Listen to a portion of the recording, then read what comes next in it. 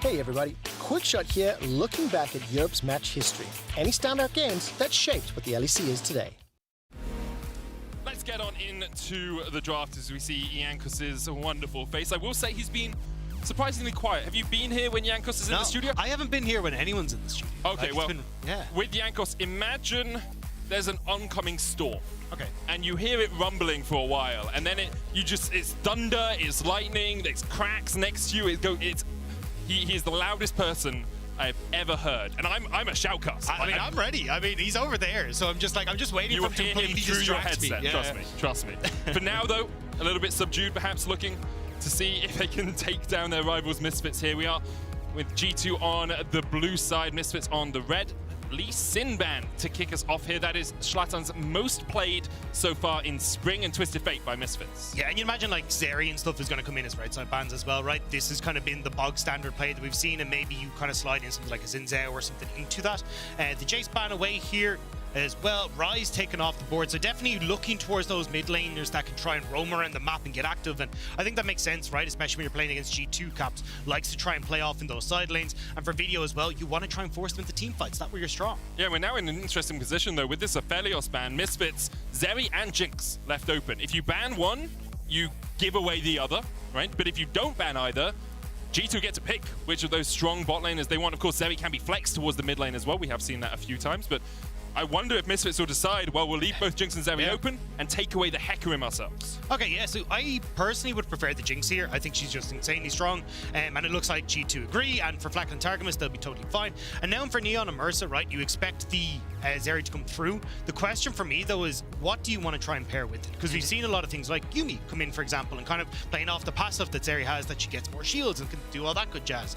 But you probably want to stay and wait, see what G2 are planning here, because you can always go towards something like the Thresh, and then you're kind of in a bit of a pickle when you want to be Zeri and roaming around, and suddenly you're getting a lot of pressure from Jankos with that Thresh in the bot side as well. Yeah, especially if you want to shore up some of Zeri's weaker damage in the early game, and Enchanter works really well there, but Misfits have the option to go jungle pick here, then leave 2-3 on blue side for G2, and then decide, do we go mid, do we go support for that third pick on the red side? They do that, Zinzao locked in, and now G2 have the pick of the litter. Yeah, I like something like a Volibear here coming through for Jankos. Like, when I see things like the Jinx that can tend to get some push in the bot side, I like seeing Volley because you can go for these dives, you can try and play off the fact that you have that push, and especially if you end up with a favorable matchup for Caps in that mid lane, that becomes even easier. But we're just going to see Jankos go back towards the Viego and an insta-lock at the Ahri as well. So, I mean, I've mixed feelings on Ahri. I'm very sorry, Nightmare. I mean, Caps has some pretty happy feelings about it.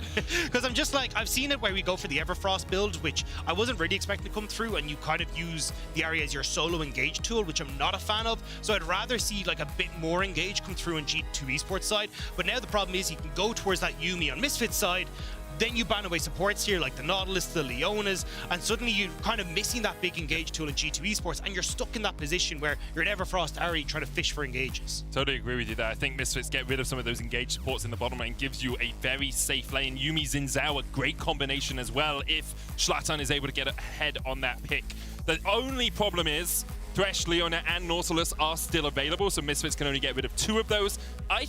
I honestly think you probably leave open the Thresh. You get rid of the Leona. Thresh has less pick potential in the bottom lane, especially into a Zeri who can just dodge away. Yeah, it's really hard to try and lock her down. But I think as well, like, if you're looking at what Misfits have set up for right now, chances are they're going for some sort of dive composition. That's traditionally what we've seen Zeri with, and kind of the Zinzao as well. So we're probably looking like things like the Gnar in the top side for here and these kind of styles, which Thresh can do really well against, where you're able to try and flay them out, have that dark passage to make sure you can keep your team safe. So maybe when we look at G2 esports, they may actually just opt in to go for, hey, we're going to go for a very peel-oriented composition, right? Or you can keep yourself relatively safe, take that Thresh as well, and then if you're looking in the top side for Broken Blade, that's where the question starts to come into play about exactly what you'd go for there, but you're going to have to pick something blind, so maybe you just go back towards the Graves that we see so often. You could go for something like the Graves Broken Blade. Well, he's not going to be able to get it as Graves is banned away. I was wondering if G2 might totally switch up the usual playstyle for Broken Blade in the top lane and look for something like a Gragas or even an Ornn if you want that sort of longer range engage. Does provide you a little bit of disengage as well. G2 though still have their final ban, could try and continue to lock down mid laners. VTO has probably been the shining light of Misfits so far. We've seen him play well on the Corki, on the Silas, on the Yasuo, on the LeBlanc, so it's hard to totally shut him down, but they have taken away his Victor and his Silas. Yeah, I mean, it's so hard here when you're kind of looking. Like, I mean, the one that stands out to me is Vex, right? Oftentimes when you look at these kind of dive-orientated comps, it is the Vex that we get for the mid lane. It can do relatively well against the Ahri because she has all those dashes, but Ahri does get the push in the early stages because her Q deals more damage, and it means that you've actually got basically a similar mana. It's about 70 mana per Q cost on either side, so you end up having to invest more on the Vex to go through, but there is that Gwen. So Gwen for top lane, relatively safe blind, especially with the Graves band away. Now, is this Zeri mid? Because leaving mid lane for last pick here doesn't really make too much sense. Why would you blind pick your top laner when you still have the option of picking into the Ahri? So I'd be surprised if it was, because the only champion I kind of go, oh, you know, you got the Yuumi there, would be Ezreal. Yeah. And you end up with a lot of push in the bot side. It's somewhere you can play around. And yes, you hit a very strong mid-game spike. I just feel like you're kind of lacking them when it comes towards the ability to play a lot of these fights. And it's definitely possible Misfits just wanted a little bit more time to think about their mid laner as well. It's just often when you see something picked blind when it doesn't need to be, there's something a little bit fishy going on in that draft. And that Yuumi, she can catch a fish from anywhere on the map. So as a cat, it's a good joke. You get the good joke. Anyway, Tryndamere and Pyke locked in here for G2, and now Misfits are looking for their mid laner. Akali will be the lock for VTO. And Tryndamere coming through on the opposite side. So, I mean, you've got strong split push coming through for G2 with Broken Blade on that top side. And you've got the opportunity now to look for picks with the Ahri and the Pyke as well. Super strong. And, I mean, we are seeing Viego and Pyke more and more often because you make it very easy for Viego to get these resets and fights. So, you've got a lot of opportunities as G2 to kind of play team fights, look for picks, play side lane. I really like that they've kind of hit an all-rounder here. Whereas on Misfits side, you're still looking at a very strong 1-3-1 with both the Akali and the Gwen on side lanes. Zeri as well, kind of feeding into a lot of the short-range kind of dive aspects that Misfits have for their team fighting style. Both these teams battling near the top of the table, of course. With Rogue and Fnatic having already locked their spots, Misfits looking to do the same with a win here. G2 have actually had a relatively strong spring split after a lot of people doubted the changes they made, you know, bringing in Flakked, bringing in Broken Blade, bringing in Targamas. A lot of people thought this would be more rebuilding for G2, and yes, it is not the 29 G2 that exploded on the world scene, but they have had a very strong performance, especially when you compare them to other teams that made changes, like the Mad Lions, who are struggling and really need to win every game to make it into playoffs. Misfits, though, probably the surprise of the top of the table. Generally, I don't think people thought that they would be this far up in contention if you looked at them just at the start of the season. For now, though, we have one game in front of us. Talk less about the playoffs, more about the game at hand. G2 versus Misfits up next.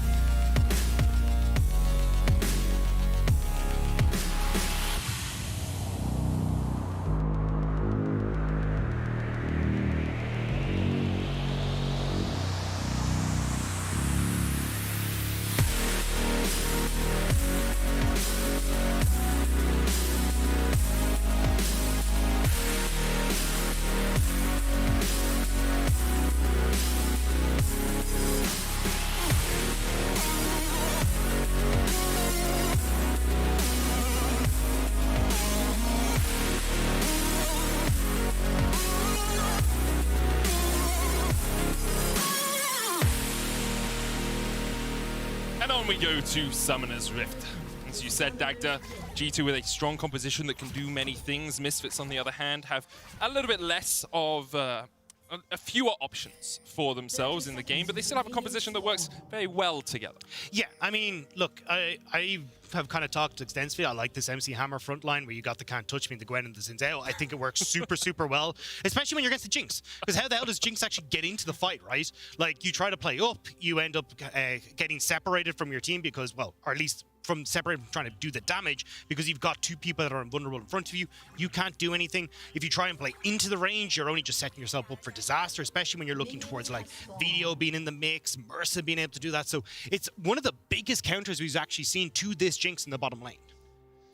And we'll see how that goes, how that plays out as the game goes on. I do want to note that Neon here placed a ward in that bottom lane bush and then went back and got himself a sweeper. Usually we see this either from the junglers or from the supports on an AD carry. I guess with Yuumi being on you so often, it doesn't really matter which one of you has the sweeper and which one of you has the ward. It's odd. Oh, hang on. I'm going to hold on to this point because Schlatan. He's doing his red buff right now. Jankos and Broken Blade show. Broken Blade spins in. Ward goes down from Schlatan. No one really here to answer too quickly. You can see Hirit trying to get his way down here from the top lane. Broken Blade build up just that little bit of fury, getting a bit angry as he forces Hirit away. And Jankos should be able to smite this one. Schlatan in the vicinity though. Jankos takes it, and now Schlatan in for a world of hurt. Has to flash away. That red buff slow flash onto the blast cone could be an option. Jankos doesn't want to chase him. Schlatan holds on to his summoner. I mean, Jankos gets everything he wants here, right? You get the folk camp and you get the Raptors. Now you can very easily move over to your bot side, and Schlatan would love to try and invade bot, but you've got push bot in lane, you've got push in mid, you're getting damage done to Neon. Like, you just can't really fight back here, Schlatan. Great early game from G2. Neon here trying to trade back onto Targamas, who did land a bone skewer, but Jankos actually going for another invade here.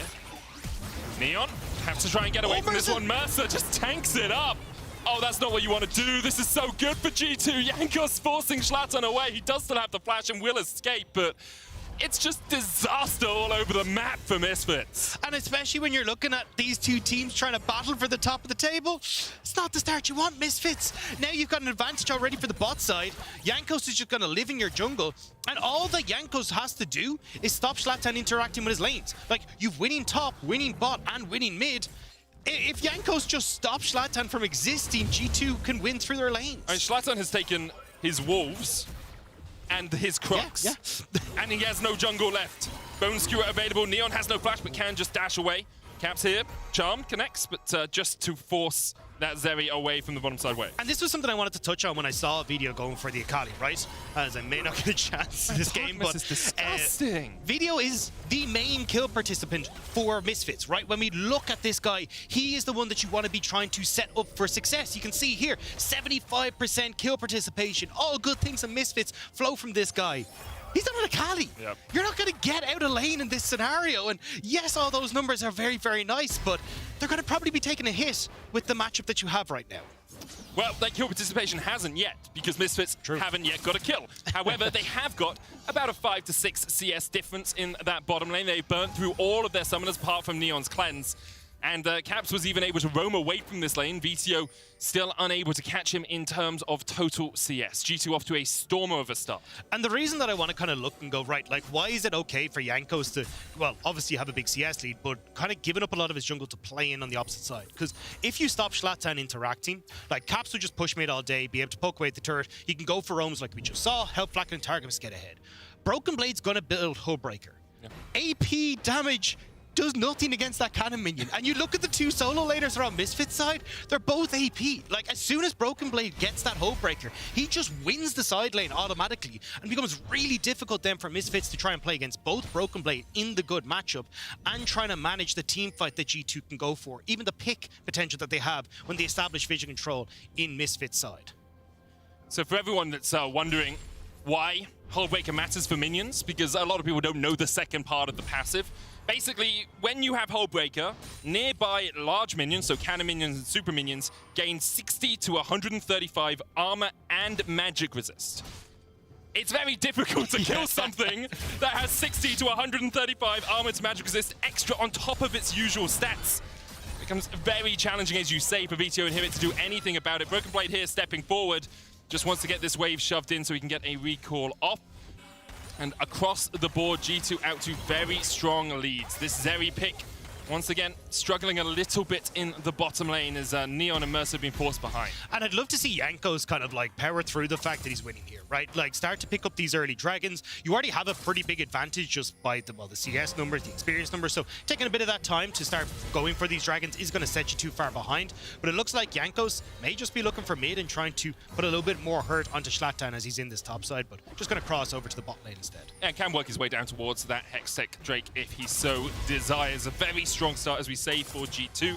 And it's actually, this playing around bot side is something we've seen more from G2 in the second half of the season. Now, I'm just going to wait to see if Jankos does anything. I see he's on the grump, but it doesn't look like he's going to go for a play. I'm going to give you guys a lot of numbers. And I apologize for this plethora of numbers.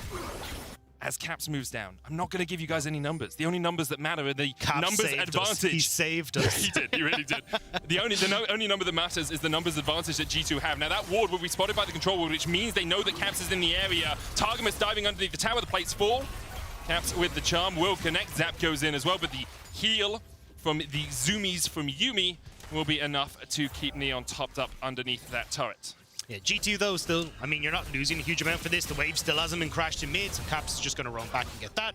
Broken Blade now behind Heroes. He has the Undying range, can just pop that ultimate. He's a very angry man in that top lane, and he brings down that almighty sword. Broken Blade with a solo kill in the top lane, and here it just didn't expect the damage. And I love and hate that we're seeing Tryndamere more because, I mean, Tryndamere just as a champion infuriates me. Yep. But it is so cool to see this champion coming out. There's a lot of answers to the big meta top laners that we're seeing, right? Like the Graves, the Gwens, even the Jaces in some scenarios. And you can see the results, right? You just don't have the opportunity to really fight back against this guy. And now he takes over your side lane. You've already died once. You're sure going to die twice with no ghost up and no real way to escape away from an angry Tryndamere as Heroes.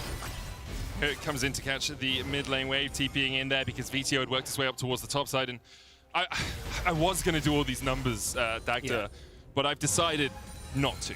I'll be honest, because I think there are more pertinent things to be talking about right now. And that is the fact that Zlatan has half of Jankos' CS. He's at 32 to 56. Jankos is already level 6. Zlatan only just ticked over to level 5. Targamas has been all over the map. There's a 15 CS lead for Blackhead in the bottom lane. There's an 8 CS lead for Caps in the mid lane. Broken Blade just got a solo kill. And in all honesty, what looked like a battle at the top of the table is incredibly one-sided. It's not even close. And G2 now, like, you're only going to add to this. Rift Herald now going to be picked up. Vision control is already being established in the topside jungle. And with Targamas and Jankos linking up like this, they're going to be able to find these picks very easily to get this game snowballing. And what I wanted to go back to was, you know, when we talked about in the early stages that we had the sweeper that was going to be picked up by Neon, right? Usually Mercer is the one that picks it up because he's going to join with Zlatan, right? He's going to be situated on top of Zlatan, and this support jungle combo is so difficult to deal with in the early stages. The skirmishes are so strong. You can't leave bot lane anymore. Zlatan can't even walk into his own jungle. Rift Herald available here as Hirit is forced underneath his tower by Broken Blade, who has that ultimate once again. Jankos just doesn't want Zlatan to enjoy this game of League of Legends. Caps on the roam, needlework from Hirit, but Broken Blade, once again, unkillable under his tower. Hirit falls for the second time in the game, and Jankos doesn't even deign to put down the Herald as of yet. May look for the second tower plate before he decides to put that down. Targamas now roaming again. And all this time, Flack has been left on an island by his support, but it really doesn't matter. He's in a good position to farm up. Zlatan now going to push into Jankos and Broken Blade, who will try and chip away at this tower. They want that extra plate before the Rift Tower charges in. They will get it. And then with the Rift Tower charging in, that will be about 2.5 plates worth of damage. They won't be able to quite finish off the tower. But at the 10-minute mark, or 9.5, they are 3,000 gold ahead, Dagda. And this is why I was kind of calling for like the Vex in the draft for Misfits, right? When you have something that can actually push against Caps, makes things a hell of a lot easier. You're not losing out with Caps already roaming bot side. Maybe you can find windows around your resets to get some plays down to the bot lane, but with Video in the position that he's in, he's just getting shoved in constantly. He can't move, and Targamas is looking for more. But look at where Caps is as well. Final chapter comes out, but the book is all but written on this game. 2 more kills, 1 to Caps, 1 to Blackhead. 5-0 now the score, and it is not pretty to watch, in all honesty. It is dirty League of Legends here by G2 as they continue to just shut down any hope Misfits have in this game. So we don't have the Vex. but it's still doomed, which is, you know, a nice back and forth, because it's really not looking so hot. There's no doom, but there's a lot of gloom for Misfits right now. I mean, you can see here, right? Caps, again, we just said he's totally free. Just shove in that mid wave, start to look for roams, and he doesn't even have to go bot here. This is just like the icing on the cake for Flacken and Targamas, who are already ahead. He can at any point in time, as he saw, go top as well, make sure that Broken Blade's fine, Kieran's dead. Yep. And now they're going to take the tower, and then they'll start to move forward from that. You don't even need Jankos in this equation. This is just the lanes and the advantages that these picks have, and especially when you're on red side for Misfits, right? Ending up in 3 losing lanes, it's not the best signs for your draft. Not at all. Misfits really struggling here as G2 continues to put the pedal to the metal. Metal, that's the what I was looking for. Always seems to rhyme in my head. VTO, though, trying to chase down Broken Blade, knows he doesn't have ultimate, but he just can't get in range. 5-point strike goes in the wrong direction as Broken Blade wasn't alcove gaming, and this is... It is domination not only from Jankos in the early game, but also from Caps with these roams, and from the new players from G2, from Flack and Targamas. Targamas especially, he's had a very good season, but his ability to move around the map and read the map has really paid off for G2 so far in this game. Now, it's not all over and done, but when the enemy team has 30% of your gold on top, it is pretty all over and done. Schlatten trying to get away here, can't escape Jankos underneath the tower. Jankos will fall as VTO takes him down. 7-1 the scoreline. Misfits think back to memories of Brazil as they are on the losing side of this match. For G2 as well, to get a little bit funky with it. Still have to be careful though, right? Because if you end up giving a whole bunch of kills over into this mid lane, probably not the best of ideas. Like, VTO has been a monster for Misfits, and you still do need to close this game out. So you are trading 1 for 1. It's a bit crazy that they're diving tier 2s, but maybe pump the brakes a little bit, G2. You're not fully completed this game just yet.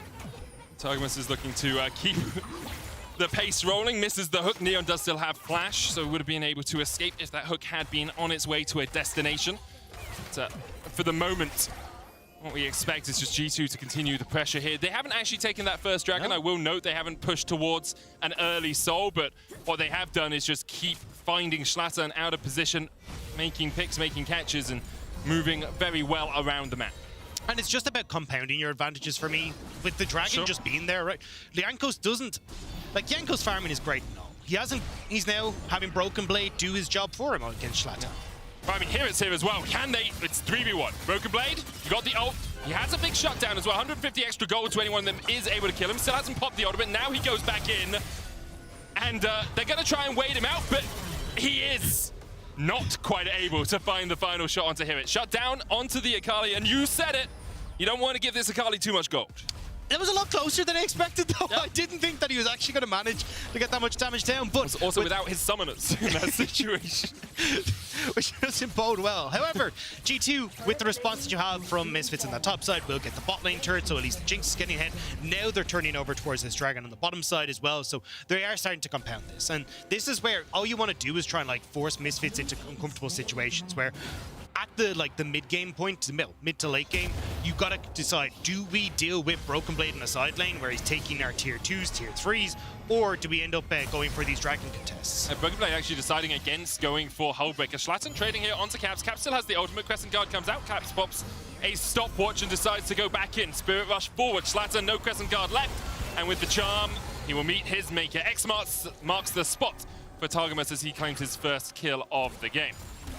And Caps is just able to Spirit Rush his way back over towards the mid lane, because with the new Ari, you get those extra Spirit Rushes the second you kill someone. So, G2 now grouped up in the mid lane with bot lane turret down. They're already in a good spot here to just shove mid, looking towards Rift Herald number 2 for themselves here on this top side. Like, it's all coming up here for G2, and Misfits still haven't really found any way to mount a defense. Yeah, but how do you? Right, you don't have great wave clear. You don't have great engage. You don't have any gold.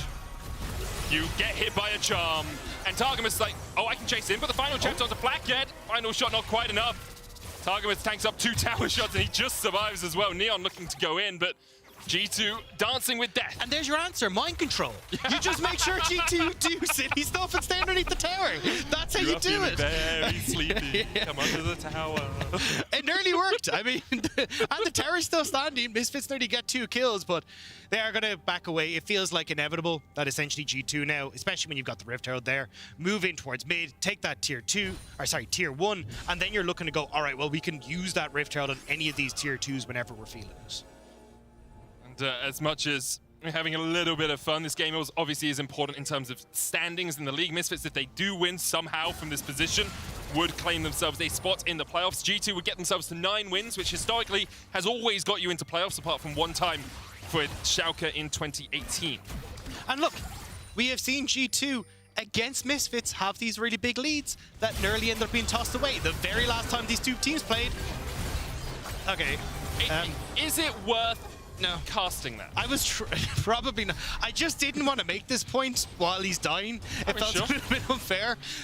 And as they take mid turret, but you know, they had a struggle against Misfits last time where Misfits nearly turned around. I will say it didn't feel as one-sided as this game, but I'm fishing for anything. Yeah, I'm gonna say 10,000 gold lead at the 16-minute mark is pretty insurmountable. Yeah. If my solo queue teammates lost this lead, I think I would give up on League for a while. I'll be honest here. Neon trying to get away, he will dash all the way across the wall and is able to escape, does have that Trinity Force, but it is very clean from G2. And something we haven't always seen from them this spring is the ability to get an early lead and then take that lead and just shut the enemy team out of the game. They've been good at fighting, but not always good at closing games. This does feel like a composition G2 would really like, though. Because when you look at the way they tend to play their mid-game, a lot of it is pick-based. Like moving in, getting vision control, looking for 1 or 2 members that are stragglers, and trying to like keep caps in a side lane so we can always move in and get vision and look for that stall. But oh no, Pepe Laffy doesn't know. He doesn't know! Oh, that's your Fed carry dying. Mercer. It's a 2-for-1 deal. Yep. Buy one, get one free, it seems, as it looks like BTO gets the double kill because it's a Carly's picture, but it's actually Jankos stealing those away. 5-1 now on the Viego. The catalyst for the early game, and now he's a catalyst as well as he takes down the Cat Yuumi. Jankos stepping forward onto Neon, who can just dash the wall, but with the Rift Herald in the bottom. Yeah, that was really bad. I'll admit that was a bad one, but I mean, apparently there's more than one way to skin a cat, it seems. G2 have done it a few times this game so far. Rift Herald charging in. Sadly, no dancing Shaddy this game. It will just be the inhibitor falling. I mean, I say that G2 might look for it, but it's only got 110 health left. There's the charm once again onto BTO, who is in the Twilight Shroud. Shelly gets one more charge in, and here it. By darn it! He is making sure that Misfits get 1 tower this game. He secures it in the top lane. For it, they lose 2 inhibitors, but at least they have their dignity. I mean, sometimes it's a matter of pride, and that's all you're gonna have left, Misfits. Is there pride in this sort of defeat? Misfits, of course, can fight back. A single win will take them to playoffs, and they're looking to try and get some kills back here. Caps forced low. Neon on the chase. VTO diving in as well, and G2. They got 2 inhibitors, but maybe they overchased. Broken Blade, though, having none of it as he dives back in. Exhausted, he will fall. Misfits find 4 kills. But at 18 minutes, you've lost 2 inhibitors already. And I know some people are like, hey, if we do the maths, you know, you can get this all this money back off the super print. That's not what's going to happen this game. G2 have so much control, and Nexus Turret falls. And yes, you get Misfits kind of making this chase down, which does get some nice gold back into their pockets, but they are such a long way from finding their way back into the game. You've got Dragon now that's going to go over towards Misfits, which at least is a bit of a nice boon, but I think with G2 coming back out onto the map, trying to defend mid and bot super creeps plus the push on top is going to be so difficult. Of course, credit to Misfits, you know, it would be easy in that situation to be like, okay, this is kind of done for. Obviously, they are not willing to give this one up without a fight, and they will continue to try and fight. But, as you say, 10,000 gold behind it is a very precarious situation for them to navigate. Super Minions pushing in, and with Baron up in about 50 seconds time, you can't even just leech that XP, let the Super Minions push into you and freeze the waves, because there's objectives on the map to be had for G2. And G2 establishing control in this top side. You can see Broken Blade is taking a spot rightfully in this bottom lane because he's just going to command those minions in towards the base. And with only a single Nexus turret, you don't really have the resources for Misfits to let those super minions get onto the Nexus. So G2 now splitting the map and doing a good job of kind of at least keeping their waves at bay here on top side until that bot wave hits. Because who answers Broken Blade, right? There's literally no one that can deal with him right now. He is Navori Quick Blades, Kraken Slayer, Quick Cloak as well, just for those extra hard slams of his sword. Neon trying to defend here. Hydra helping him clear out the wave a little bit. Hook connects, Zap goes wide, so does the Charm, but the Spirit Orb will still hit. Yanko stepping forward. Get excited. VTO dives in the final chapter. They're going to be able to take down one. Targus next on the menu as VTO takes them. Hit it. Forced onto the fountain by Broken Blade, but that Nexus Tower still remains. Misfits able to find 2 kills. They're looking for more. It's actually 3 as Broken Blade will go down as well. Caps being chased. The Charm not quite hitting. Spectral Morph from Yankos gets the stun. VTO though healed up by this Yuumi. And G2 once again at the mercies of this Akali. They overstay, they overchase. Game over, says Mercer. A double for BTO. Akali 7-1. And Dagda. There's no flipping way. There's no way they do this. They have no, there's no inhibitor turrets. It's really hard. Baron will help. And VTO, this was really well played, right? We talked about this guy being the standout performer for Misfits. You're seeing it on your screens right now. Dodge duck, dip diving and dodging his way through this fight from all the summoner spells, the abilities that are being tossed his way. But now, Targamas, you don't get this, but I mean, big bounty coming off of the Baron. The Baron gold itself coming through, and you've got a whole load of kills. Neon could get caught here, Schlaton as well. Recall is going to come out from VTO. He gets back to base, but Neon caught a little bit. Caps could chase his Spirit Rush available for him. Targamas over the wall. A possibility. Everfoss for the slow. The hook connects, and now Mercer's trying to get his way out, but the Charm will land as well. And Caps was having none of it. TP's in. VTO now tries to join the party. Dives onto Caps. Blackhead next up. Targamas with a good hook. Schlaton forced off by Broken Blade. VTO will take another. Himmet now diving in onto Blackhead. Yankos yet to join this fight. The needle works on Blackhead. Hex Drinker not enough to keep him alive. Himmet pops the stopwatch. Broken Blade has already used his ultimate. Himmet's trying to survive. The healing from Gwen is absurd, but not enough. And now Yankos and Broken Blade staring down super minions and a Nexus Tower. And their last inhibitor of the game. They don't need it. It's all on VTO. Can you defend? Yankos goes in. Yankos is immune. Broken Blade on the Nexus. VTO tries to get away, but the Heartbreaker will do exactly that. For any hopes the Misfits had of closing out this game. I say that as Broken Blade falls. Yankos dives away. He's dead. No. What?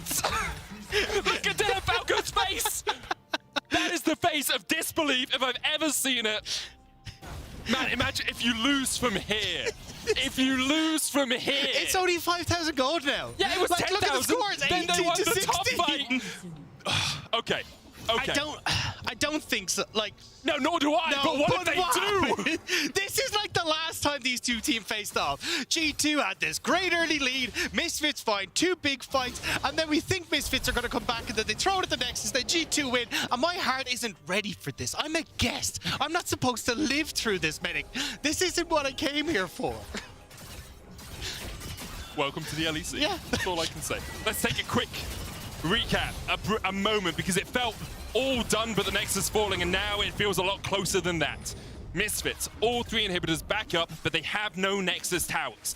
G2, 5,000 gold ahead. They have 1 dragon. This will be their second if they decide to take it. They have a big Tryndamere. They have a big Viego, and they have a Jinx on 2.5 items. They are strong. Misfits have VTO. And that's the problem. Who deals with VTO? There's no real lockup for VTO. It's like a Charm or a Hook or a Stray Tumble coming through from Targamas. And that just unleashes VTO. So even though Flakked might be huge, you've still got ways for VTO to get in onto the backline and assassinate him. When you look towards Broken Blade, right, you've actually got the opportunity to lock up Tryndamere with Mercer, with the ability to have Neon try and dance away from him. Even Hirat is starting to get to the point where he's strong. There's been so much gold that's drifted over towards Misfits. It's kind of insane. We talk about Neon being out of the equation. He's at 2 items working up towards his Ruin's Hurricane. He's got to be pretty ready for these fights now. You can see Mercer deciding the AP carries are the key damage dealers here. Staff of Flowing Water, second on the Yuumi. Obviously buffs up the ability power that Gwen and the Akali can have. I will be honest, I don't think he's going to be sitting on Hirit too much. It's going to just be on the shoulders of VTO on this Akali, and on his shoulders as well. This game would be won for Misfits if they're able to claw it back from this position. So my biggest worry is, like, if G2 just run at the Nexus with Tryndamere. That was my thought. Yeah, I don't think they actually stop him. I think you literally just 5-man brute force it as soon as an inhibitor is down. That's the thing. You have to get an inhibitor down, and he doesn't have TP, so it can't be like Targamas dashes over the wall, puts down a ward, you TP, and you have 2 people there. It's only Broken Blade. You have Exhaust on Mercer coming off in a second. There's not enough CC to lock down the Tryndamere, but you do have a knock-up, you do have a final chapter, you can root him in place, so it can be a little bit tricky for G2 to navigate this. Caps, Charm, it's going to connect. Everfrost goes in as well. Broken Blade looking for the inhibitor instead, actually looking for Zlatan here. Neon there as well. Broken Blade pops the Undying Rage. Here it coming in. Zlatan will fall. Broken Blade still chasing in. He will go down as well. VTO on the flank now. Inhibitor still stands. Blackett has to flash away. Here it on the chase. Not today. Jankos steps in. Caps pushing in the bot lane. He's looking for an inhibitor of his own. Jankos now tries to get the Spectrum more forward, but a great cleanse from Neon keeps him alive. The Heartbreaker not enough. Misfits still survive. They still hold on, and none of the structures went down. More gold going over towards Misfits. Neon crucially getting those kills as well. Hirit getting some of that gold. Bit by bit, the key members of Misfits are getting their gold that they need. And again, coming back to kind of the conversation we had earlier on, it's Cloud Soul, not the biggest thing, but G2 haven't really set up a lot of these objectives early, so they can kind of fall back on that as a win con. Now, as we start to see here, Broken Blade kind of gets caught between 2 minds, right? Do I go for Neon? Do I just take Zlatan? And it means that he ends up trading 1 for 1. And because Caps is situated in the bot wave trying to go for the inhibitor, it means Misfits can run across, and that defender's advantage comes into play with just how quickly they can close the gap in their own base. You see Jankos there, greeted a little bit, trying to get that inhibitor as well. Now, Dagda, you may not remember this game with all the games you have in the LPL. Just a few. But last year, Misfits against G2 were 10,000 gold behind. They went to a dragon fight. And do you want to guess the result? Tell. They won. They won the game from 10,000 gold behind. It was all done. But somehow Misfits were able to grasp victory from the jaws of defeat. Here, 10,000 gold behind at the 18-minute mark. Now at 27, they are within 5K. And they are the ones on the front foot. They are the ones pushing in. And do you know what upsets me? Broken Blade went on to EU4. I was talking about all these mad Hullbreaker builds, but like maybe Hullbreaker Vayne and starting to like brainstorm all these really cool things. And the game where it would have been really good for him to go for it, he doesn't bother to flack it. Tries to get away, the heal there, Neon flashing forward. Targamas, hook wide. Where are we in terms of match state? Well, Broken Blade was thinking about coming up, but he decides against it. Jankos is in that top side jungle. Caps is holding VTO. And both of them just trying to dance around a little bit of a apprehensive battle for these two. And I think you can see G2 are a little apprehensive themselves, a little worried about stepping too far forward. They will let Broken Blade push in. TP's available for Hirit and VTO if G2 start up a Baron with this side lane pressure. Yeah, I think G2 have kind of slapped themselves and gone, right, this is actually starting to become an issue. So instead what they're doing is pushing out both side lanes, stopping the advantage from coming through on the mid push, because you have to go back and defend against that. So now with that, they come in to push out mid and start to turn towards the Baron. So certainly G2 starting to go, right, we can't just keep playing like this. We've got to start actually playing correctly. And that is by getting their side lanes in order, putting pressure onto Misfits' base, and then seeing if they can keep playing for these objectives on the map. I love just seeing the behind the scenes. Roman head in his hands, Dylan Falco there, wondering what he can do, and you just know Grabs is somewhere like, first time, guys? First time, guys? We've been at this G2, we've been in this situation before. Now Gold Lead shrunk to 4,000. And every one of you that doubted Misfits, every one of you, including myself, who thought, it's done, you know, it's over. We were even saying it was over. Misfits showing that they have earned the right to battle with the top of the table here. 9-4 currently. This win would take them to playoffs. And since 2017, this team really hasn't had a win. You look at it, they had Worlds, they lost to SKT, it was a close series. Since then, you had the super team that collapsed. You had missed playoffs, you had 6th places. They have never really found their form when it really counted in the LEC. And this year, could be their year to start challenging near the top. And no one really expected it with this team either, right? Yeah. You've got Video, who's only in his third split. This guy has really come into his own this year. You've got Mercer as well, who was only coming on. I don't think he's even played EU Masters. He's only just come up and making a really good improvement bit by bit over the course of the split. Like, when I saw Mercer originally, you know, week 2, week 3, very much focused on the 2v2. As the split went on, this guy started to have more pressure on the map, linking up with Zlatan. And now, obviously, on a Yumi, it's a little bit of a different game plan, but we're starting to see that, you know, Misfits, they are a team that can battle for those top spots. And when we've got a bunch of people that have only just joined the team, that's incredible. I don't think I've ever seen a closer game at 11 towers to 2. Like, Misfits do not have a tower remaining. Their Fountain Laser is their only offensive structure left in this game. Inhibitors do exactly that. They're defensive, they inhibit the enemy from getting onto your Nexus, and right now they are doing their job perfectly. Broken Blade, 3 items. Last Whisper, Infinity Edge on him. 3 items as well on Jankos. He has the Chempunk Chainsword, but he is caught out, and even with the charm, what was VTO? Remember the name, put respect on it, because once again, he and Mercer team up to find a kill. Broken Blade is pushing in the side lane. He does not have TP, and here it is in the vicinity. He can answer. The question is, can he stop them? VTO Bax has TP to come back into this fight. Perhaps Broken Blade will overstep, thinking there's only one person there. Zlatan going in. It's Neon, Zlatan, and Mercer trying to put the damage down. Target was stashing away. Blast cone away from flank. It counts as a flank. Broken Blade pops the Undying Rage, but away gets Hit, and down goes Blackhead. Zlatan, unrelenting, unwilling to give this up. Everfrost in from Caps. He's going to Spirit Rush away, but can he escape? Not today, say Misfits. A final charm connects, but so does the Yumi Q. Mercer takes the kill. G2, only Targamas survives. And even without Akali, even without Gwen, Misfits still destroyed G2. How do Misfits bring this game back?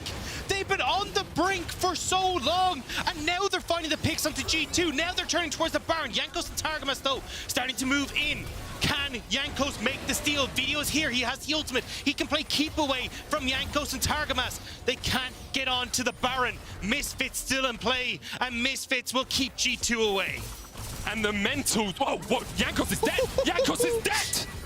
Not allowed to play the game. I said that 25 minutes ago about Zlatan. Now it's Jankos who is spending his time mulling his thoughts back at the fountain. And Kay just pointed this out. Video is a prophet. He named himself Spring Split MVP 2022, and my God, is this a statement game from him. We said in the early stages, this Akali started to get kills. You cannot give these kills to Video. This Akali can do work in these fights, and now we're seeing it come to the forefront.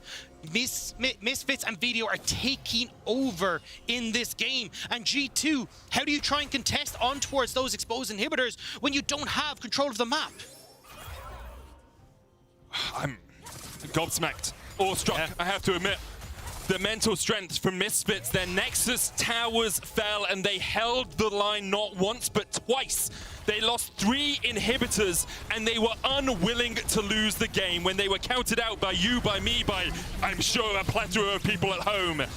They did not count themselves out, and this is the sort of winner's mentality that will continue to serve them well in spring. One final push, perhaps, from taking their rightful spot in playoffs. And as long as Misfits play this right, they should be okay. Hear it, though, caught by Broken Blade. Broken Blade has Surrealders now, Rylai's stopwatch complete on Hear It. Broken Blade goes in, Spectral Maw lands the stun still. TP coming in, Jankos able to get a kill, but VTO was on his way. Neon chasing off Cap, Zlatan coming in for the shutdown as well. The final chapter finds his mark, and Neon takes the kill. You can see Jankos behind enemy lines here. He's trying to catch the wave. He knows that they can't fight Misfits in the 4v4. Instead, he is trying to stop the wave coming in. Now he will back and he will rejoin with G2. Didn't actually get the wave. Now, minions pushing in. Flackhead off towards the top side, trying to stop stuff from happening, trying to stop those minions from being an oncoming force for Misfits. But Misfits, they don't care about top lane. Charm comes in. G2, last chance defense for them. VTO low, healed up by the Yumi. Super Mega Death Rocket does not live up to its name. The hook's gonna land though, and Zlatan will fall. VTO's got to do it all. Jankos goes in, possesses away Zlatan. Neon now on that front line. Targamas continues to step in with the hooks. VTO has the perfect execution back up and has the flash. 3v4 now. Misfits continue to force in. First Nexus tower down. Hear it up in 1 second, has a TP, but Misfits will be willing to back away. They will not overforce as they saw G2 do in the past. We've seen Misfits with the Nexus be their downfall. Already this split against G2. They don't want it to happen again, but now Neon might be caught with the TP from Caps. Neon has flash, has cleanse. Can he get away? He dodges the charm. Pops away, has the GA, and here it's on his way as well. Caps has a flash, tries to get away. Needlewalk going in. Yanko stepping forward, stopwatch from Caps. Hit it, maybe overstayed here. He's going to get charmed and he will fall. Super Mega Death Rocket goes wide. G2, do you continue to fight? Because it's the sole point for you if you can find it. Misfits may just give it up. It's only Cloud Soul. You do not need to fight this if you are Misfits. Just remember, only a few weeks ago, Misfits against G2 came back from behind, were on the Nexus, and then fell to Blackhead center. Here, they are unwilling to take a fight where they may be undermanned, where they may not have the advantage. They found a few fights before, but now G2 have the soul. And if Misfits manage to come back from this game, not only does that say so much about Misfits mentally, the resilience from this team, but also about G2. I mean, them being caught out consistently in side lanes, overstretching, not playing towards their advantages and win conditions has really started to come back to bite them. And now you've got a 12-2 Akali who is taking over in side lanes. And as long as you kind of go, right, Broken Blade trading for here in the bot side, right, I will dive in as Video on the top lane and make that one-for-one trade, you can still continuously trade up here as Misfits. Like, the damage that here can do to Broken Blade is far more substantial than anyone can answer for against Video. And throughout the entire course of this game, it has been back and forth very much in G2's favor. Originally in Discord, you can vote for who will win. Almost 50-50 split, but that is definitely erring on the side of the Bunnies. The Rampant Rabbits have managed to find their way back into this game. And now they have a gold lead. It doesn't really matter too much. 700 their advantage. Baron up in a minute 30. Misfits trying to gain control around it. You talked about VTO as well. I don't want to overlook.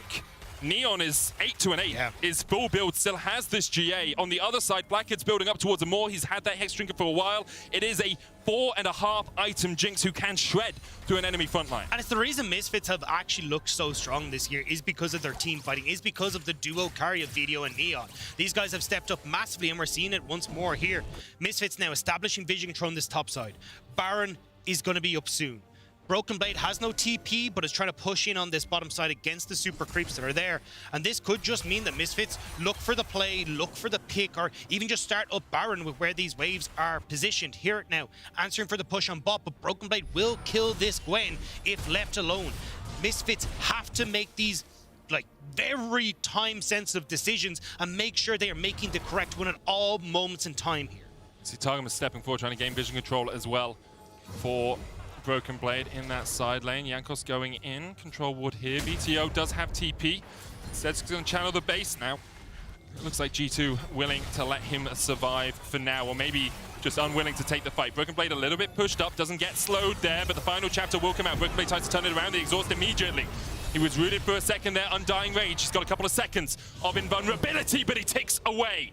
Broken Blade down now. G2 trying to call this Baron, trying to call Misfits up towards the top side of the map. And Misfits won't get there in time. You've got too much damage that's there on G2. The Viego, the Jinx, they're tearing it down. You can't get here in time. G2, they ended up trading Broken Blade for the Baron, and can they get out? You might not get there in time as Misfits, but maybe you get there in time for the fight. G2 backing away, Zlatan pushing the mid lane, stop the ports. It's the call here for Misfits. VTO looking for the backline. Blackhead and Caps on top of each other, stopwatch. Yankos going in with a Heartbreaker, Mercer there as well, and VTO is on a rampage! And VTO!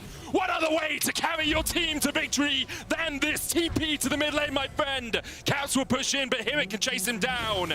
And Misfits, from the jaws of defeat, they clasp a glorious victory over G2. 10,000 gold behind. Let me say it again, because that's 10K that they were losing.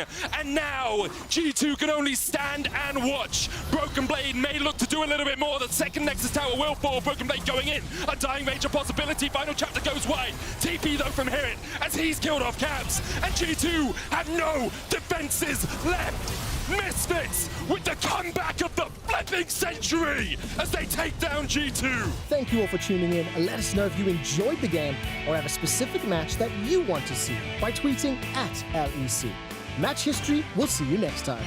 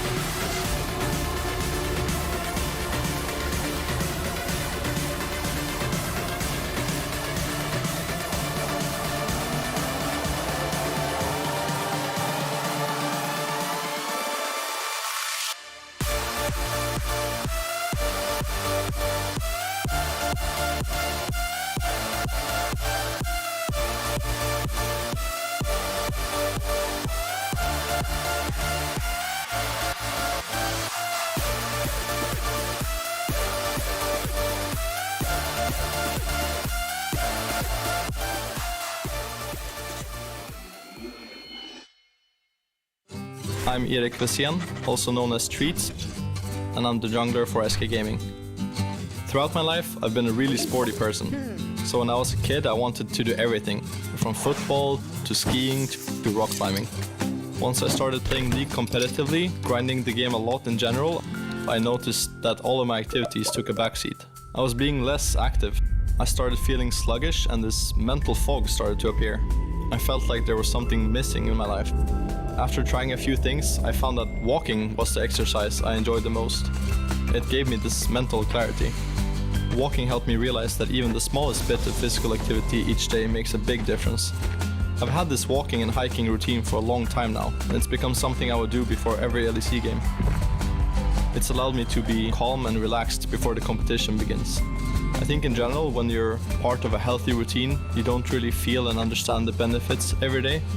It's more so that when you stop, you realize the positive effects they had on your life. The biggest tip I would give to League players is knowing when to take a break and not to tilt play. Just getting a small amount of fresh air between games can give you that mental clarity. My advice is just take a breather and come back to the game when you're ready to play.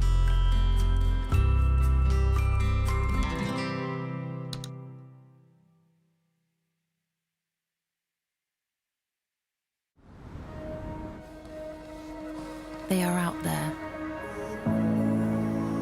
waiting to be discovered. Some of them are big, and some of them are small. But that's the thing with ideas. They don't just come to you. To find them, you have to move. Kia, movement that inspires. The systems are overloading. We can't risk another game.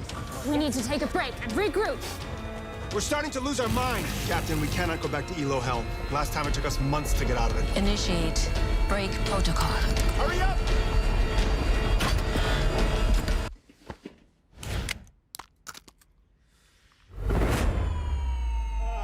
Yes! Yes! I did it! We did it! We did it! Even the biggest champ needs a break. Why you're hurting me, cursing me, thought we had it all. You poisoned me, came for me like an animal. I wanna give you love, love, love, love. I wanna give you love, love, love, love. If you're loving me, wanting me, why you gotta go? Your melodies chasing me, staring at my phone. I wanna give you love, love, love, love. I wanna give you love, love. 안녕하세요. 저는 젠지 롤팀에서 원딜을 맡고 있는 룰러 박지혁이라고 합니다. 적어도 그냥 최소 10시간 이상은 매일 하는 것 같아요. 울트라 기어가 화질도 되게 좋고 나노 IPS 1ms/s이라서 이제 시야각이 좀 넓은 것 같아서 게임하기 좀 더 편한 것 같아요. TM보다는 좀 IPS가 더 색 표현이 되게 정확하잖아요. 그래서 약간 화질과 속도? 이런 두 마리 토끼를 둘 다 잡을 수 있는 것 같아요.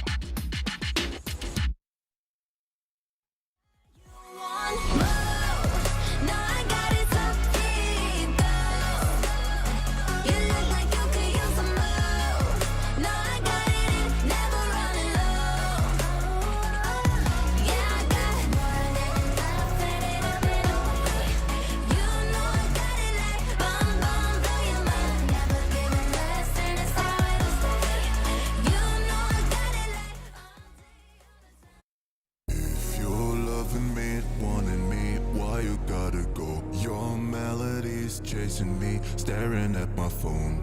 I wanna give you love, love, love, love. I wanna give you love, love, love, love. Why you're hurting me, cursing me, thought we had it all. You poisoned me, came for me like an animal. I wanna give you love, love, love, love. I wanna give you love, love, love, love. If you're loving me, wanting me, why you gotta go? Your melodies chasing me, staring at my phone. I wanna give you la la la la. I wanna give you la la la la.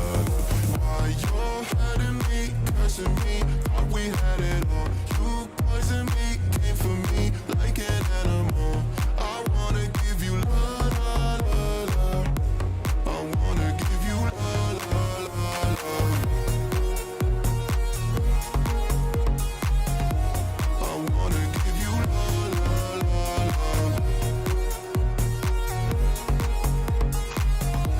I wanna give you la la la la. If you're loving me, wanting me, why you gotta go? Your melody's chasing me, staring at my phone. I wanna give you la la la la. I wanna give you la la la la. Why you're hurting me, cursing me, thought we had it all. You poison me, came for me like an animal. I wanna give you la la la la. I wanna give you la la la la. If you're loving me, wanting me, why you gotta go? Your melody's chasing me, staring at my phone. I wanna give you la la la la. I wanna give you la la la la. Why you're hiding me, cursing me, thought we had it all. You poison me, came for me like an animal. I wanna give you la la la la. I wanna give you la la la la. I wanna give you la la la la. I wanna give you la la la la.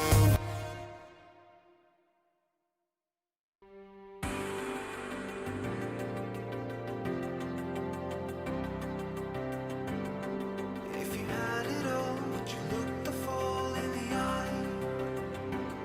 Or would you walk away this time? Do you realize, do you recognize it's never over? Or would you walk away this time?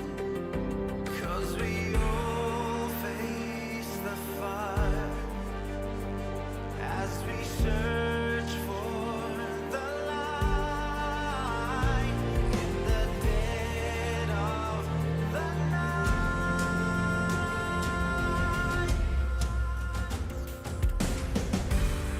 Will you rise above the days to come? Will it be enough? Or will you walk away this time? Look to your left, to your right, they're by your side.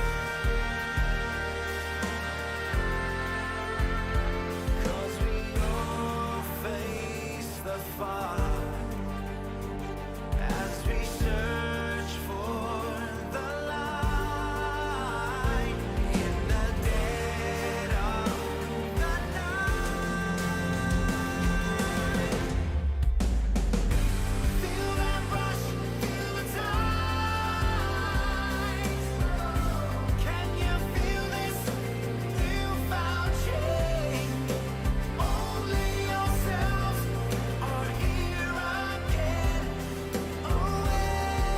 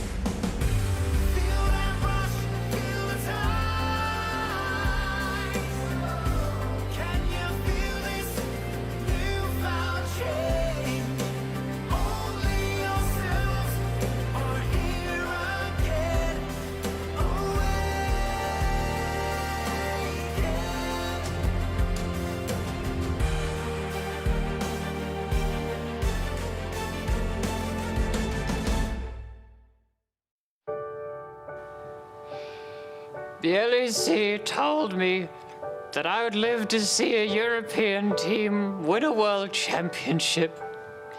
It's been 84 years and I'm still waiting.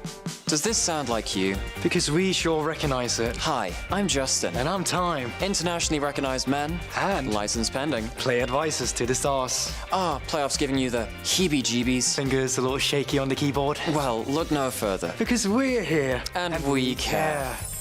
I need the toilet. With literally days of experience under our belt, we're experts of helping you help yourself. Oh no, not another playoffs. What am I going to do? Don't worry. You found us. Just in time. With over 2 legally registered employees. LEC Just in Time is here to help you stave off a premature vacation. Always falling short at the final cut. Never made playoffs. Always on the wrong side of the drafts. Feeling like a misfit in your league. Struggle to excel early game leads. Head-to-heads and tiebreakers, giving you a sore noggin. Well, look no further. Are you tired of losing to your former teammates? Are you tired of failing 2v2 tower dives? Hear it just in time. Sorry, no refunds. Was your last notable performance in 2017? Are you suffering from grabs drafts? With our help, getting your team to the finals will be a walk in the park. But don't take our word for it. We got 3 upvotes on Reddit and helped build Europe's super teams. Just listen to this. Just in Time is a very good man with a good network and offers professional help. Tell everyone that's the last time I going to lose. Objection! Objection! Objection! Aren't you mad about your regular split performance? When you like to show your vitality in playoffs, I'm here to help you take the fight right to them, right here at LEC.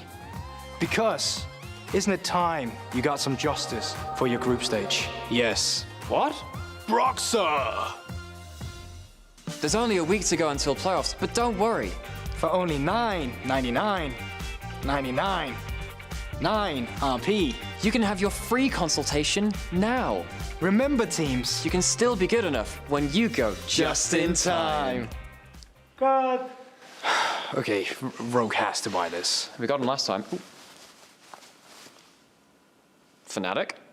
Broxer!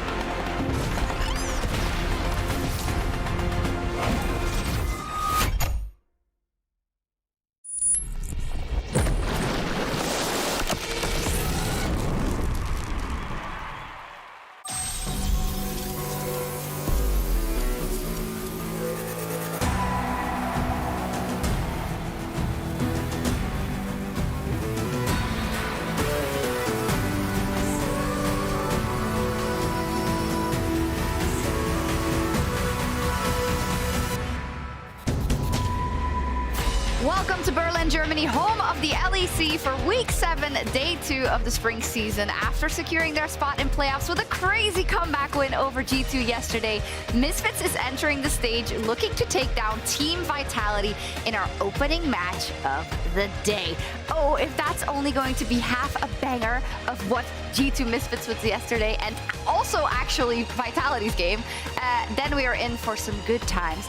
My name is Shox, and I am joined by Nymera and Broxer once again. Great job on the acting, dude. It wasn't acting, that's the real key. That's just, it's what I do on the weekends. Okay, I see. Broxer, also, since you joined yesterday, the games got super crazy, so I'm guessing you have something to do with that? Possibly. I mean, yeah, I gotta admit I was a bit surprised about the first game, the Clad. Obviously, we ended with a bit of a spicy one. The not Fnatic, G2 versus Misfits. Common mistake. G2, Fnatic, close enough. But yeah, all in all, a lot of exciting games for sure. Definitely. So let's take a look at the standings, because of course something was afoot there in terms of who got knocked out of playoffs and who locked in. In fact, Rogue, Fnatic, and Misfits now have all locked their spot in the playoffs, leaving only 3 spots to be divided under the bottom teams. And unfortunately, or luckily unfortunately for those teams, Astralis is out of contention. They will no longer be able to make the playoffs no matter what necessarily happens. And yeah, very sad for Astralis. They gave some teams a run for their money. I'm sure they're play spoiler. But I do want to talk about G2 versus Misfits. We already touched on it. What an incredible game, and we are so lucky that we have a pro player in Broxa here to talk about that, who is uniquely positioned to give us that analytical insight we yearn for. So Broxa, please enlighten us. What did you make of G2 Misfits? Omega lol. Great. This is actually what we're paying you your entire fee for, so you can leave that with that, really. I mean, the man's spoken. The man has spoken. Hey, all jokes aside, Nymira, I mean, what the hell? That was insane, that comeback from Misfits. It was incredibly strange to see this happen because this early game lead was astonishingly large. Now, we did see the composition kind of come online from Misfits. Eventually, G2 couldn't quite finish them off, and then you had Vito on this Akali with the Yuumi on top of it with nothing to really stop them, and he just ran them through. Yeah, I think for a lot of people, including myself, of course, this game was a bit of a surprise. Obviously, amazing early game from G2, playing so dominant from level 1 up until around like 17, 18 minutes, and then a combination of G2 doing what I feel like G2 kind of has a tendency to do regardless of roster, getting a little too over-eager, a little too excited, perhaps a little too greedy, and then eventually threw it away. And the combination of G2's greed, as well as Misfits obviously being really good at stalling it out and finding opportunities, well, it turned into a bit of a crazy comeback. It did, and I'm glad you mentioned it because I already read some comments. They're like, well, why are you focusing on G2 throwing? Well, because it was an insane throw. Like, oh, do you not want us to talk about it? Only G2 could lose that game.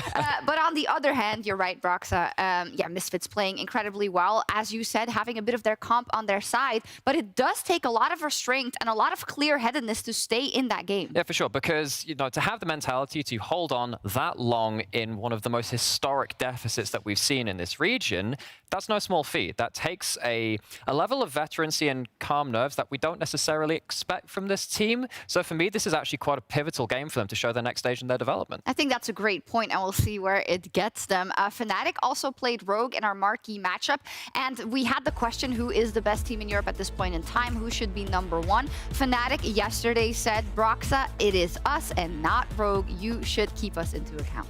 No, definitely. I think, again, we spoke a bit about Melrang yesterday being kind of the X factor for Rogue in the early game, and Fnatic, they won one fight, and from there, Melrang literally wasn't allowed to play League of Legends for the rest of the game. They tracked him, they just shut down Rogue in any possible way, and with their aggression, with their smart plays, Rogue didn't really stand a chance. Yeah, and I think what was really important for me is that Fnatic never let up. They didn't let Rogue coast through into a comfortable mid-game and play around their solo laners, which could come online at that point. They kept picking fights, they kept picking them time after time and stopping Rogue setting up on the map. They found a really good way to deal with them. Definitely so.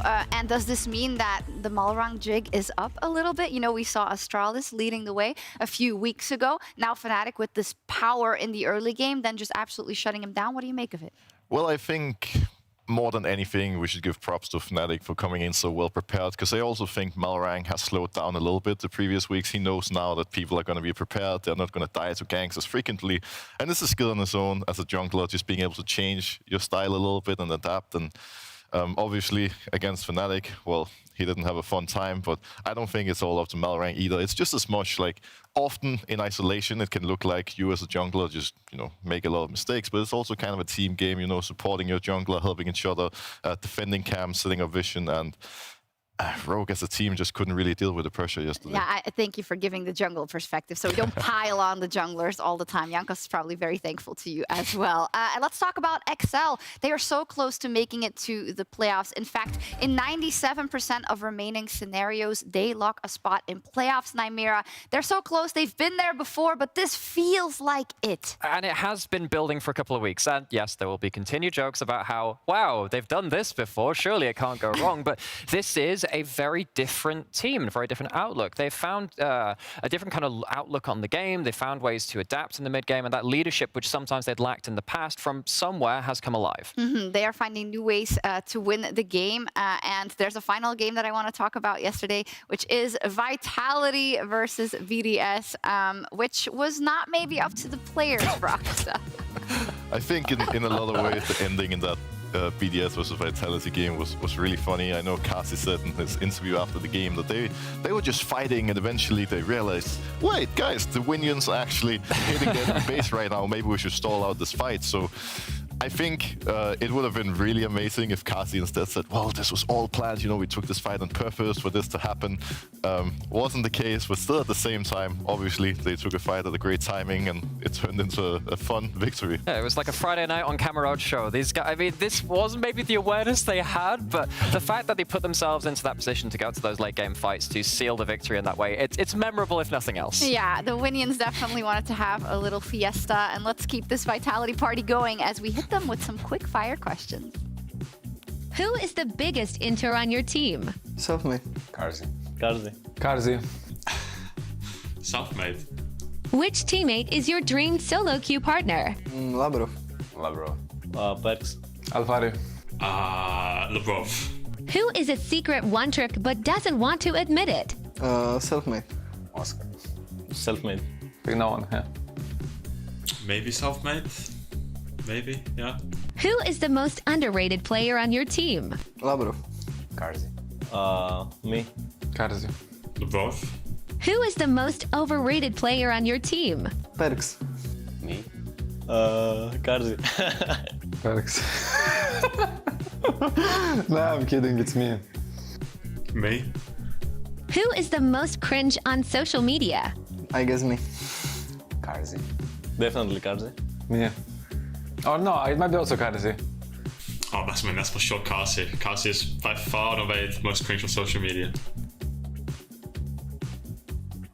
We love Karzi's content, though. That's how you get the impressions, King. Keep going. I also like that with the overrated. They were all like me. They take the bullet for their teammates. I love it. I'm glad that they realized Kazi is cringe as power. Yes, it is. We have embodied that here in the LEC. But back to more serious content. We also wanted to have a look at a rather new pick emerging in the LEC recently. Everybody's favorite horse is back, Hecarim. Now, of course, we've had times where Hecarim has been strong in the past, but what makes him so strong right now in the meta in Europe? I think right now Hecarim just fits really well into the current meta, not only in Europe, but in all the other major regions. He's seeing a lot of play as well. The thing is that not only last year, but just as much this year, farming, being an efficient farming jungler, cycling your camps, and still being able to find opportunities to pressure and look for objectives is considered very important. And this is Hecarim does really well. He has a really good clear speed. He's really strong after level 6 for the first Drake fight and first Herald fight. And overall, he just brings so much even later into the game. He can engage, he can set up fights, he can do so many things, and then, he does damage, he's tanky, he pretty much got it all. Yeah, but specifically in Europe as well, bringing it back to the LEC, we haven't really been that explosive pre-level 6. You kind of leave that to Fnatic and maybe a bit of Rogue, right? But because we aren't having the most successful, destructive early games, Hecarim survives through to that level 6, survives through those points of power which Brox was talking about. And the fact that he's so reliable at doing that in our region has made him very powerful. What's up with the build and the rune choices and stuff like that? Is there room for variety or not really? Not really, not in competitive play at least. In solo queue, there's a lot of different ways you can approach it. We see a lot of aggressive Hecarim builds, but in competitive, it's usually the face rush. Secondary runes are a little different, but most of the time you're going to see precision with Triumph, with tenacity, because with face rush, you get so much movement speed as you go in. You get tenacity, you get Triumph, so usually you're going to go back out again, and you can basically just hard engage, run out of the fight, get back in there, and then for the build, usually you're going to see Lucidity Boost, you're going to see Chem Tank, and then Force of Nature and Deathmatch played in whichever order, depending on if you need armor or magic resist. I see. You talked about Europe and it's being especially viable for the way we like to play here. It's not the case everywhere, though, that Hecarim is as successful. Yeah, so obviously I'm not Dagda, but he has been around here this weekend. But speaking from the perspective of the LPL, you can see that Hecarim can struggle versus some of our stronger early game junglers. So the Lee Sin, the Jin Zhao, not so much some of the others, but particularly these ones that can get right up in your face early, stop you from farming, contest you on your camps. They've seen quite a lot of success there against this champion. Yeah, I think for Lee Sin in particular, the main reason I'm not too confident about LEC players playing the Lee side right now is that you can take down the Hecarim, but you have to be really aggressive early, which is not something that we're seeing much, at least not pre-level 6. Xin Zhao, on the other hand, scales pretty well. It's hard for Hecarim to beat him in River at pretty much any point in the game. And I would like to see people, if someone first picks Hecarim into you, answer with the Xin Zhao, and then you're setting yourself up for success. All right, well, speaking of Hecarim, two of Europe's best junglers in Razork and Elyoya will clash later tonight as Fnatic and Mad Lions step on stage in the LG Ultra Gear Match of the Week.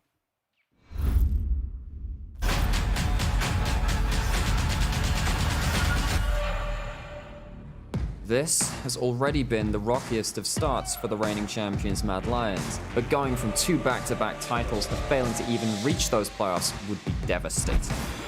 No way do you do this twice! Oh, he's knocked up by the Baron! He couldn't get back in! Fast improvement from this Mad roster is now non-negotiable. They must rediscover the spark of brilliance this team showed in previous seasons. As we arrive at the penultimate week of spring, teams are fast approaching their last chance of making it to playoffs. We are not allowed to I guess mess up again, so we just want to be as good as possible. And it would be really, really disappointing to not make it into playoffs because I'm having a really good roster, and it would just be sad if we didn't make it. Elyoya might find an engagement. 5-man ultimate! Block the stun. They now want to turn and burn. Elyoya, and again, another combo. Purchased it instantly deleted. Stellar arm's length. Armor jumps across the wall. In a good position to assassinate someone. Hextech gate by Finn. He's going to get onto the backline. Armor tries to get in. Nuked up holds a stopwatch. Rika stepping forward. The Chaos Storm, and Armor finds the shutdown. It's kind of rough going 0-4 in the last 2 weeks, but we know exactly what we need to work on and shift our mindset a bit. I honestly have no idea why they're having problems. I think they should be higher in the standings. It always takes new teams a lot of time to reach their normal level. We should just give them more time and then we will see. Of course, not before we play them on the weekend, we're gonna stomp them. For Fnatic though, the chance to find first place in the regular season is by no means out of sight. They are playing to take that top spot from Rogue, and to show that Fnatic dominance is finally back and more deadly than ever. And now Elyoya's got to do it all. It's on him. Elyoya knocked up. Elyoya down. A quadra kill for Humanoid. Oh, Humanoid says, do you miss me now, Elyoya? Quadra kill for the victor. My eyes were on Elyoya the entire fight, but Humanoid was the one who was untouched. It seems as if the prodigal son of Mad Lions is returning to put the final nail in the coffin of his old squad.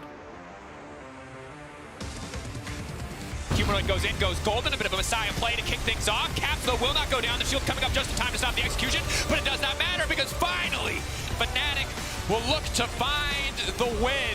Upsets on the chase, and Vitality thought they had collapsed, but it's Fnatic doing the collapsing. Upset on a killing speed, round walk behind them as Hylissang continues to flash in for the engage. What else but that from Hylissang? This is a match for Mad Lions' life and pride in the LEC. Will Fnatic crush their dreams? Find out this Saturday. Our match of the week, the Mad Lions versus Fnatic. And I hear you and I see you on Twitter. Why is this the match of the week?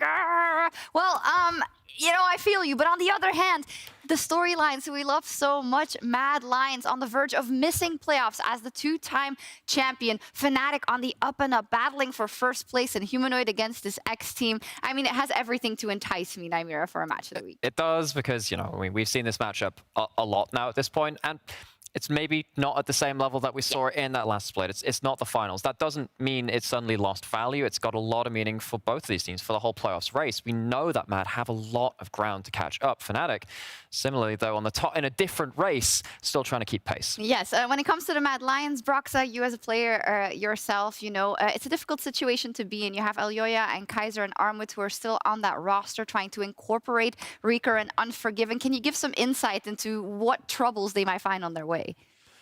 Well, I think in general, when you make changes to a team, even if it's just changing one player, everything changes. The atmosphere, the communication system, perhaps even the daily habits can be adjusted a little bit. And for Mad Lions in particular, the early game has still been pretty good with Kaiser and Elyoya. Not as convincing as last year, but still not bad at all. And I think mostly they need to find out how to make the mid-game function. That's where they can't really seem to get it together as a team. And there can be many different reasons behind that. One of the things that I would like to see from them is you could call it a band-aid fix, would be to just play drafts that are easier to execute, just simple, easy to execute, good scaling, hard engage, pretty straightforward, because their early games are great. And if they can pick a scaling combo, do well early, easy to execute team comp should be a little easier at the very least. But one of the reasons why I think they should pick towards potentially, easier comps is because they don't have someone as stable as Humanoid now. Because this player brought so much to both of these teams, which have found so much success in this split and in the last one too. Humanoid is such a rock. He can do all of his own stunts, but if you give him a little help, he's going to flourish with that too. And it's very hard to deny the impact he has. Yeah, and as we look at, oh, this is so nice. It was not that long ago, of course, but Mad Lions lifting their trophy in summer, and now Humanoid playing against this X team. He already said in the video, well, we're going to crush him, so whatever. But you now are hearing, after Humanoid left the team, and also from Hillesang now on his new team, how much he actually did and shot called, which are things we can't really see when we're just watching the games. Yeah, for sure. It's impressive how much more controlled Fnatic are now, how good their macro game is. Obviously, they made a lot of changes. One of the bigger ones was taking out Niski, which a lot of people were surprised about, bringing in Humanoid. And it's hard to say if Humanoid does something like very different than Niski does. But one thing is certain, he's playing really well, he's being really stable, and with Huli coming out in an interview saying that Humanoid, improved their macro, that's pretty impressive, because I know for a fact someone like Huli, someone like Opsit, Wonder, like these guys have so much experience. They already have played on teams that have had an incredible macro. So him coming in and bringing something even extra, that's pretty impressive. Makes us very excited to see where Fnatic could go, but obviously hoping that Mad Lions can put on a good fight. Let's take a look at the rest of the games and our schedule. As said, everything's so important. Every game counts for the playoffs race. Astralis is out, but they are playing SK, who is still vying and have a very hard road ahead of them. So have to win every single game. They do, but I mean, now we're looking through the whole schedule today. Every single game is going to have implications as it goes on. It's getting a bit crazy to keep track of all of them.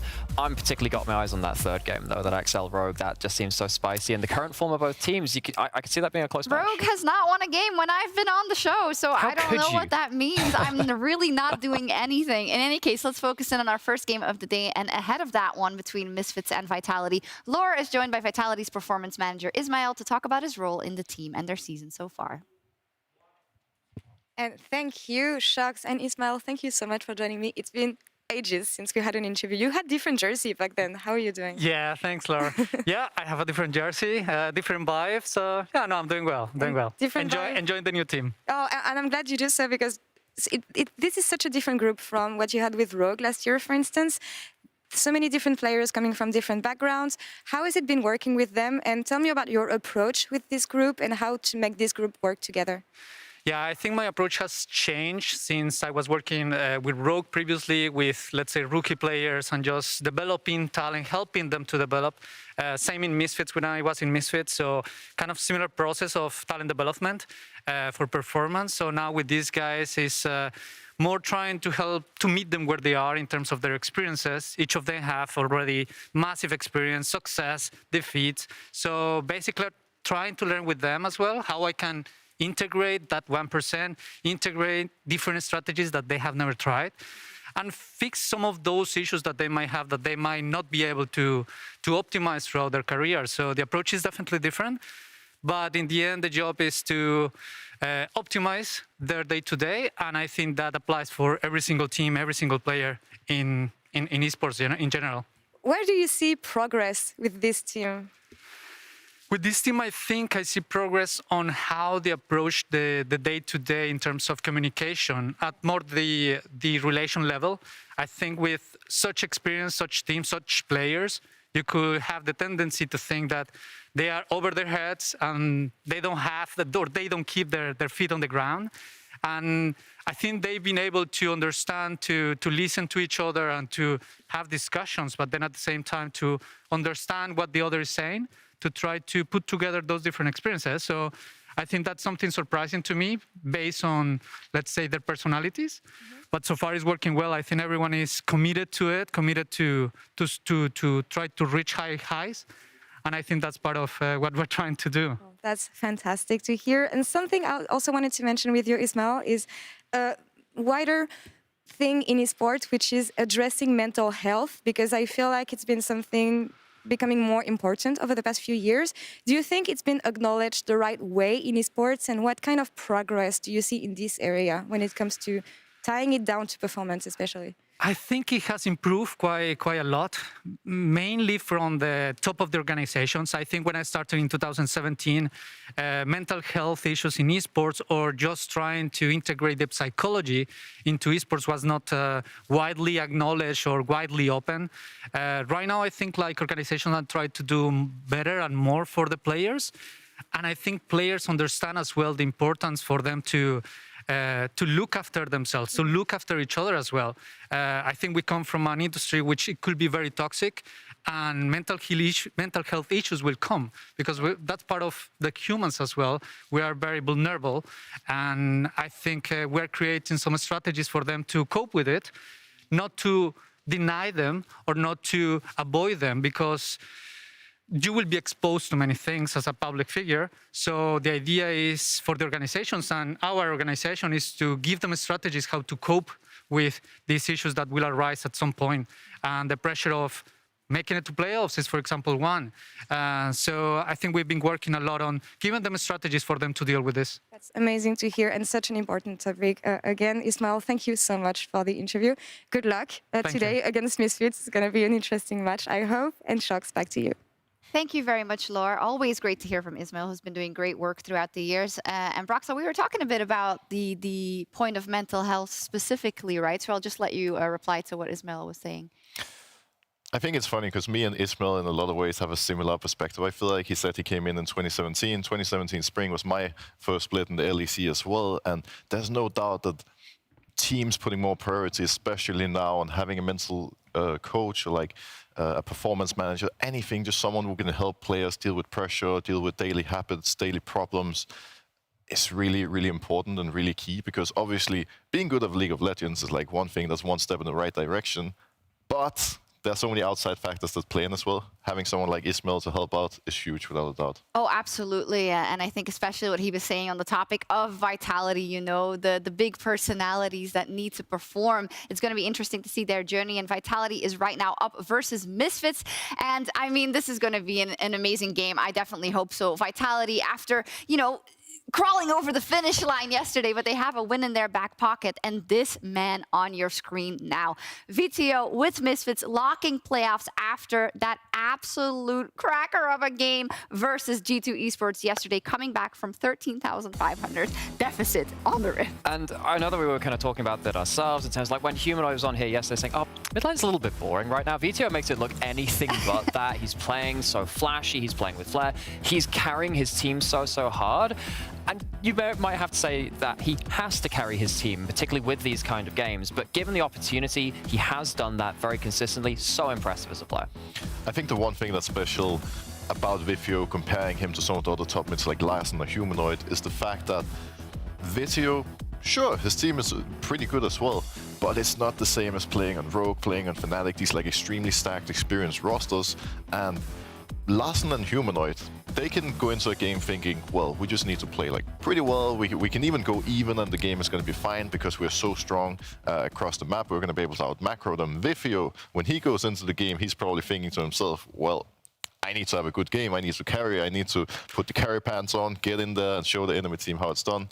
And the fact that he's playing with so much pressure and still performs is really impressive. Yeah, and he's done that time after time after time this season, which has then also allowed the rest of his team to step up, right? There are no slouches. Neon is having carry performances of his own. But when we focus in on the mid lane matchup here, it is so cool to see Perkz versus VTO and the way this kind of has evolved since, well, Perkz, of course, left us for a year to go to NA, and now VTO is really coming into his own. And for the longest time, Perkz was kind of like the main character of the LEC, getting with that G2 roster right to the finals and everything. And then you look over at VTO and suddenly it feels like VTO is the protagonist. He's the main character of this split at the very least. And to see all of these other characters who are also so good kind of fall into his shadow somehow, some way is so exciting to see. You already mentioned how VTO Broxa likes to pull out whatever champion is necessary to put on the carry pants. How do you see Perkz' role within this Vitality?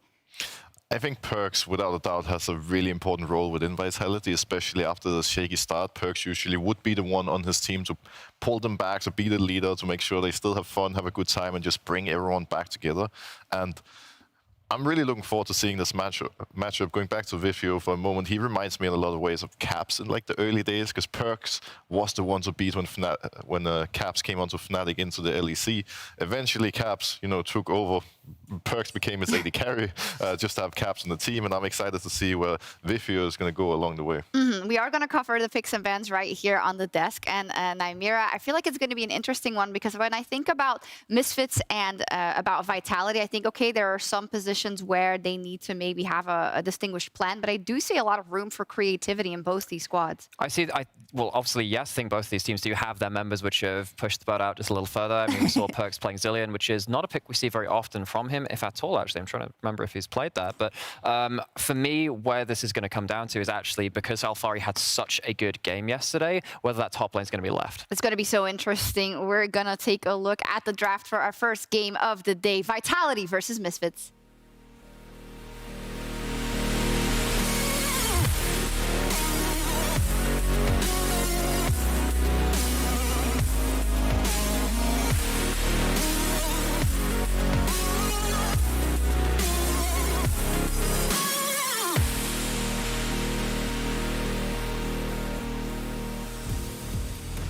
Here we go. Unreal game as the first game of the day. Happy to see the players on stage as well.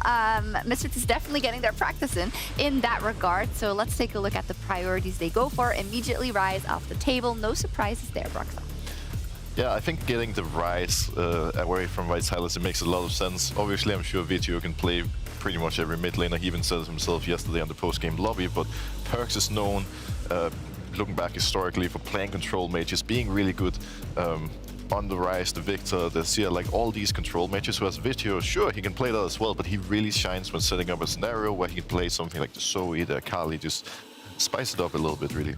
But speaking of things which are spicing up, actually the opposite of that is something like a Graves to the Hull Breaker in their top side, already removed from Team Vitality. Something that we said in the pre-match for Vitality's game yesterday was actually if you give them a less volatile lane in the top side, maybe that's not what Alphari really wants to go towards. He wants to be able to outmuscle his opponent, which is exactly what he did versus poor Genex yesterday on that Aatrox pick with his Gangplank.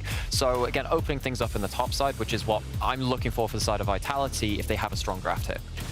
I find the Hecarim and Diana bans pretty interesting because, to me, these are the two junglers that have the easiest time setting up fights, getting those hard engages off, and by banning both of them, Misfits are basically saying that self-made is so key, so important for Vitality to get fights started, to get those engages off. They want to deny him that opportunity now. Obviously, there's still a lot of junglers available, but those two with the hard engage are now gone. I guess Jarvan being the one exception. And even then, when actually looking across the rest of the league, we've had some junglers which have done very well, even on Xin Zhao, to be kind of like partial engage. It's not like your Hecarim, like you were saying. What this does mean for me is that you look at Vitality now, if they don't have those big engages, maybe it means that Labrov has to go back towards something like a Leona, back towards something like a Nautilus, and they're kind of forcing that support role into a certain pigeonhole, which allows Misfits to play around that information. And we don't have any surprises when it comes to what there's going to go in the bot lane. You don't even want to talk about it, but hey, you got to secure it early.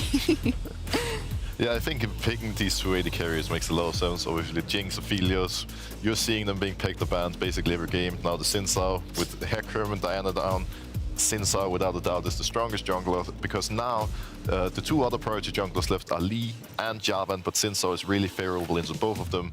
So, pretty much regardless of what Misfits picks at this point, unless Zlatan has something really interesting, new, different, prepared, Vitality is going to have a great jungle matchup.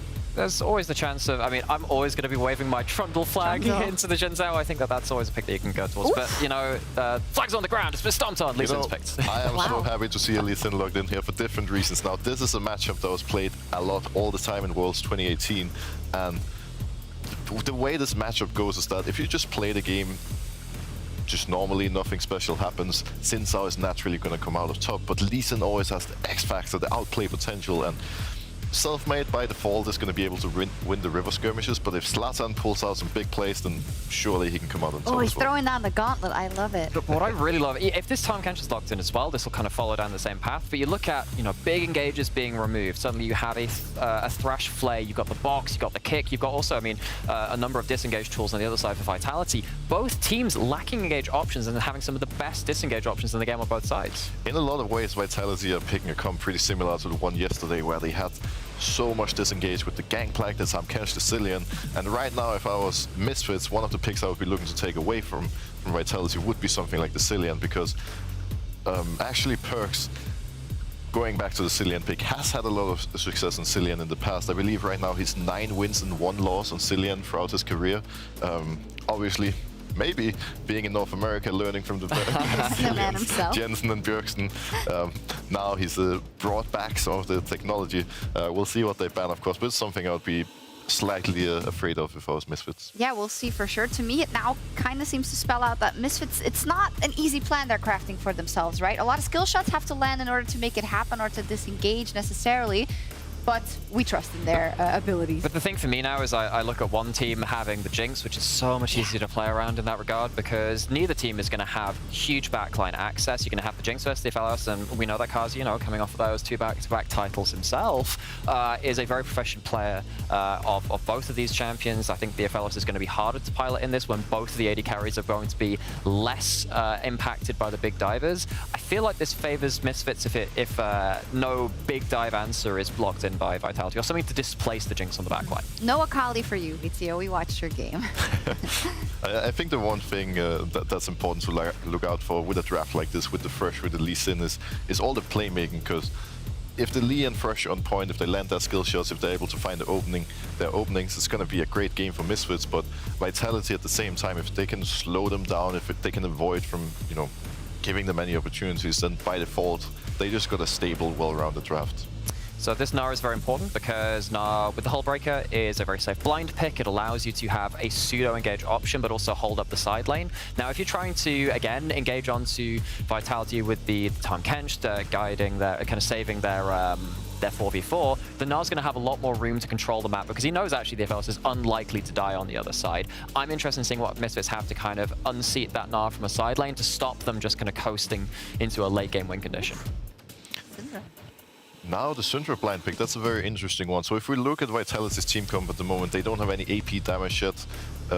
Perkz, one way or another, is going to have to bring the AP damage. Now, Cillian is not a bad matchup into Syndra by any means. It's actually pretty decent. He counters basically everything Syndra does. She's a burst champ, she has 1 combo, Cillian ults. All of a sudden, no one is dead anymore, and Syndra doesn't bring quite as much. But at the same time, I'm unsure if Vitality are willing to go for it now that they need the AP damage so heavily. With Cillian, sure, he does some damage, but it's not like a real hyper carry in that sense. We've got another Aatrox. Let's go. At least it's better than yesterday. It's better positioned than yesterday. It's still not an easy Aatrox game. You can do fine versus the Gnar. Obviously, with the Q buffs, a lot of your skill matchups become obviously more favored towards you. If there is a lead on the Aatrox, I think that Misfits are very happy with what they're doing because they're playing with a stronger front line and then have the outrange on the Jinx as well. However, trying to get that lead when a TF is constantly in your lane, that changes things. Yeah, we talked about it with Humanoid yesterday. He said, yes, nerf, but it really isn't that important. He still does everything you want him to do. I really love this Twisted Fate pick here, actually, because, as mentioned earlier, with Misfits comp, there's a lot of playmaking, there's a lot of early game potential. With Twisted Fate in the mid lane, it's much harder to go for those plays because you always have to be mindful of Perkz being able to move, being able to be there before the Syndra can actually follow up. Now, I think if I am on Misfit's side here, my main goal in this game is to look mid. With Syndra, with Lee, you have a lot of gank potential mid. It can be really hard for Twisted Fate to play into that. Look to set up an early gank in the mid lane, shut down Perkz, have Vizio do what he does best, control through him, and then the game should be pretty straightforward from there. Now, if Perkz gets unlocked, on the other hand, it's not going to be very fun to be in Misfits. Yeah, but one thing which Misfits do have is damage. They do have damage, whereas on the other side, you're basically looking at Aphelios and maybe some Mega Gnar plays. If you lose that Aphelios or they get shut down in bot side on the other side, though, 5v5s look pretty dangerous side of Vitality. I don't know if they've got the staying power to last it out. No doubt about it. We're going to need some very beautiful positioning from Kasi in this one. Obviously, he has the Tamkench next to him to help out a little bit, but at the same time, when it comes to team fights, Kasi is going to have to show up, but it's going to be difficult. Oh, let's hope we get some fantastic team fights in this game. The first one of the day, Misfits versus Vitality.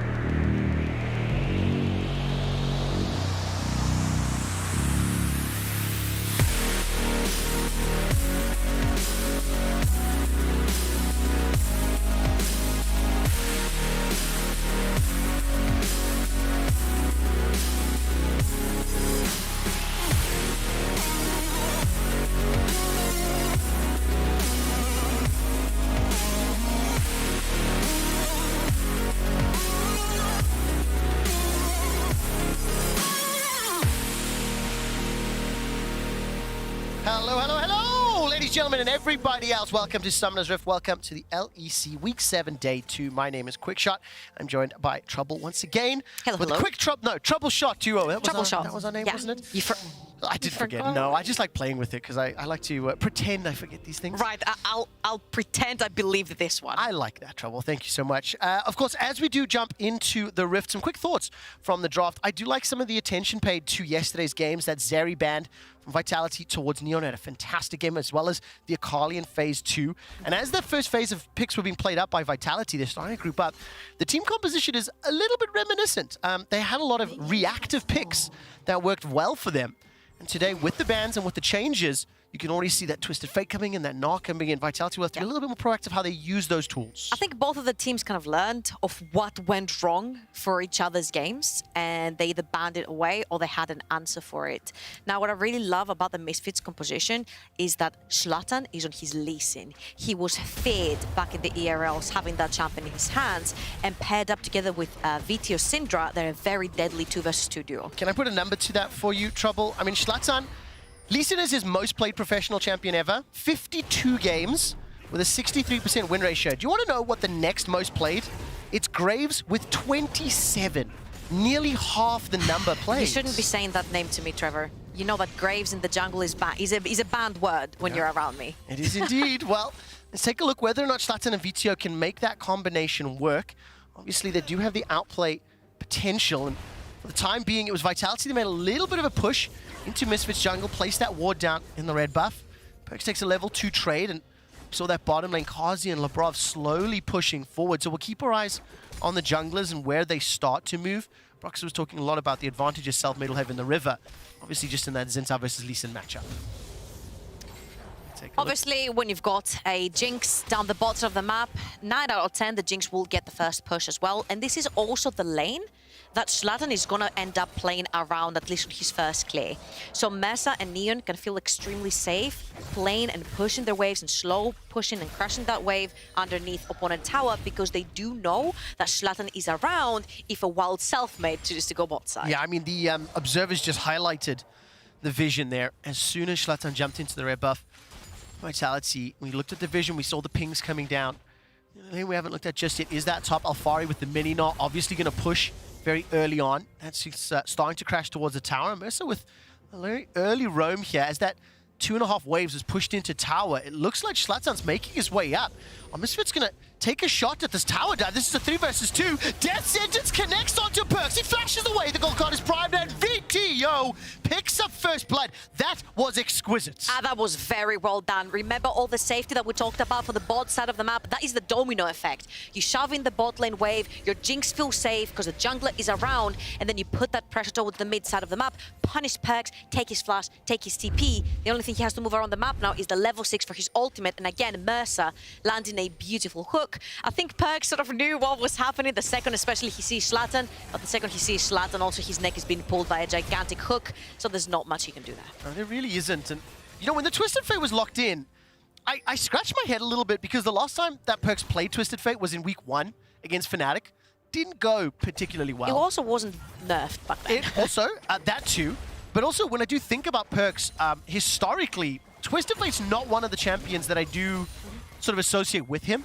So we need to see how not only is he going to pilot today, but also what a great heads-up play from Misfits, anticipating sort of where Zlatan could go, maybe even being aware of the warding, and that allowed them to push that bottom lane and go mid. So here's the thing, I think Vitality are playing a lot under the pressure of their globals. Yesterday, they had Alfari onto that gangplank, they were using the cannon barrage to sort of be a nuisance on the side lane, either clear a wave or stop somebody from engaging or disengaging tool. They had something that they could globally interact with the map. This time it is going to be Perkz after level 6 on that Twisted Fate, trying to possibly shut down a side lane. Now, the fact that you have Thresh down the bottom of the map doesn't help too much, especially because Neon is running the cleanse as well. So I'm thinking that the target will be here on the top side of the map. Saying that, Hirit has been the recipient of a lot of violence on the tops of the map, whether a jungler is included or not. And a lot of Misfits good games come from Hirit holding on his own towards the top side of the map. And this is going to be a big telltale on how at least the mid game is going to go for Misfits. Well, right now, Hirit has been able to push this way back with a couple levels under his belt. he's gone a little bit more aggressive onto Alfari, using the double dash, trying to set up those chains. Alfari's done a good job in Mininar to avoid them and dodge them, but no significant leads just yet outside of that first kill. And I do appreciate that for Misfits, at least for the first 5 minutes here. Clear game plan. Okay. They haven't died. They haven't entered. And for a team that has historically had weak to bad early games, this is a promising start today. I mean, you've got the push down the bot side of the map because you have the Jinx and the Thresh, so you can very easily and safely push. You've got the push in the mid lane with Vitio, who does have his flash available if a wild selfmade chooses to show onto the map, and he also has the hard shove. Now, because the AoE was nerfed on the Twisted Fate doesn't get to push as fast as before. This is why you see a lot of these mages push further into the Twisted Fate, and right now Vitio has the luxury, because he also has his summoners, to slow push and crash to waves, which means it's going to take Perkz much longer to push that out, which means Schlatten gets a free ticket on the map. Well, nicely done. I mean, free ticket on the map after a great play to pick up the first blood, the first dragon as well. And, you know, I mentioned the early games for Misfits. Their average goal difference at 15 minutes is -700. This is for a team that has 10 wins and 4 losses. Yesterday, they came back from a -13,000 gold deficit. 0.5. I'll make it even worse. I mean, it was shocking, that comeback. Admittedly, G2 allowed them back into the game. Misfits have consistently shown they can play from behind. I want to see now, can they maintain this kind of hold? The pacing is still even. It's still very, very close in the early game. But they haven't made any big mistakes just yet. So what I'm looking at right now is Perkz swap to Ignite, because obviously he has the spell book, and he might be looking for a play on the map. Now the problem is that every time you will leave your lane, Vitio is going to shove in another wave underneath the tower. You're going to miss an experience and gold, and more importantly, you're going to lose a lot of turret platings, which means that Syndra in those mid-game, early to mid-game fights, paired up with the Lee Sin, is going to be a deadly duo. That's already a plate secured, plus 20 CS in the middle lane. It is balanced out by plus 20 for Alfari.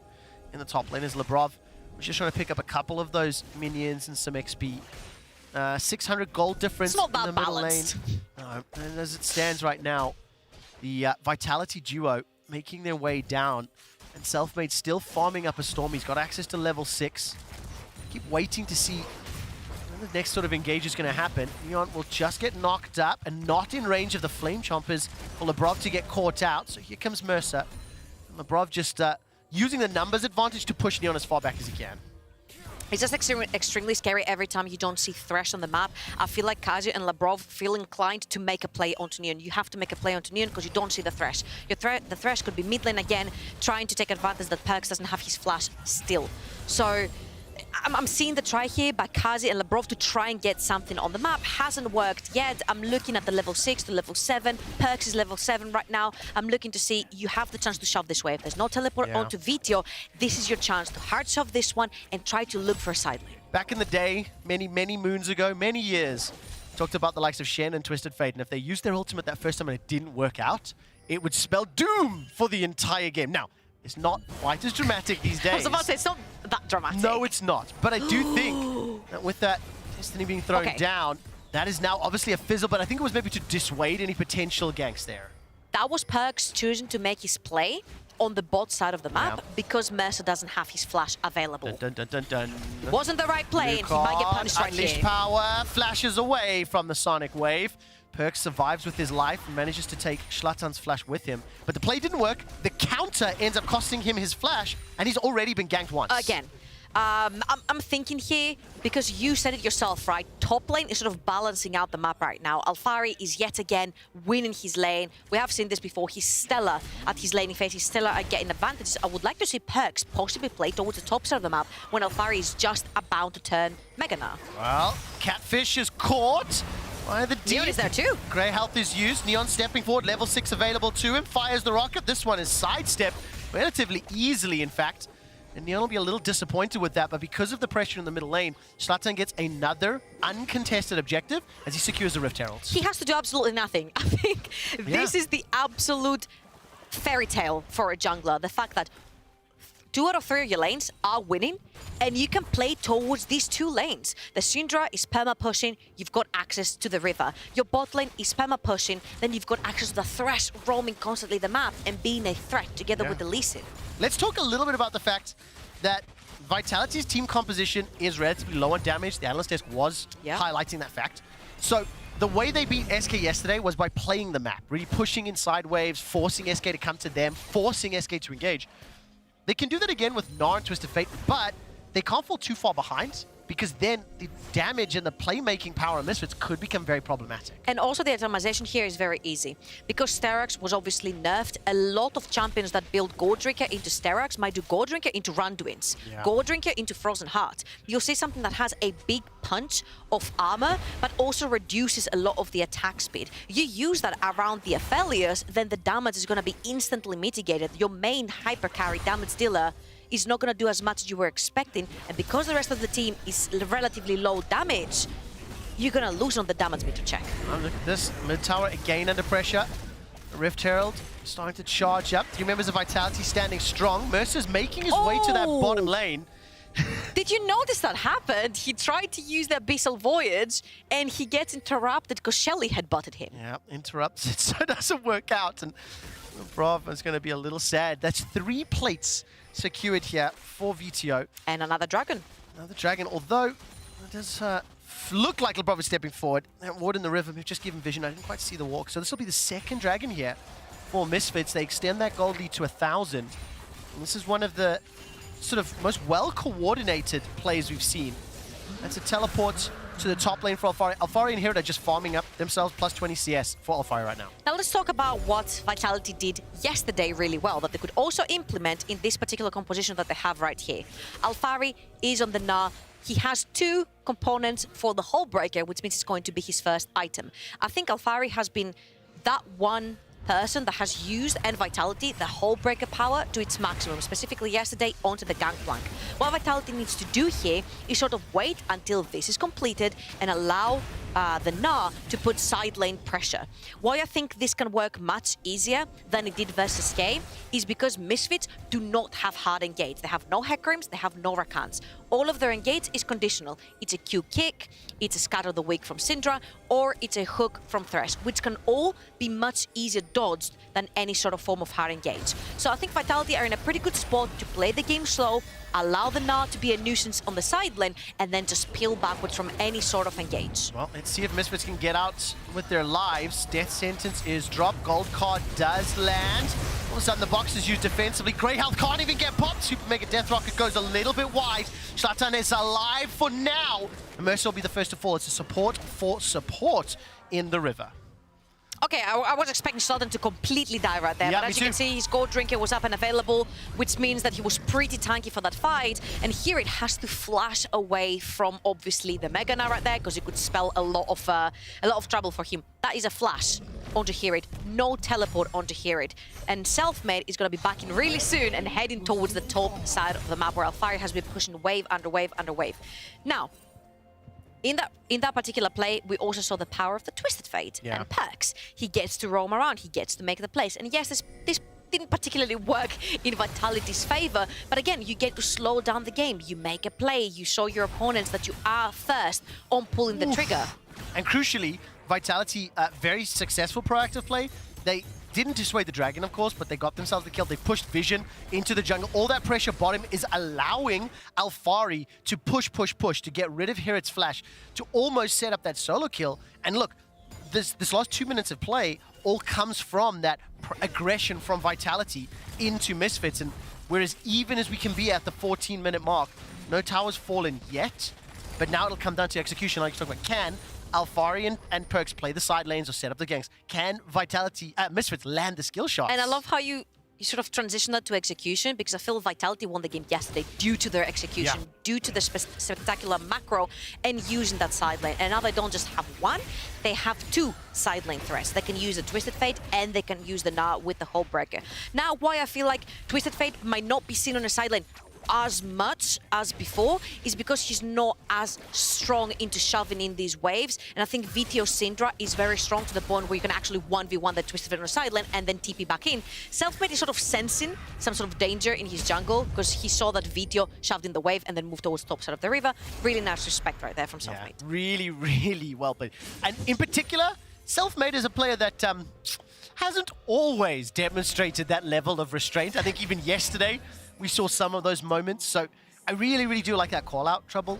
Because for Vitality, standing 7-7 in the standings, with Misfits being so, looking so strong, especially in this early game, they are playing the level of respect. And look, Vitality, 4-man set up in the middle lane, no TP for Alfari. There is support for VTO, but it looks like the lanes have swapped. Here it's gone down bottom, Neon's gone top. I think the most important thing right there was for Vitality to shove into the bot side of the map, so they can actually get some vision down. But look what's happening. Alfari's all alone and they're heading top. Yeah, Destiny comes out. Perks is kicked away. Schlatan's going to try, won't hop over. Waiting for the cooldown. The knockup from Labrov. There's the warthog from Schlatan. Moonlight Vigil fired as well. Alfari will look for the chase onto Neon. 1, 2, 3 members of Misfits are in trouble. Neon forced to cleanse away and he manages to escape the no. Alfari's not done yet. Chuck a boulder into his back. And Alfari finds another. They get a tower as well, but at the cost of mid and potentially bots.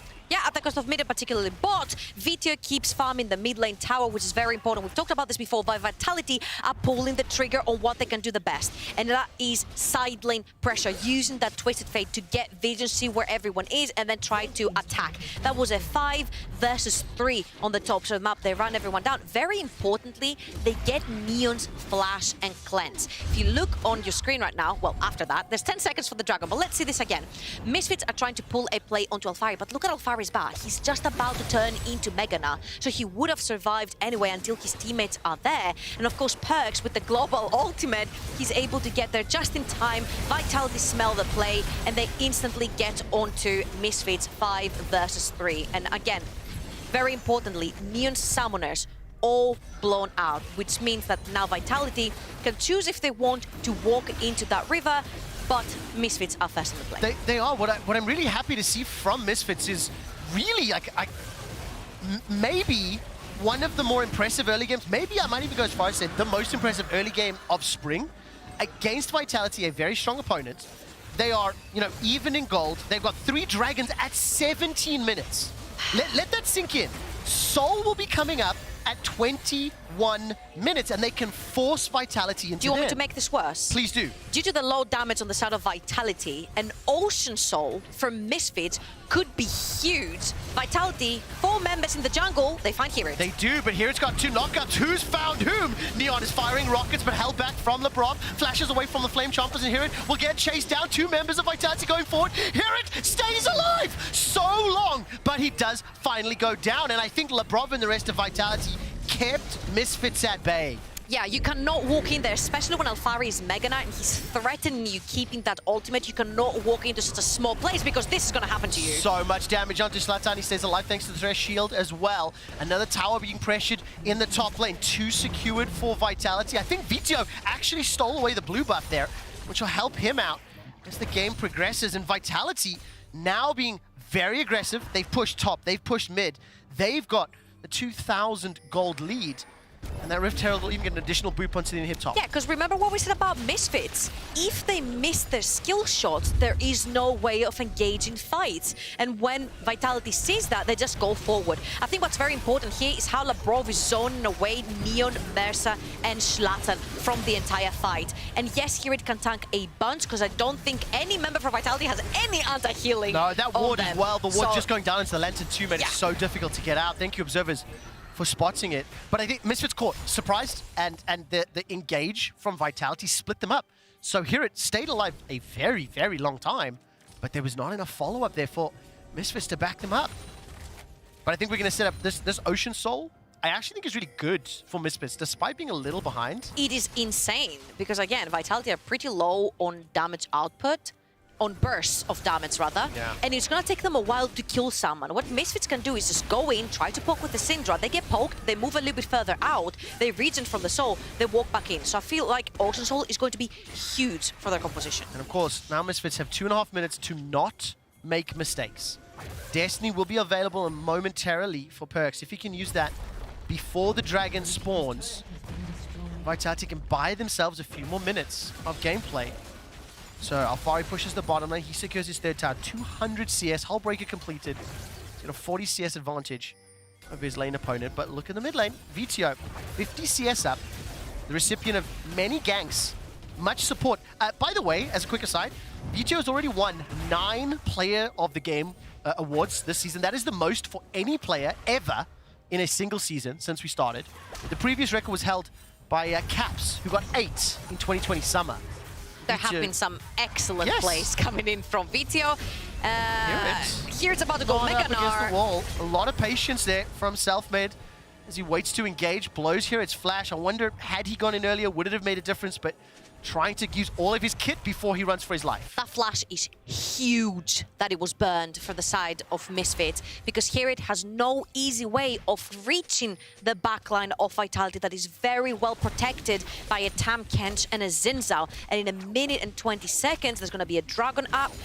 I'm not sure if you want to go and try and contest that, because I don't think here it will have an easy way until they find like a flank TP to facilitate him with on that one. Karzi is a little bit too far out, but again. Oh, Vitio didn't step forward. A little bit more damage, would have got it. Oh, that was miscommunication, because the Super Mega Death Rocket was coming. All Vitio had to do was press R, and Karzi would be completely dead, and then there would be only 1 minute to set up without your ADC. I think Vitio turned back the moment he saw Selfmade. I wasn't sure how many members of Vitality were coming in, but with a minute to go till Dragon, I do think... You can't make mistakes. No. What is the cooldown on that Super Mega Death Rocket? It looks like, give me a moment, 32 seconds, so that'll just about be up for this fight. Trouble, let's look at the wards here. Look at the Teleport flag coming TP. in. They want to kill Hirit. They want to kill Hirit here. This is what we said. 2 members of Misfits TPing in onto Hirit, Labrov, Alfari, Perks, but multiple members of the Bunnies are nearby. There's a ward on top of the Lantern. Here it is down, 20 seconds to go, and that is exactly what Vitality wanted. So look for their first Dragon of the game. Will Misfits be able to stop? Will they even challenge? I don't know. I don't think you have to right now. You're still on soul point. I think you let Zlatan maybe try for a potential steal and then maybe give up his life. Yes, he has the flash to get in and out if he wants to, but I think at this point you don't necessarily fight them 4 versus 5 because you've lost your backline access, you lost your frontliner as well. Aatrox with a bunch of healing works. Yeah. I think you just allow Zlatan to maybe do his magic here. Oh, Misfits are feeling it. They're feeling it, stepping forward and not going to be able to find it. Zlatan gets the kick and he's sacrificed. I'm on the fence about that, but as you were talking, I was like, Misfits have burger flipped so many Elders and Barons. I'm not at all surprised they went for that. And a flash gold card into Vitio easily will secure the kill. No, not just yet! Finally, they take him down. They pick up Mercer as well. But that Scatter the Week was fantastic. The Scatter the Week from Vitio allowed him to pick up at least 1 and commit a whole bunch of summoner spells. Got a little racy towards the end. I thought that was going to be such an easy kill. You're seeing so much positivity here from Misfits. I see 3 people dead here, Trevor. Listen, Vitality pulled off a really cool play. That was dumb. That was dumb. Like, why? If you go back and you watch Zlatan inting it into the pit, I get it. If you just lose 1 and everyone else gets out, but he didn't. And then, of course, a decent Scatter of the Week. But yes, you were right. But Misfits should not have been in that position. I mean, this is why we said you just sacrifice your Lee Sin, run out, you can try again in 4 minutes' time when the Dragon comes back up. Yes, and I commend, honestly, Zlatan, it's worth. If you die here, but still the Dragon, it is absolutely worth it. Because Soul goes to you, but everyone obviously piles up. Starts to flash on the Lantern, but everyone obviously piles up. Maybe the Lantern could have a better position as well, maybe in the brush behind him. But these are, of course, details. And here, yes, Vitio manages to scatter the weak, his opponents, as you said, but at the end of the day, it is 3 members of Misfits dead, and Vitality, every time they've pulled the trigger for a play, it's come a positive for them. 3-0-2 for Alfaro in the top side, 4-0-3 for Selfmade in the jungle. These guys are huge. 3,000 gold lead, 9 kills, 2-3. They pick up their first Dragon. Also, fans at home, could you let the Misfits coaching staff know, tell Mercer that Vitality are pretty good at preventing that Lantern. Every time it's gone down, there's been wards, there's been body blocks, and they haven't been able to get out. Vitality have good players at League of Legends? Exactly. All right, do we have I'll tell you something else. Tell me. Perks is feeling for it the this coaching game. staff. That's such PM. That's such PM from the production team. Thank you. Sorry, I interrupted you, Trouble. I was about to say, Perks is feeling it as well. Yes. He's purchased the Medjais. Yeah, very, very well spotted. He's not going down. Not today, Trevor. Well, Zlatan looking for some Saying grave. that. We'll be able to Saying catch that. on to Perks. Saying Flash that. forward, kicked under the tower. Vitio manages to take him down just after the book was collected. Did I jinx that? I think you did. That is the definition of a caster curse, Trouble. All right, we got a little moment. Just very, very quickly. I'm sorry, Perks. If I can distract everyone with the current standings. Misfits Gaming 10-4. Just by the way, they're on a 6-game winning streak. They went 5-4 in the first half of the season and are currently undefeated in the second half. Vitality sitting at 7-7. Now, Misfits are already qualified for playoffs. Vitality are still looking to make it in. So that's why this game is very important. I think that's also why we see, I think, a pretty high-level game here. Both teams playing very respectfully, both teams playing to their team compositions incredibly well. And for Misfits, they've gone even in the early game. They've now started to fall a little bit behind as this mid-game is playing it. I think Vitality have landed more punches than they've received, is the way I would describe it. Sure, but you also know you have an ever-scaling composition, right? Jinx, one of the highest scaling hyper carries, but I think Perks is really mad they took Pages out of his Magi's. Yes, I mean, no doubt. And again, every time Perks has thrown a Destiny for the last few minutes, it's been a kill. It has been a kill. It has it. And this is what the team composition wants to do. I mean, I didn't even play-by-play that because it was a pretty easy kill. And you're seeing the power of Tahm Kench. He negates Syndra. It's exactly what the analyst desk said. So Misfits need to be more coordinated, have more people around if they want to try and shut this down. And I'm going to go back to my point where I think Misfits' composition is very easy to play compared to Vitality's composition, where Vitality is always looking for a pick before every single fight, before every single objective. They have to look for a pick with the Twisted Fate. They have to use that tool to take someone out of the picture and then make it into this advantageous fight for Misfits. Misfits, on the other hand, yes, they have very conditional engage, the hook, the scatter, the weak, maybe a key coming in from Zlatan, but it's just very easy to try and threaten people away with the hooks, with the skill shots thrown at them, and sort of misposition Vitality, where this is where Zlatan comes in, this is where here it comes in, and sort of breaks Vitality apart. I mean, that's the assumption that Misfits set up the play, because I think they've been reactive the last few minutes, right? Vitality have punched first. Vitality have pushed Vision, look, 30 seconds, 20 seconds, sorry, until Dragon. Once again, Vitality pushing. They got that wave down first, teleport into the river. Here it's going to cancel his back, and Trouble, we're setting up for another Dragon fight. This is Ocean Soul, remember, that can be here it might be costly. Game-defining. Misfits can secure it. The gold card was used, no flash for Perks for a couple seconds. Destiny's a little while away. This is so important. They've left Alfari alone in the mid. He's using his rage bar to get Meganar and Flash. Latan's got in from behind. The Meganar not going to find it just yet. Finally does lock down one, but it's on to Mercer. Vito's running for his life, so is Neon. Here it's inside the mix of the world ender, but his world might just be ending. Gets one last hit to Perks before he's taken down by Kazi. And now Neon's running for his life. That flank from Alfari was game-changing. That was so well played. Vitality left him all alone in the mid lane, and now Kazi says I'm here too. But Alfari fuels up his rage bar so he can use the Meganar, and 3 members of Misfits are stuck in a brush. And Perks found a wild Lee Sin where he shouldn't be. Definitely. Didn't quite see if Zlatan was just trying to get warding or something was up. Not just yet. Got that Black Cleaver and Gore Drinker. Survives a very, very long time. Again, exemplifying how this team composition works. But if you are Vitality, if you have the warding, if you have the flank, if you have Alfari on 4-0-2 now, and yourself made on that 5-0-5 Zinzao, it's really, really huge. And won all their fights. They got the second Dragon, and now they're setting up for Baron, it looks like. And remember all this conditional engaging we've been talking about? It doesn't work because Vitality pulled the trigger first and they haven't missed once. Now they're starting the Baron as well. Remember, they have the Tahm Kench. It's very easy to move backwards, but they caught Mercer. Alfari manages to find Hirit as well as Mercer. He's fallen. Neon chucks down the Flame Chompers to scatter the weak by some time. There's so much AoE inside this choke point, and Zlatan will be alive in a few seconds' time. I think the Baron may have been stopped, but it will cost Mercer his life. They almost get more, but look at that damage from Vito. The only problem is he doesn't get to those squishies often enough. And this time around, Vitality back out there for the kills.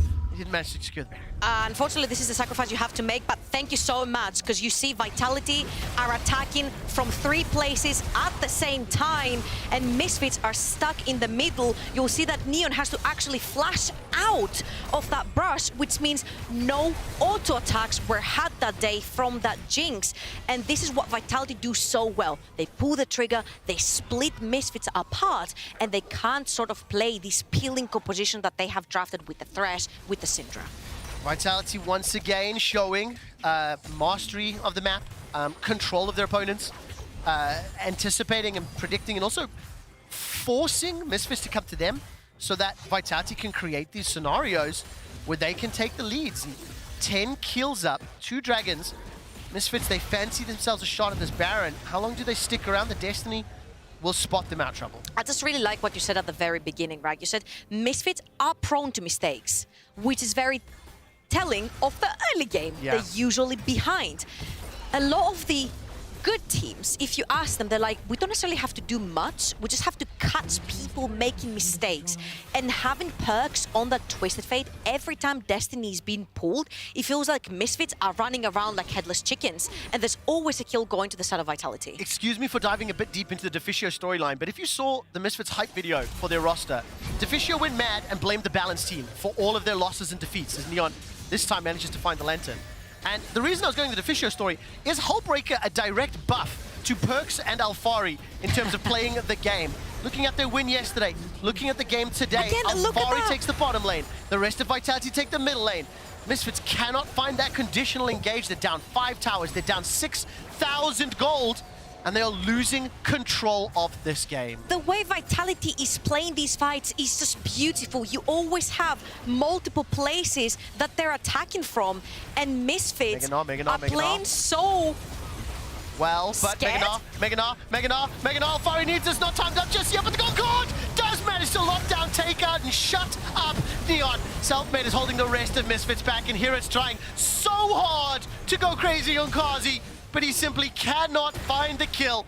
And here it dashes over the wall, running to safety.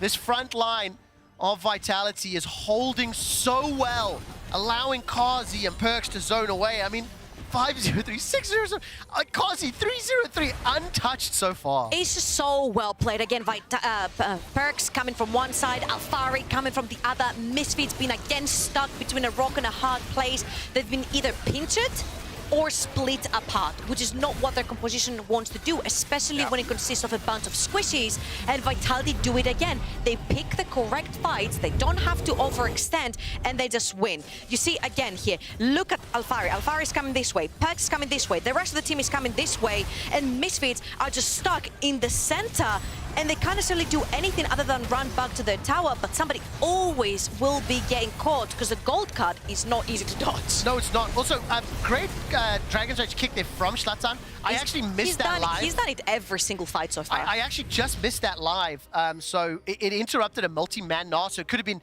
even more detrimental to Misfits. But as soon as we come out of the replay, Vitality, they picked up the Baron. They've extended that lead further. We're 20 seconds away from Ocean Soul. And once again, Vitality move first. Once again, Vitality initiate. And once again, Vitality find a kill before the Dragon even spawns. 15 seconds, 10 seconds for the Dragon. We said this. What does this Vitality comp do? You pull the trigger right before a big objective, you make a pick, you turn this into an advantageous 5 versus 4 for yourself, and then you dare Misfits to come and face check you if they so wish. I mean, Labrov dared a little bit too much and lost his flash. Yeah, I mean, now Vitality shoving in this bottom wave. 20 seconds until Zlatan is alive. Not having those tools to engage is very difficult. Reminder that Misfits banned both Hecarim and Diana. 8 seconds to go before Zlatan is up. 5 members of Vitality pushing into the base. That's the inhibitor on the bottom lane secured. Is that the power buff that Misfits need to come back into the game? It's feeling a lot more tenuous. Okay, this time it is not 17 minutes into the game. No, it is not. It is 34, and this becomes much more dangerous because you can no longer walk out, and there's big objectives coming up. There is, because this is the 3rd Dragon now for Vitality. The first 17 minutes was complete Dragon control by Misfits. Now the next 17 minutes, Vitality. So Ocean Soul available the next time it spawns. 16 stacks for Perks after losing almost all his stacks instantaneously on Not almost, he lost all of his stacks. There we go. He is able to rebuild them back up. See how I haven't said anything about it yet? Yeah. Because last time I did. There we go, there we go. And I think for Vitality, little bit of a reminder, you know, we are getting closer towards playoffs, and for Vitality, they're in a very good spot. They lock playoffs in 83% of remaining scenarios. So that doesn't assume, you know, preferences and favorites. 3 games playing Mad Lions, G2, and Astralis. And of course, with Mad Lions losing yesterday, Astralis being the bottom of the table, and this game looking very strong, Vitality are in a good spot. They will once again look for a pick. Flash from Neon. He's still got the cleanse, but the rest of Misfits move forward. The flame is just not enough. Death Sentence connects onto Selfmade, and it's just looking easy. This is 2 versus what was effectively 4. Selfmade goes over the wall. I think that was with the Zlatan kick gets taken out by Vizio. Now the rest of Vitality arrive. Keep in mind, 2 members of Vitality held the line for that long. Gold card dashed away umbrally by Hirit. Inhibitor turret in the mid lane goes down. Alfari's about to Mega Gnar up. Infernal Chains pulling backwards. But it is now a 4 versus 4 inside the base of Misfits, and Vitality have them under complete control. Okay, I'm gonna choose not to see Alfari's teleport right there, but there's 3 lanes pushing at the same time for Vitality. Mid, top, and bot are pushing at the same time, which means Misfits have to hide underneath the last 2 towers they have remaining, and I don't even think they can protect them. They cannot. VTO stays alive very, very long. So many shields and heals and kicks and knockbacks. Alfari's Mega Gnar is timed. He's got mini, he's got no rage, he's got no anger. And there's no death sentence to pull anyone onto the Flame Chompers. 3rd inhibitor secured. 10,000 gold the lead. 13 kills the lead. And we're 3 minutes away from Soul. It shows you how doomed this is when Mercer hits a beautiful hook onto Aphelios and he doesn't press Q twice. It seems kind of doomed right here because Vitality are so strong due to the fact that they've created this push. And again, Alfari, I have to say it, he's playing the Hullbreaker champions. He makes them work. Vitality know how to play the split push game, the 1-3-1, the 1 and 4. Yes. They're using Alfari, they're using the Hullbreaker to perfection. They're opening the map up. And then their opponents have to make a play into dangerous territory where they don't have vision. My memory's a bit phasey, but when Origin was playing a lot and side lanes and pushing, you know, Alfari is pretty good at that role. Right? Perks has a history. He's pretty good at playing his lane. Yes, Perks has a history of playing those side lanes very well too. So I do think if you can curate a scenario where your team is making the proactive play first, if you're forcing your opponents to react, if you're pushing a side lane to, you know, draw attention and then you apply pressure elsewhere. Vitality yesterday and today have shown that they can do that excellently. I do think the hard engage today was lacking. Yesterday wasn't executed effectively. And now Vitality with supers, they're looking for the win. Neo needs to go back to base right now and fill up his mana bar because this is probably going to be the last Hail Mary for them to try and save their last 2 towers. He did it yesterday on Zeri under very different circumstances. And now Vitality need to try and let the minions do a lot of work. Remember, not longest range, not the most damage. Mercer will get caught out. Selfmade gets pulled backwards. Kazi blows him up with the Moonlight Vigil. That's the go signal. Selfmade goes forward. Missing guard as well as Wind becomes lightning. The rest of Misfits try to turn on to him. Both towers are down. Alfari doesn't care about the champions. He's hammering away on the Nexus. He's down to 50% HP. Center of the week does simply not enough. Alfari goes mega, chucks a boulder into the fountain. The rest of Vitality turn their attention back, and Vitality take down Misfits. Ooh, and that was decisive again. Macro-oriented, clean gameplay coming from the side of Vitality. And at the start of the split, we questioned the gameplay. We questioned the team play, most importantly. And they come here, week 7, back-to-back, and they show us some pretty good macro moves around the map. Yeah, they really do. I do think that early game Misfits showed one of the strongest they've had. And for Vitality, coming into the game, they locked the playoffs in 82% of remaining scenarios. This now goes up to 91% of remaining scenarios. When you consider they're playing Mad Lions and Astralis, 2 teams that have really struggled recently, are looking in a good spot. Your nominees for key up player of the game at LEC on Twitter: Alfari, Selfmade, and Labrov. And I just think for me, when I think about yesterday and today's games, the way Vitality play the team fights, both reactively and proactively, very, very impressive. They're in the right place at the right time most of the fights. I just love how they feel like a team right now. You had Labrov shadowing Perks every single time. Every time that our battle for Perks was being pressed, Labrov was right behind to take the Voyage in, to add some more layers of CC, to catch someone off guard. I think they had a fantastic plan. He had 1, 2, 3 on the steps. 1, catch someone off guard before an objective. 2, pressure your vision in. 3, take the objective. Yeah. Job's finished. I mean, look at the Vitality players on stage. Obviously, Misfits once again very disheartened, struggling a lot, but electric. The energy here from the Mad Lions is gigantic.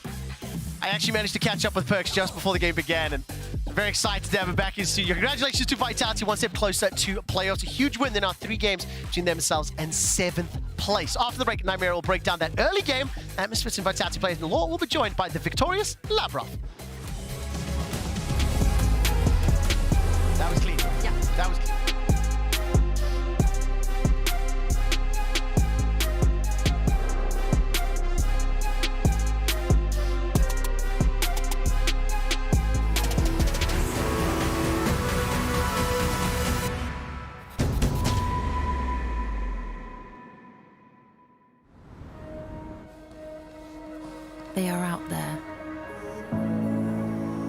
waiting to be discovered.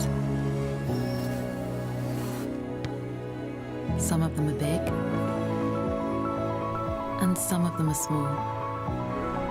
But that's the thing with ideas. They don't just come to you.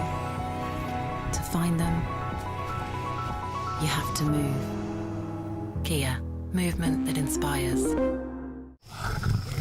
A lion! Oh yes, the king of the jungle.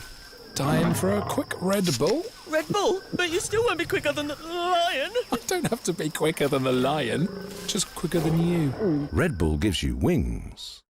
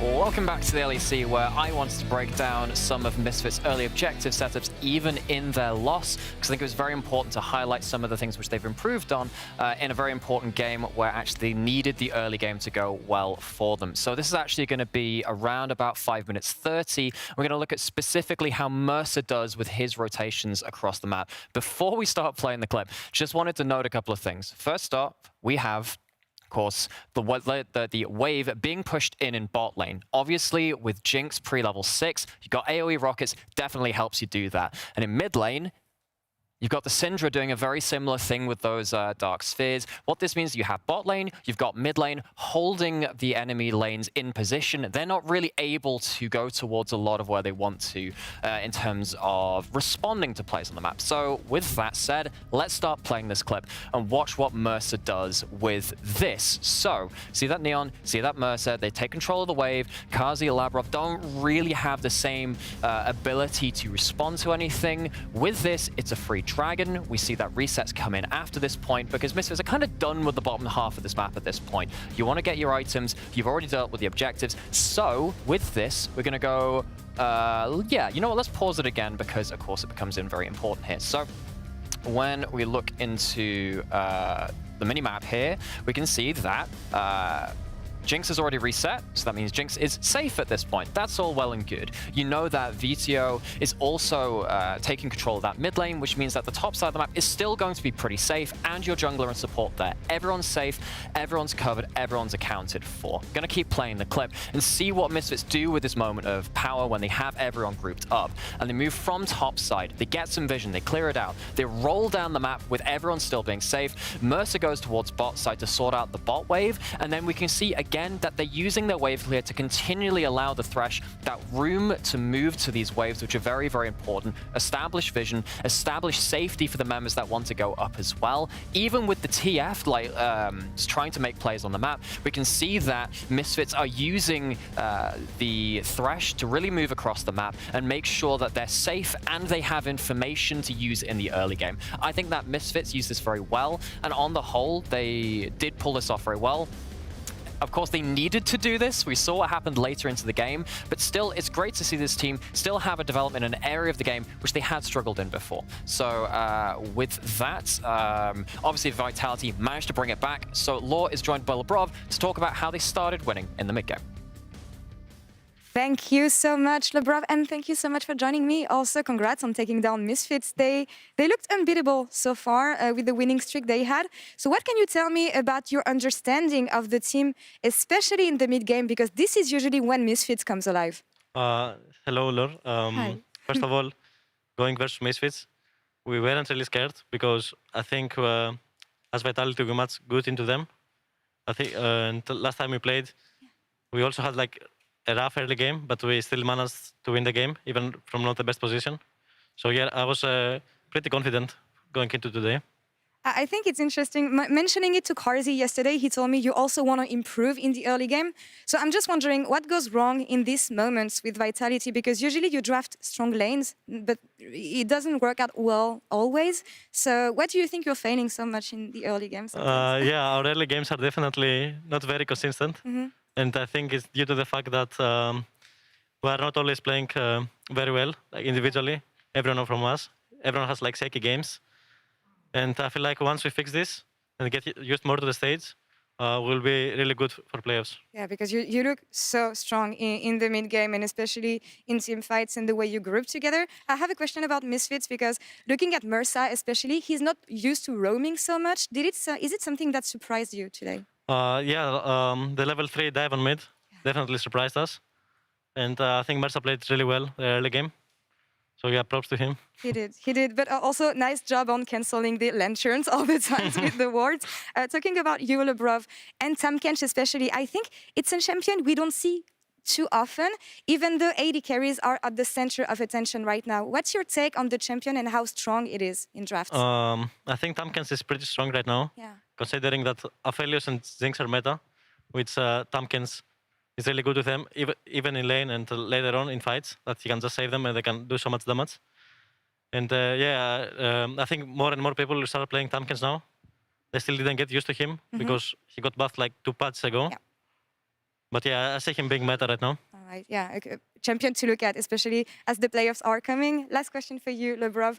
You are now reunited with Carzzy. I know you guys used to play together back in the EU Masters. You go way back together. How is it being reunited with him and playing again together in Vitality this year? I love playing with Carzzy. I think both of us have similar mindset of how to play the game, and I think we have good synergy as well. So yeah, I'm definitely playing more on stage with him and showing even better results. It's great seeing you together again, Lebrov. Thank you so much for the interview. Thank you. Congrats on the week also, 2-0. And back to you guys at the desk for more on this game. Thank you very much, Laura. Lovely to hear from Lebrov. And he's also giving some props to Mercer, as Nymira showed us, for the early game move specifically. But sadly for Misfits and very positively for Vitality, that's not where the game ended. Broxa, can you tell us how Vitality was able to overcome that early game deficit thanks to their composition?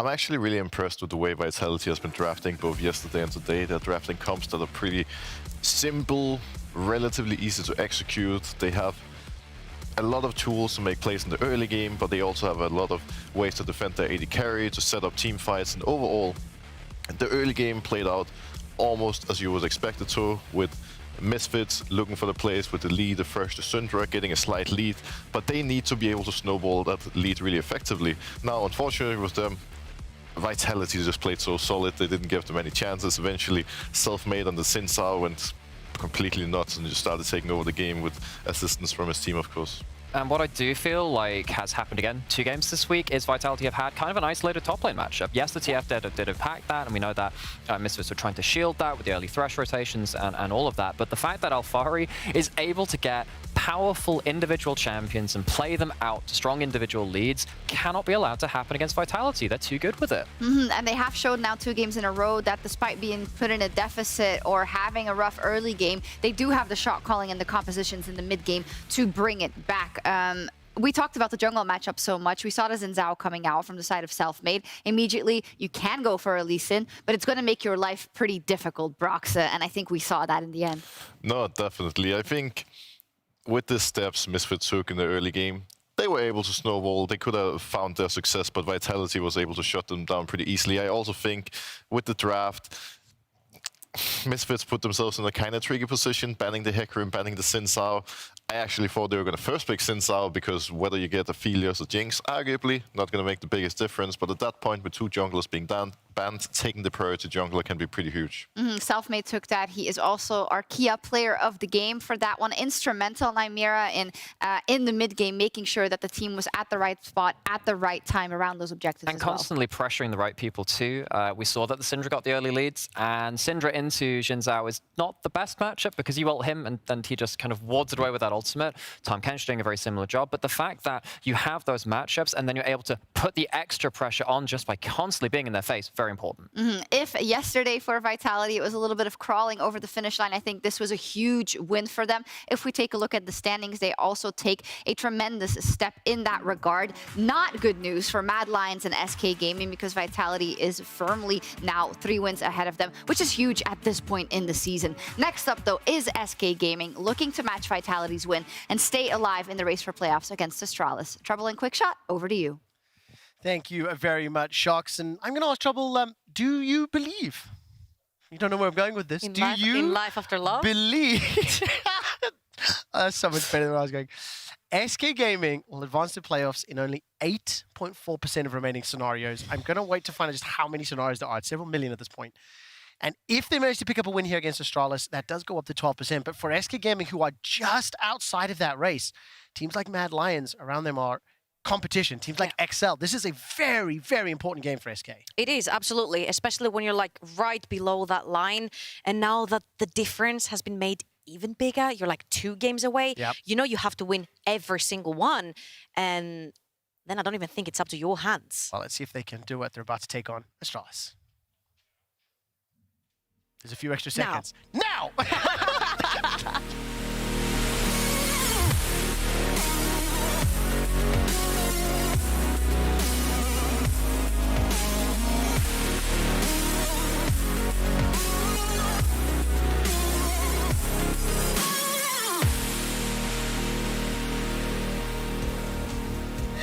It's like, I got you. Almost every time I try to move into these hype moments, I always get very high energy. And I thought I'll mix it up. You set up the stakes so importantly as I didn't want to go against like the gravitas you imbued. And the production was just like, what the hell was that, Trev? You dropped the ball. Anyways, SK Gaming on the blue side, facing off against Astralis today. Now, yesterday, SK got run around the map by Vitality. And I think I definitely, upon reflection, think that SK were a bit desperate in some of their engages, or like they didn't plan far enough ahead, weren't on the same page. Like you had Hecarim that was a mile and a half ahead. I think they weren't on the same page. I felt like a lot of times Gilius would overreach, and it's very easy to do, like especially on a champion that is so easy for you to distance yourself from your team so quickly. Yeah. That wasn't necessarily my problem. I think my problem mostly with that draft was that they didn't have another champion to just dive the backline together with Hecarim to finish and capitalize on these kills. Can I play to the fans really quick? That Aatrox not working out, bruv. twice, used a couple times. It's not something that I've seen used hugely successfully. Okay. First pick is always so important. We put so much importance on Gilius playing the Hecarim. Now you have first picks. I'm saying pick Jinx. Jinx can never go wrong as a B1. Jesu plays the Jinx on the bot side of the map. I think it's his most played champion as well, if I'm not wrong. And you just have perma push in the bot side of the map. Like, if anything goes wrong, even if your early goes wrong. Done. Yeah, well played. I mean, look, you are right. Jesu's played 6 games of Jinx. He's won 3 of them. His next most played is Ezreal and Aphelios at 2, and then 1-1-1s across the board. So Hecarim, Thresh, Zeri, Ryze, Jace, J4 removed from the pool. Every time I look at Zanzara, I think about Trundle. It is also banned against Astralis very, very frequently. They're currently hovering the Leona, which is now locked in for Promise. This could be an Aphelios Leona. Yeah. Do you know which skill shot? Don't even. A little bit of a callback to yesterday for any of You didn't catch my joke. I missed it. Honestly, you delivered it so incredibly well. I missed it. And instead, it will be that Aphelios to match the Jinx. This is a theme of the last few weeks.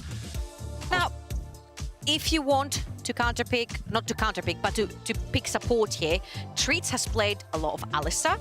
It's all right into Leona. He's played a lot of Nautilus as well, which is great for setup. Seeing here Gilius onto the Volibear, I'm seeing a lot of early game action. It works really well if you have something like the Thresh or the Nautilus. Obviously, Thresh banned out, but they're going to take a page out of the Vitality notebook, which says, put Tahm Kench right next to your Jinx and she'll never die. Well, it seems to be the page. I mean, Tahm Kench has been played by Treats twice in his entire career, and he's won both of those games. So, going to be a low experience champion, exactly as we said. I mean, look, a lot of times Trundle is banned against It's the Zanzara special. I do also quite like that into, slowing down, causing frustrations both offensively and defensively. But the solo laners, none picked yet, so these comps can still go wildly different. So we're thinking here, what have these guys played a lot? LeBlanc for Certus, he's played the Orianna, which pairs up really well with the Rockets coming in from the Jinx, Victor's so that one's going to go out. Vex is something that Dayer has played a lot, but here, is it a huge disturbance for you? Because you've got the Tahm Kench to stop all that fear. 6 games played for Dayor on Vex. He's only won 2 of them. Yesterday, you and I talked so much about Victor. I need to see whether that'll come in. It's another powerful pick that is also Certus' second most played Gwen, taken away from the champion pool. I'm very surprised to see Gwen actually banned here. It's one of these champions that, unfortunately for her, she doesn't build Hullbreaker and can't slot into the jungle because both junglers have picked their own champions. So I'm thinking, is possibly Genex thinking of not going maybe some sort of Hullbreaker champion? So what are you going to go for? Maybe the Aatrox again? I sincerely hope not. Gangplank is still open. Worked really well versus Aphelios yesterday. We've seen Gnar picked a couple times as well, so that Victor was removed from the pool. A lot of those priority champions are taken away. And for Astralis, yesterday's game, it left a lot to be desired, I think. When we watched the approaches to fights, it was haphazard at best. They've got themselves at least one initiating tool in that Leona. And now we can get the first glimpse into which direction this team composition will play out. Okay, Control, pick. That'll be the first Twisted Fate for Dayor this year. That's sad to pick Akali here, because with Akali, if you find where this Twisted Fate is TP into, you can follow up. But why do it the hard way when you can do it the easy way and just pretty much steal his ultimate and follow him around? I mean, I really like the idea of Sylas. Very briefly, Dayor's most played professional champion is Twisted Fate. 15 games with a 73% win ratio. And we were ideating what these solo lanes would look like. Not blind pick is something we've seen a couple times, so Gen X is going that way, which means another Hullbreaker. Damage. I need damage coming in from SK Gaming. You have the Nut, yes, you have the Volibear, yes, but you only have a Jinx that's doing consistent damage. You need another threat. You need another big threat. Certus has played the Akali. Certus has played the LeBlanc. They're both open up and available. Which one does he want to go towards? Let's see right now. 0 wins on LeBlanc this year, if it is locked in. And I'm trying to scroll down my stat sheet. Not a particularly popular champion in Certus' history. Let's take a look. 22 games, 50%. So that will round it out. What does Dale run into this now? Correction, White Knights. White Knights. You've got a couple of options here. If you want to, you can choose to play the Aatrox. Yes, you suffer in the early, but then later on, they don't have a bunch of CC to stop you from reaching the backline. Graves is another pretty much easy champion, very hard to counter unless you pick that Tryndamere. And of course, the Tryndamere is not an option here because the champion has been locked in. So I think Graves is going to have a pretty easy way around the top side of the map. Okay, so let's zoom out and look at these two team compositions holistically. What do they want to do and how do they win?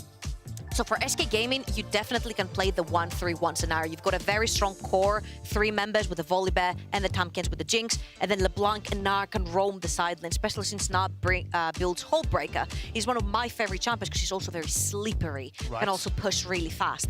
On the other side, you've also got a pretty strong 3-man core and a 1-3-1 composition if you so wish. The problem with Gnar is that if he gets shut down very early into the game, it's so difficult for you to take that top lane and get ahead because Graves also builds Hullbreaker. So if he's the first to it, he's just going to run you down. Now, when we look at the composition from SK, I think they engage a little bit more reliant on flanking, a little bit more reliant on finding the right setups. Leona, yes, conditional, but you can press R, and if it doesn't hit, you don't jump in. Okay, you confused me a little bit here. With Leona, yes. With Volibear, it's just more difficult, right? It's more conditional for SK Gaming. Like, Gilish is going to have to find the angles to get in there with the Volibear or even have to expand his flash. Well, as promised, you can just press R button, catch someone off guard, or even take the summoners. Right, okay. We'll break down the comps in just a moment. At the beginning of the game, Astralis reported communication issues, which we have since resolved. We are delaying the start of the game by 3 minutes to restore the delay difference between what they're playing and what we're broadcasting for competitive integrity. So with that, let's take a deeper look at the draft. That's not the draft, ladies and gentlemen. That was figurines. We definitely should have moved out of the way so focus would have been easier. So let's go back to the question. I thought you were going to make a joke with the communication issues there. Let's go back to the draft. I think the question I'm going to ask is about initiation. I think of all the games that we've cast this weekend, teams that either control the map by playing North as well, or teams that have good initiation have won their games. So initiation is the concern I have because I think they are dependent on either vision or flanking or skill shots, right? I think it's much easier again from the sort of Astralis, right? We saw it with perks when you had the Twisted Fate. You press the R button, your opponents have to respect the gold card. And then on top of the gold card, you've got Leona that can go in with 3 ways to lock you down. And even if you manage to escape, the pillar is going to appear on your face as well. So I feel like Astralis have a much easier way of locking down the targets. Whilst I feel like for SK Gaming, it's going to have to be Genax on the Gnar, finding the flank, finding the backline. But we also saw Alphari use that very well to his advantage. I just feel like SK are going to have to be very, very careful to not get shut down on the side lane, because for this to work on the Gnar needs to be even or ahead. Now, that is a good sign, though, because Genax has been quietly confident, let's use that word, in the top lane. We were talking a lot about his laning stats and like his performance last year, his performance this year. Obviously, the team is struggling as a whole, but throughout the laning phase, Genax is a bit of a secret weapon for SK. I think he is very comparable to Alphari, especially if you look at last season. Genax had one of the best top lane stats in the regular season for his laning phase. But when it came to translating that into the fights, translating that into the mid to late game, he just stumbled somewhere. Now, of course, you can't just blame that onto only one player. It's the entire team. But since we're going to hone down on how these players play, and since right now you're also playing on the side lane, which you should win, and then translate that into a lead, we're going to have to wait and see which one can do it better. Well, we're going to find out. We are moments away from heading into game, and just a very quick reminder, Astralis, they are eliminated from playoff contention. SK Gaming face Astralis, Rogue, XL, and Misfits, and they only progress in 8% of the remaining 500,000 scenarios. SK Gaming need a win today to be one step closer to playoffs.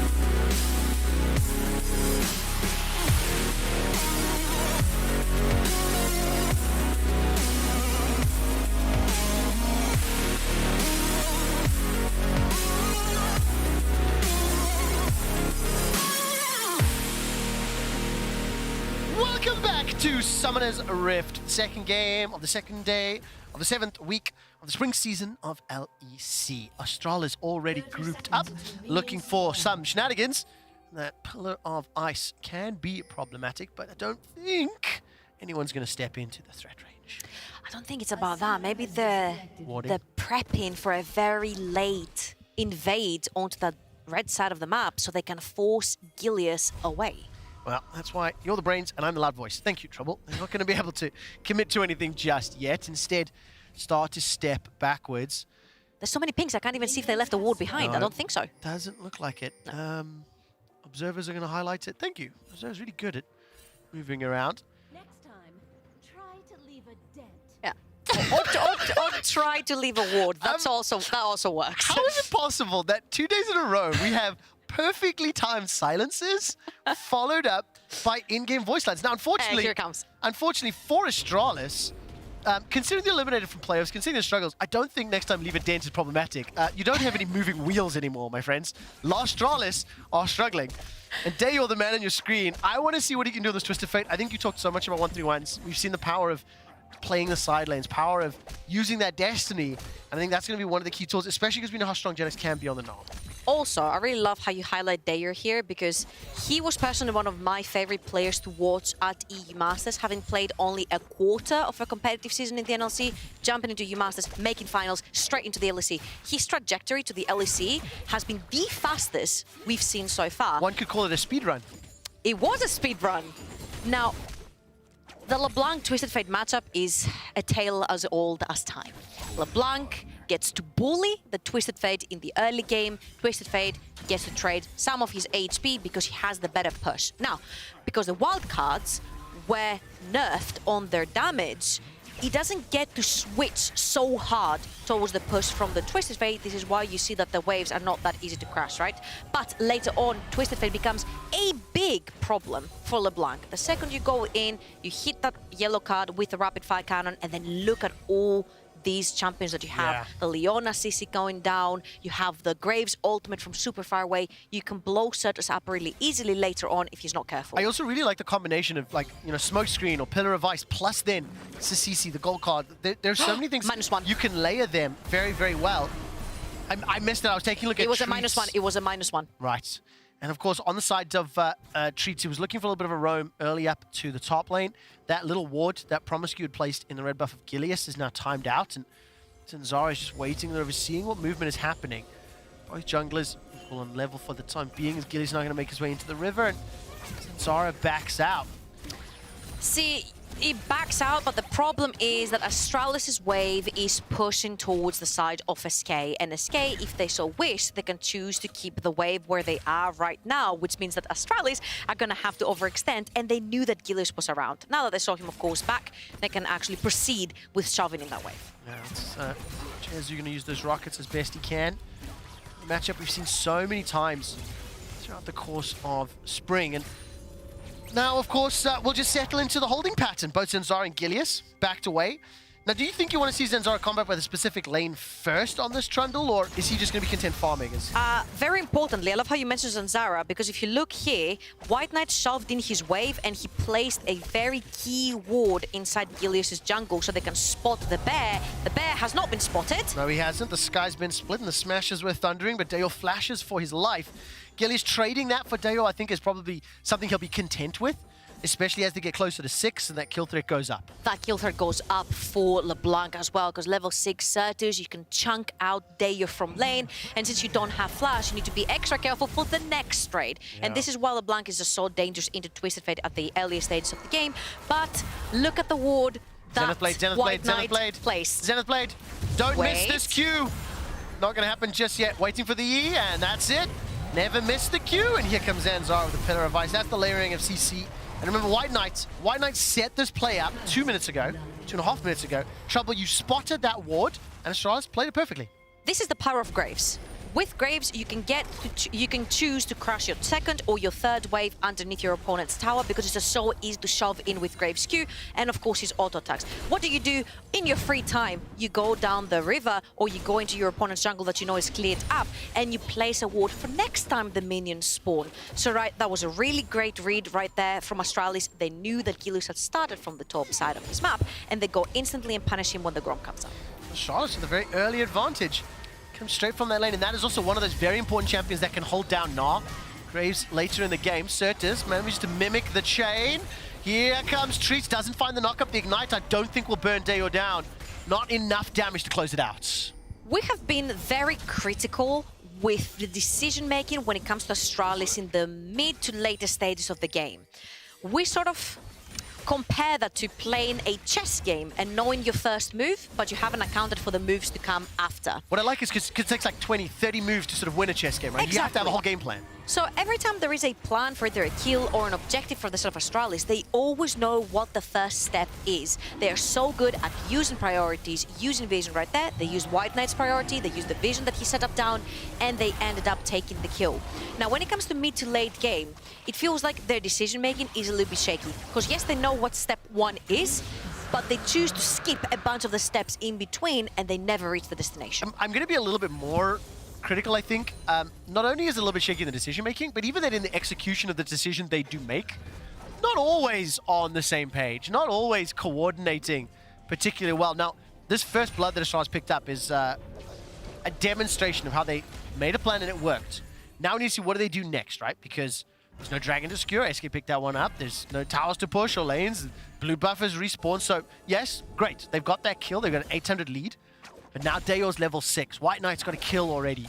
Leona making their way up. You know, Cobby's just got access to the Moonlight Vigil. I really want to see how Dayo can play these side lanes to help out the rest of Astralis. The problem out here is how do you de-push the LeBlanc? Yeah. Certus is half a level above you at this point, and right now only he managed to get the push in the mid lane, and you see that all he has to do is slightly move out of vision, but he's not, because that is a really beautifully placed ward right behind him that spots him every time. Oh, right there.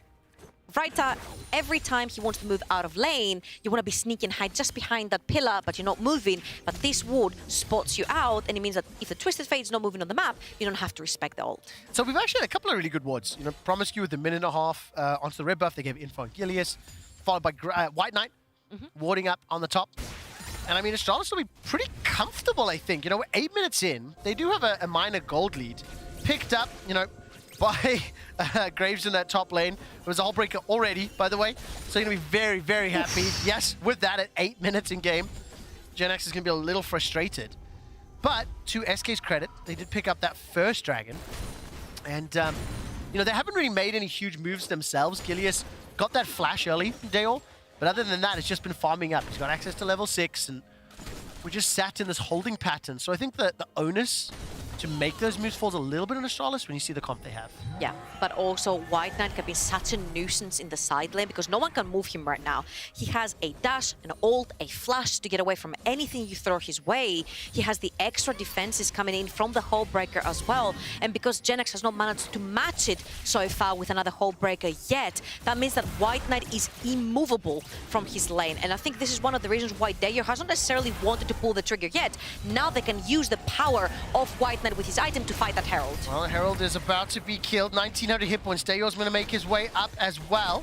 GenX, no not bar to speak of. Gold card chucked up. Final hit is secured by White Knight. In fact, the eye is left standing and Astralis can't pick it up. They get the kill, they don't get the eye. I'm scratching my head because that was a 4 HP Herald, and I think Gilius did have his smite up and available. I'm not sure if he couldn't reach at that point, but at the end of the day, just flash and smite it, because I think it's very important. You use the pressure, you give up pressure down the bot lane for that Rift Herald. You need to make sure you secure it. Let's now take a look, because while that was happening, Cobby, as you mentioned, puts 4 plates down in that bottom lane. That is terrifying, and we can watch closely for the smite. Yeah, so look at the map right here. You see that SK is putting everyone towards the top lane basket to try and fight for this Herald, whilst on the other side, Astralis do not really care, and they're just trying to push both sides. It was 4 HP. That was... It was 4 HP, and Gilius had smite. If we had a camera for the observers, that is where I'd like you to pull it up so I can give them a round of applause. that might be one of the coolest freeze frames I've ever seen. I don't know if it was that cool for Gilius, Trevor. I just celebrate good moments, right? I'm the bias for either side. But I was saying, by the way, while the play was going on, Kobe was pushing the bottom lane. Kobe was getting rich. He's got tons of plates secured, a lot of gold to his name. And correct me if I'm wrong, yesterday I think it would be fair to say SK didn't cross-map particularly well against Vitality. So I want to see what happens today, because we've talked so much about 1-3-1s, and the pace of this game is a lot slower than we've had.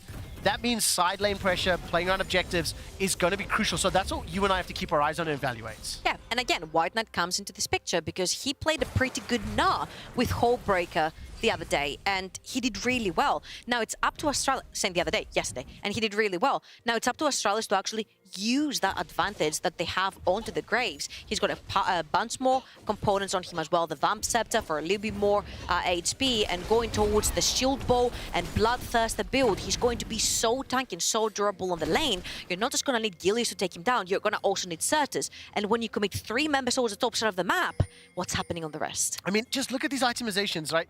Hullbreaker plus a couple of thrift stores for White Knight. You've got Gale Force already for Kobe. It's nearly 2,000 gold lead in favor of Astralis. They're already in the river now. They don't have the deepest vision, and there's no Destiny for Dayor. Although there is going to be teleport for Genax and no teleport for White Knight, but the second you step out of your lane, you go back and you're like, where's my tower? Especially if the Hullbreaker has been completed. So I think it's the right move right here from SK.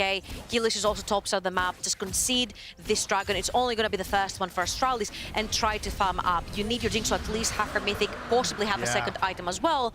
And Gilius just picked up his chem time. Yeah, I mean, Astralis are looking very comfortable. Looking to be the heartbreakers, you know, looking to cause problems for any other playoff contenders. SK holding on by a thread. But just in that moment, as they've backed, not only Chem Tank, Luden's Echo picked up there for Certus, and this tower should just about fall. It's not that easy because it's pre-14. Well, there's 3 members, and they're going to hold it off. Not a full commit. The Rockets and Kobe using the range instead of the minigun. Luckily for SK Gaming, the tower is more durable pre-14, so it's not that easy for an Aphelios only hitting it to take it down. But sooner or later, it is going to go down, and that is 4 platings that already Kobe has had on his side, and Jeju is playing catch-up at this point. I do think for Kobe, as long as he doesn't get burst down by LeBlanc, the type of champion, you know, with the Gale Force, enough time, can start to hammer away on the opponents as this tower is so low. Zenzara still sticking around. Let's talk a little bit about Gilius.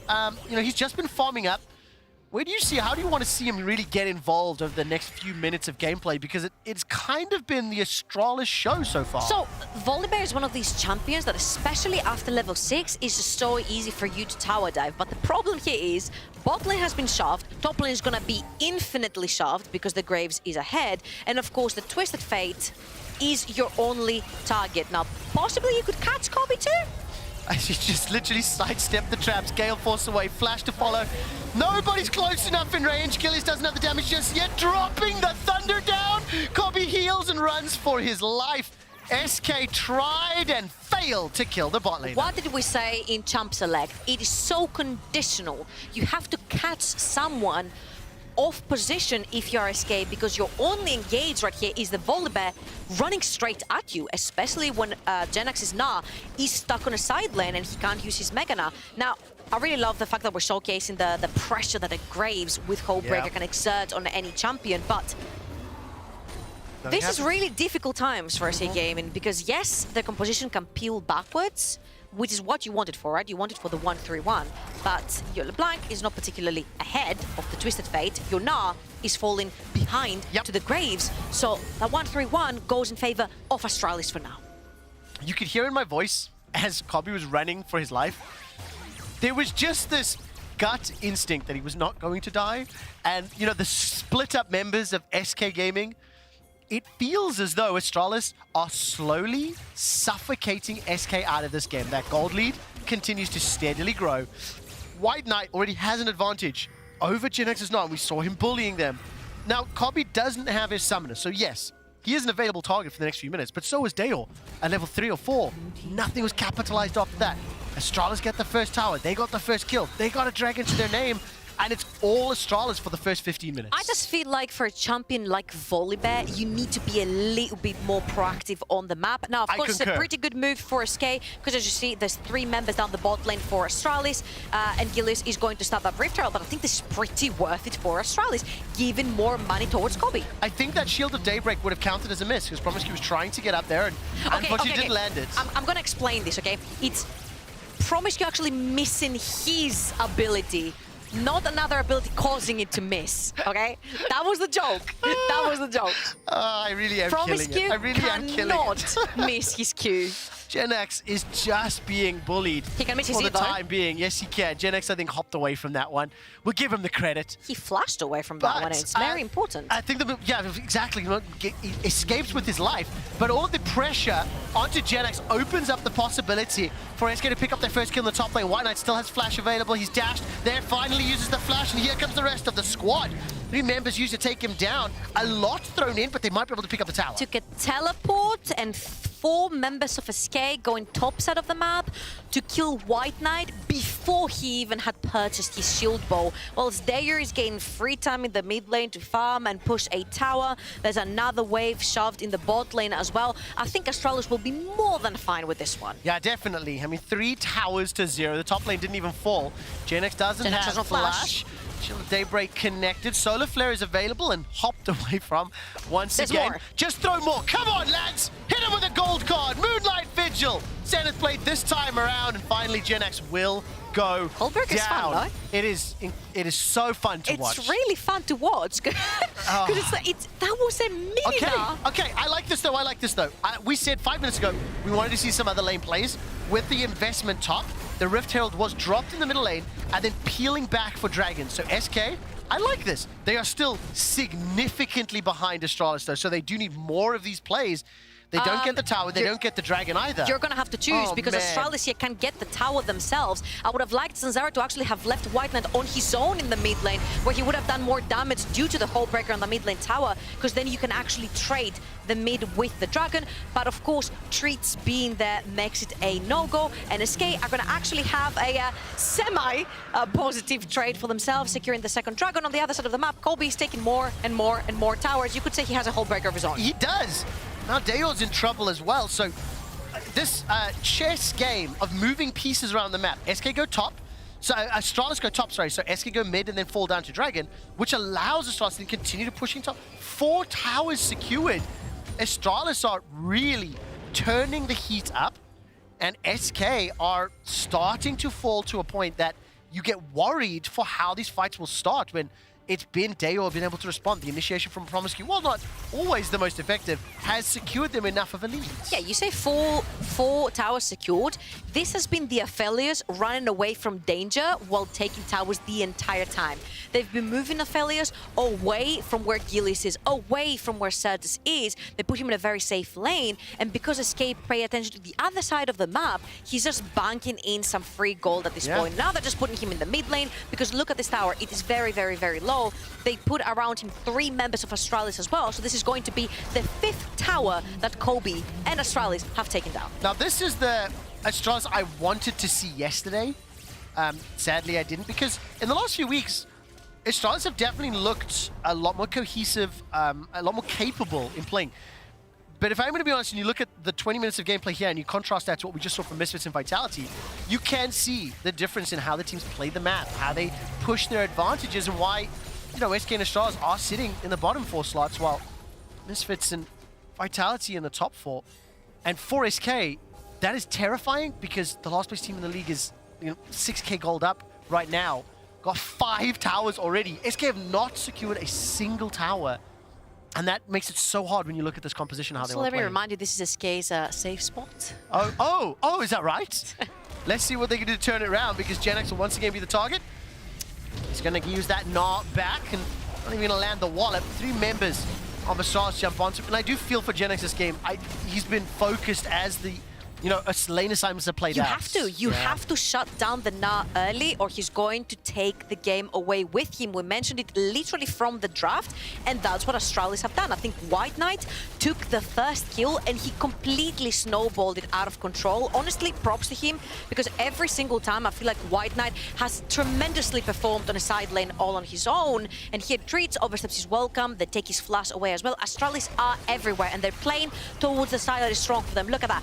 White Knight is taking bot lane tower. I mean, He's this is taking bot lane tower. ridiculous. Absolutely ridiculous. White Knight's going to take the bottom lane tower, turn his attention to the inhibitor. While that's going on, Promiscu will just about go down as SK Gaming chuck everything they had. SK say, screw the base, Gen X has got it. They're going to push down mid lane, and they're going to look for another tower. But that is an inhibitor tower that this Graves took all on his own.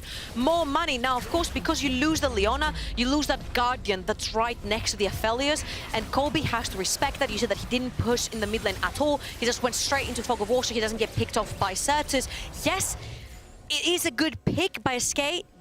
Does it solve any problems in the future? No, it does not, because it will only get more and more difficult to play this game with Twisted Fate finding Certus in the fights, with SK not necessarily having any easy way to re-engage onto these fights. And here, I'm just gonna show this thing happening on the bot side of the map, because never mind, I'm not gonna show you. Graves, that was a very weird zoom.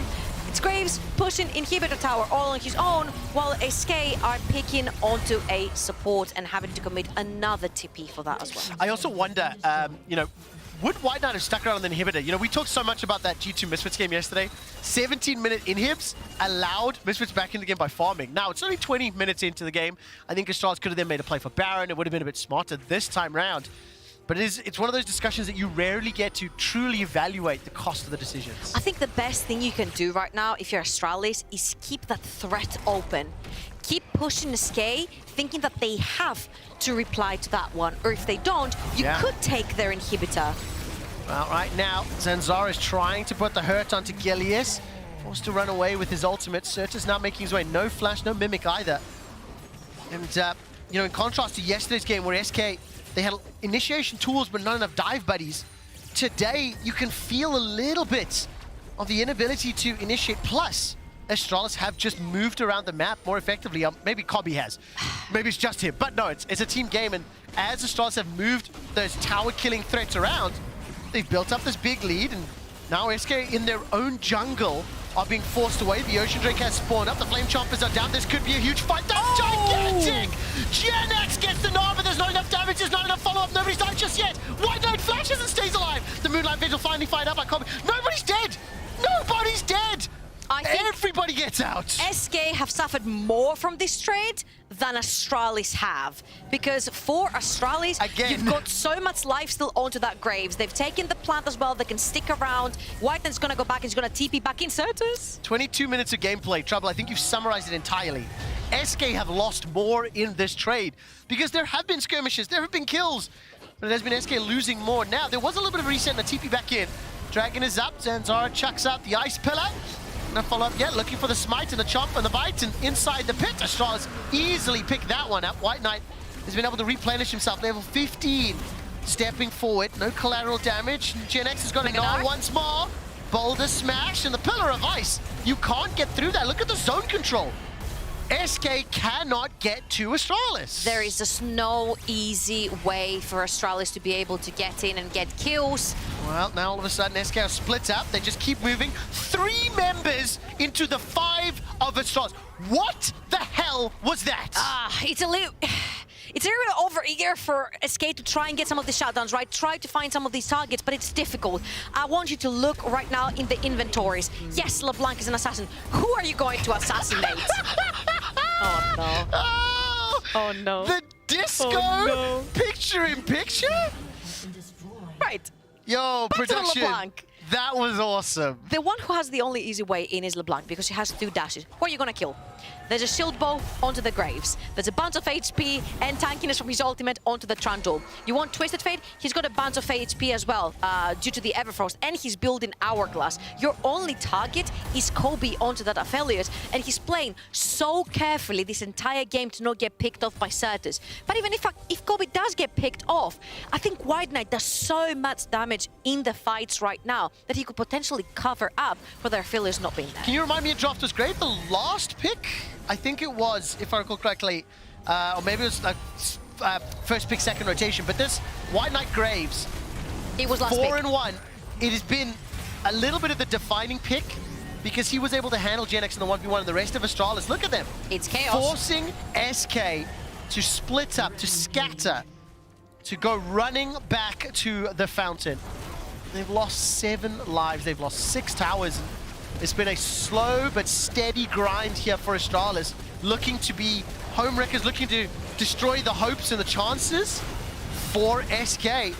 At least make it significantly harder for SK to make playoffs. Honestly, Trevor, you wanted clean from Astralis. I think this has been pretty clean. They have been using White Knight on a side lane. He has been creating a lot of pressure due to the item and due to the fact that he won his matchup early on. And we mentioned you shut down Na, it gets much more difficult to play the game later on as Na. And they have been using this. Again, they put Graves. Look on the map right now. They put Graves in the mid lane all alone. What does that mean? That means Hullbreaker activated, while the rest of Astralis are pushing the map from the top side. And Astralis have done that the entire game, right? Like, they really, really have had lane assignments, I feel, quite well. I don't think we've seen a huge 1-3-1. It's felt like a little bit more 4-1 most of the time. But it's working really, really well. After Kobe killed a bunch of the towers, now SK, they fancy revenge. 5-on-1. Can you take down White Knight? They're not going to initiate just yet, obviously, because they'd lose top inhibitor. Super minions are now inside the base. So Astralis can now start to pull the attention. SK goes for the initiation. Zanzara flashes for his life. The subjugate stays alive long enough. Gen X gets a number. Where's the follow-up? Nothing's there. Surges flashes forward and cannot find the troll. Zanzara held onto that flash for so incredibly long. And look at the damage dealers. They take forever to finally kill the front line. Astralis have destroyed the base. The Winions are on the Nexus. And a 5-man stack of Astralis will take down SK Gaming and potentially take SK out of playoffs with them. One last stand as Gilius flashes forward, but there's not enough damage, there's not enough follow-up. The rest of Astralis turn to pad the stacks, find the kills. Jezu fires out the zap, but uses the cleanse to run for his life, but Astralis will defeat SK Gaming. What a fantastic match. Look at Zanzara! Oh my word! Do a little dance. He knows how to love. He knows how to move better than me. Get down tonight. Zanzara's over the moon with that win. Okay, how old was that song, Quick Shot? Oh, it's almost as old as time. What I'd love to know is Zanzara happy because he won a Trundle, or because I'm a little bit like a troll dance. I'm a little bit dark in my soul. Was he happy because he may have taken SK down with him? Of course, of the 500,000 Sonaris that were remaining, we're now down to 260,000 Sonaris, and only 4% of those scenarios will have SK advancing to playoffs. Do you want to know who they face to potentially get there? Rogue, XL, and Misfits. Tough task. Now, before we get to that, your nominees for Key Up Player of the Game: White Knight, Zanzara, and Promise Q. Head over to Twitter at LEC and vote for your poggers. Didn't miss HQ this time. Nope. No, it was pretty stellar. Honestly, I'm pretty sure I killed that joke. I feel like you did. Yeah, thank you. And I apologize. Back to back, White Knight has been stellar. Yes. He knows exactly what he needs to do on the champion that he's been picked, how to exert his pressure, where to team up with his team. Yeah. And I think Astralis today, specifically against SK, they showcased how they can use that pressure. They did. And I think of the games that we've cast this weekend, we're starting to see a big difference between the top of the table and the bottom of the table. Astralis took down SK, but SK are still in contention after the break. We'll hear from the victorious White Knight with Law. Find out about that Zanzara dance, baby.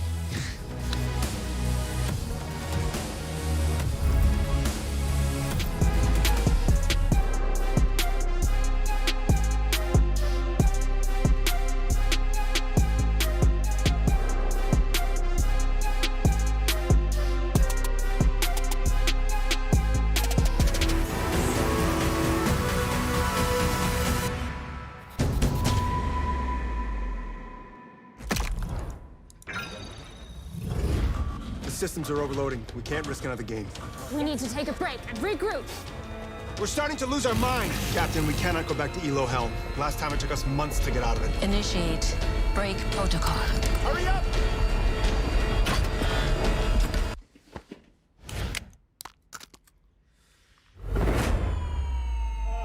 Yes! Yes! I did it! We did it! We did it! Even the biggest champ needs a break.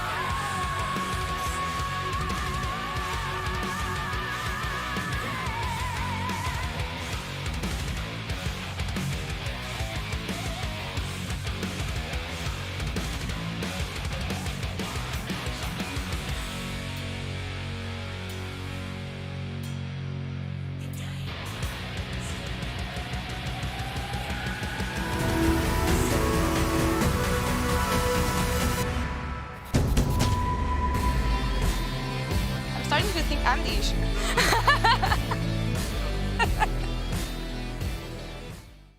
Hello? Can you hear me now, guys? Okay, great. We heard a bit of Laura there. She's setting up on stage for the interview, but it has some technical difficulties, so it's not happening right now. Maybe we'll get to it, maybe we don't. That does give us a little chance to talk about SK versus Astralis, and Astralis really coming out with a fantastic performance, and they were already out of playoff contention, Nymira, which makes it very sad for the side of SK. Well, first off, I'm glad it's not just me hearing the voices in my head. It's nice to have you with me. But I think just immediately coming off of that game, my first question is, why are we still giving Zanza a Trundle? Yes, I seriously think, I mean, this guy's always been good at this champion. It's good in the meta. I know I waved that flag a little bit like Trundle's good, but Zanza really shows it, was everywhere on the map, and that really affected this game because it felt like, you know, the enemy team just couldn't really play the side lanes. Yeah, this was just overall a really impressive game from Astralis. And I think what happens sometimes is that when you're in a situation where all of a sudden there's nothing to lose for them, literally, you know, the pressure's gone, there's nothing to worry about, and you just get to sit back, kind of relax, and you can see the game in a different light, really. And it's a bit of a shame it had to get to this point for Astralis to show up in this fashion. Obviously, they had a few good games here and there, but would have liked a few more of these. Unfortunate. I do think the interview's ready. So, Laura, you can take it away now. Thank you, Shox. We are ready indeed, and I am joined by Deyor after a fantastic game here today from Astralis against SK Gaming. Thank you so much for joining me, Deyor. I want to talk about the performance overall, because even if we know that playoffs are no longer an option for Astralis, I want to know what kind of mindset you were in coming in today. I mean, after going 0-9, it was just, yeah, whatever. So today it was not... didn't change, so it was still just, yeah, whatever, guys. Just we give our best. We are still here to improve. Yeah, that was our mindset. And get ready for summer, mostly. But I do want to say that you guys have been performing better and better over the course of the past few games. Would you? Oh, okay. Seems like you don't agree really on that. Could you elaborate? Oh maybe no, I was just looking. My support was coming in. Okay. What was the question again? It feels like Astralis is performing better and better, especially over the course of the past few weeks. Would you agree on that? And could you elaborate maybe on what has been going better for the team?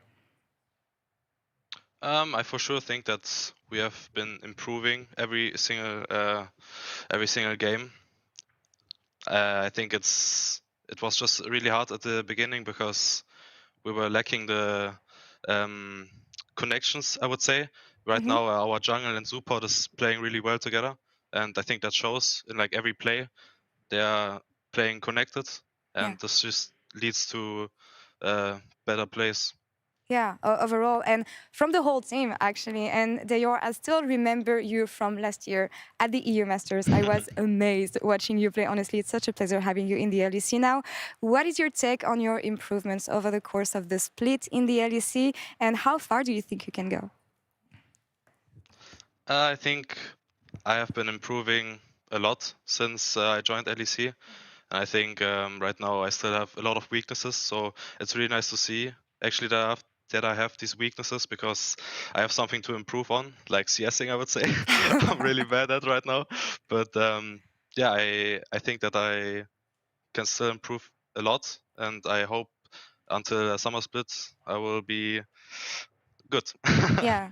No doubt about that. And it's a marathon, not a sprint in the end, in the LEC. Yeah. But for now, Deyor, thank you so much for the interview. Good luck on the Super Week, Week 8. And back to you, Shox, for the next game, XL versus Rogue.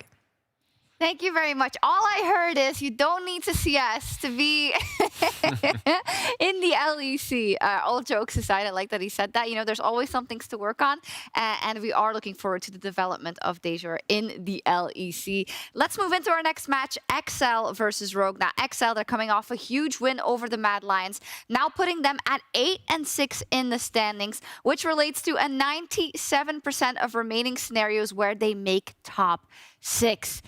There's no way they miss playoffs, right? Right? We're going to ask you at home as well. You can vote. I don't know if it's in Discord or in chat. Yes, it is. Discord.lec.gg. And you can cast your vote if they are going to make it to the playoffs, yes or no. Nymira, as a fellow countryman of the organization, being the great country of England, what do you think? Hey, I am half Welsh. Okay, fine, whatever. You're half Welsh? I'm half XL. Okay. I can just be like X. I want to be the L yet. But I mean... You are actually Veris clone. That is It's a little crazy. Yeah. Anyway, kidding. but kind of coming back to this team, obviously, you know, we've seen so much evolution of this team. Yesterday was another side of them again, Finn pulling out a pocket pick in that Kled. It was really important at the time, with Aatrox's priority kind of coming a little bit out of nowhere, but responding to those buffs. Really interesting to see that this team has these extra kind of like side things they can branch off into should the game request it. Yeah, I think the flexibility in draft has been really impressive from XL. I think they've shown a lot of decisiveness. That macro has gotten a lot better in the game. And overall, as long as they get a decent start, it seems like Excel at this point is going to be able to just close the game out, play clean, play smart. I'm curious to see how it's going to go if they fall behind, if they can pick it up from there, you know, just play slow, set up a good defense and actually come back, because playing from ahead is nice and all, playing from behind is where you get a real challenge. Yeah, there have been a couple of games this season where they got pushed into a corner and were able to make it happen, but I agree with you, that's always the big test, and especially versus a team like Rogue, who is very, very good at those types of decisions. And that brings us to the jungle matchup as well. I think Marcoon has quietly been having a very, very good season so far. He is offering the team what he needs, even though that's more often than not Xin Zhao duty. But I want to talk about this jungle matchup and contextualize it with the information that we have about Malrang and Rogue. As you already said earlier, it's not all on the jungler's shoulders. It is how the team decides to play with the jungler. What have we learned about how to shut down Malrang? And do you think this is something that Rogue as a team can battle? I think when Rogue plays at their best, they actually don't rely as much on Malrang as you would think. Because in the past, Rogue has been the type of team where as long as they get to 15 minutes and they're even, because they are all so good individually, because they have so good team play, they just manage to come out on top and they're really able to set up the carries for success. Now, obviously, Malrang being the facilitator is going to help them, but at the same time, Rogue a few weeks ago wouldn't have needed that. The question is, because they've looked a bit more shaky, whether it's actually going to be okay for them to just go even at this point in time.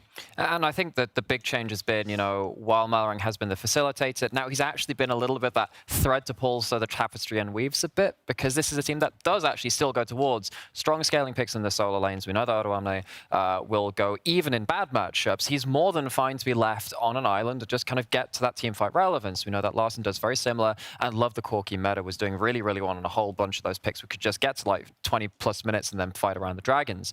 Now, if you're starting to have to play catch up because your jungler is getting caught overextending, not so easy to do that because your picks don't really want to start responding at that point in the game. Yeah, when it comes to Excel, though, 85% of people think that Excel is finally going to make it. So we'll see what they do in this game. A question for you, Broxa. Knowing that Rogue is already locked into playoffs, they're battling for first. And now, of course, they want to patch as many holes as possible coming into the playoffs to get that full strength for the best of fives. Do you think it would be in their best interest to perhaps say, okay, in these next couple of games, we're going to try and play with farming Malrang more, reacting more to the enemy jungler than finding those ways to gank himself?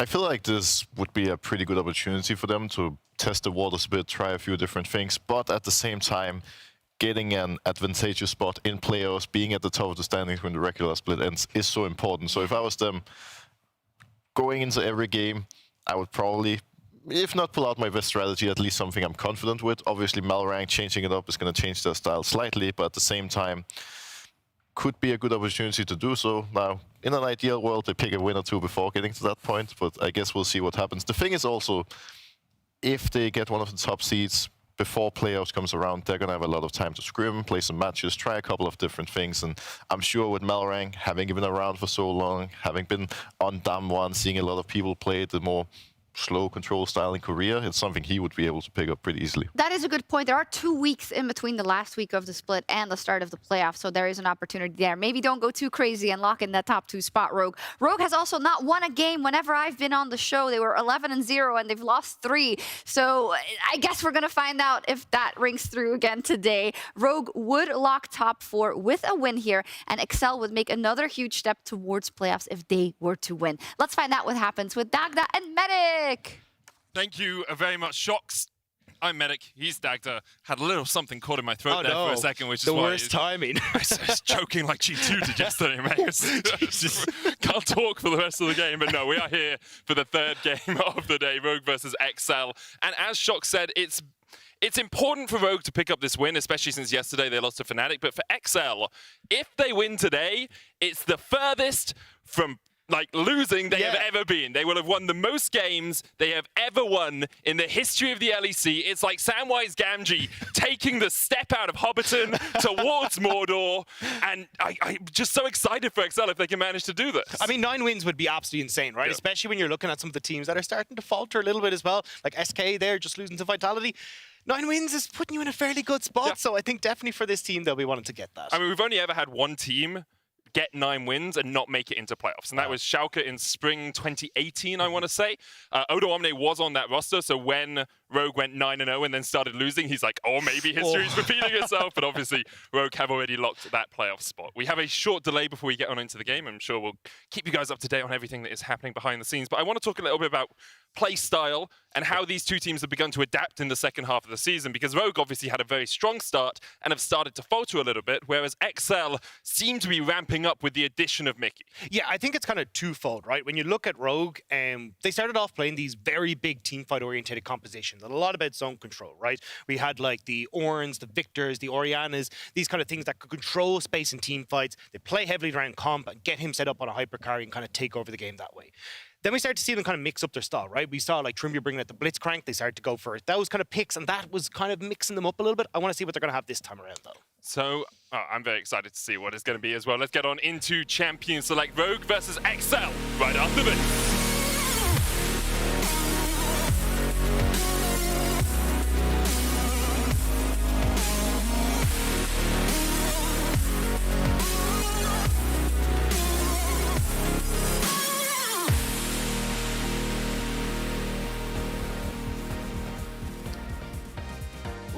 Funky. Yeah, a bit of a jive going on here. I'm feeling it. I'm feeling it. Saturday night, you know? Yeah, happy moves for both these teams. 4 games left for XL to pick up that 1 win we think they will need to make it into playoffs. Of course, they're not guaranteed playoffs if they do win here. There are still some scenarios in our 282,144 remaining scenarios where they don't make it even if they win. But a win here would be great for them. Hecarim banned, Zeri banned away by Rogue. Yeah, and I think we're going to kind of see the traditional bans start to come through as well. I think Twisted Fate, people have started to realize still a very big pick on this patch, so wouldn't be surprised to see that one gone. Jace taken off the board. We'll have to see where we end up landing with a few more of these picks starting to filter through the draft.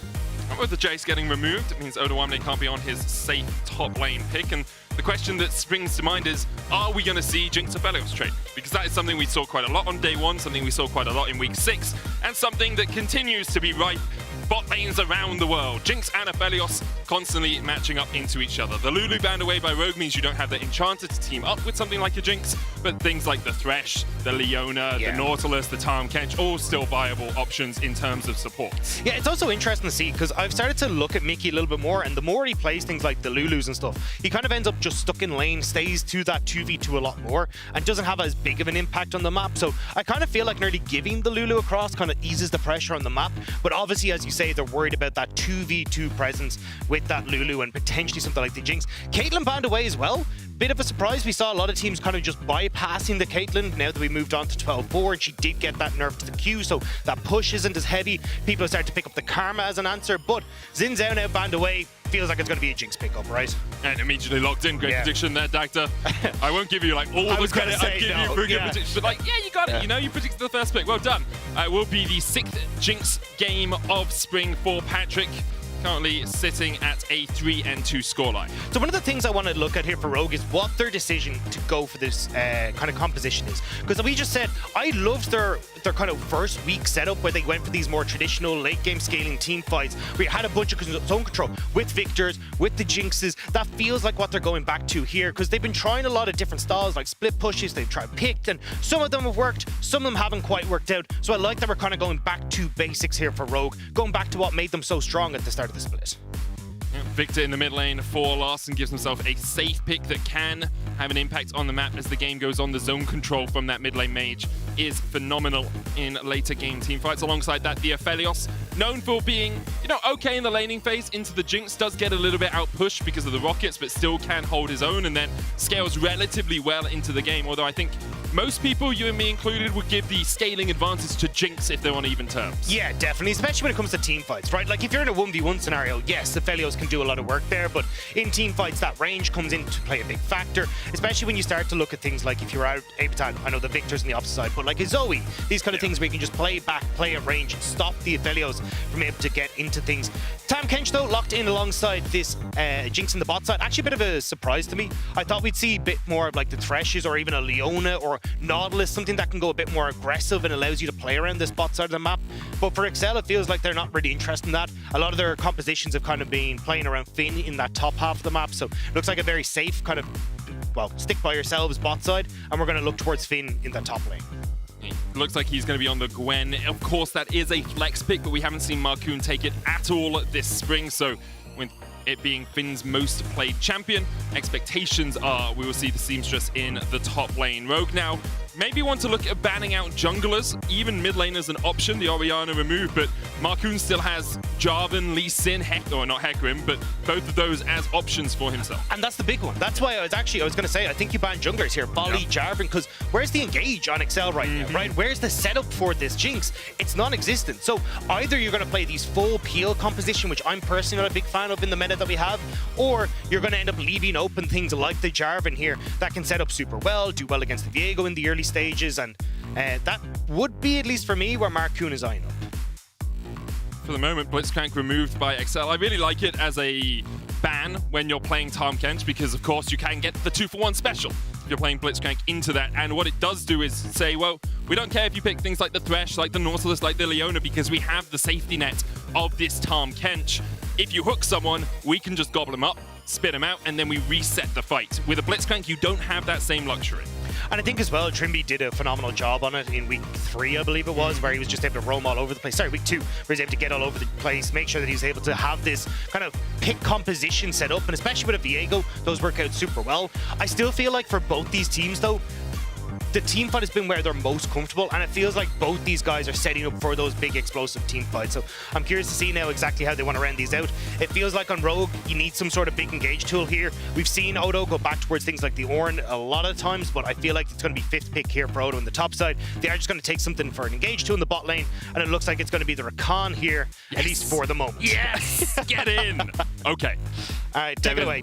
I'm not going to talk about the Rakan yet, but there is a secret tech that I watch Kaiser do, that I do sometimes, and that Trimby actually came into my stream and asked me about. Oh, wow. And so if he does that tech... It's all you. It's all me. Yeah. I mean, obviously I stole it from Kaiser, but we'll see as the game goes on. It's Everfrost Rakan. If he does build it, what you usually like to do is into multiple melees. You get it because it helps you set up your W. It helps you disengage as well. And at the moment, the only person... I thought it was going to be Aatrox there for a second, but instead it's the Corki. So a little bit more range on the side of Excel. They still lack engage, but they do have a lot of poke in the Jinx Corki, who was slightly nerfed, of course, on patch 12.3, and that nerf continues into 12.4. Yeah, I mean, I saw the hover of the cannon there for a little bit. I actually don't mind the cannon, but it's not going to be the case. We're actually going to go for the Lee Sin. So at least Lee Sin can provide you some engage tools, but it definitely feels like at the moment what Excel are doing are trying to play with their range advantage, right? Probably going to see a rapid fire Jinx come in. You got the Corki with that poke build that can do a ton of work, and it's about trying to deny Aphelios access to these fights. And even when you look at things like Victor, he can poke relatively okay, but certainly does much better when teams are jumping in on top of you. And as does the Renekton that we hover there. I don't want to see that, but you're definitely looking to see, hey, look, can we kind of keep poking at Rogue from afar back and not really worry about actually jumping in onto, Viegos, onto the short-range Graves as well, short-range Aphelios. Rogue really need to find these big engages with Trimby if they hope to take these fights. Yeah, it's all about that, Rakan. You have no engage really on the rest of the team. Of course, Gravitum with the Moonlight Vigil can set you up. That multi-man route can work well, but often when Rakan works best is when he's a secondary engage, when he can follow up on someone who is leading the charge. Things like an Ornn work really well for that because you have that initial slow.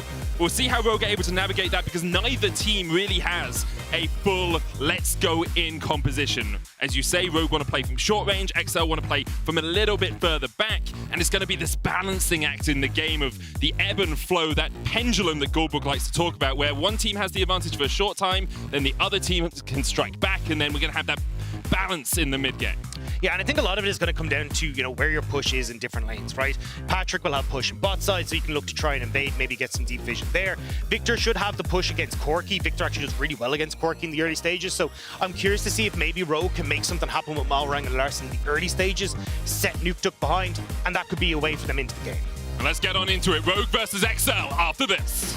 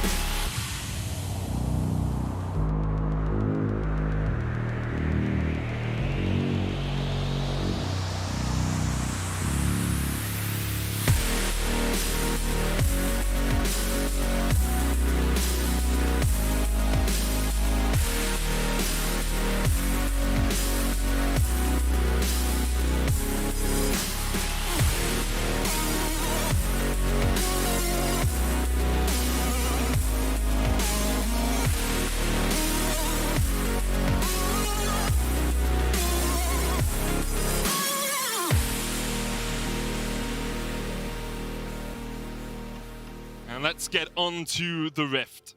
Rounding out the last third of the season here, XL looking for their first ever 9th win of a split. Rogue looking to continue their name as the best of one team in the LEC. They've snuck around here, but Nukeduck will spot them.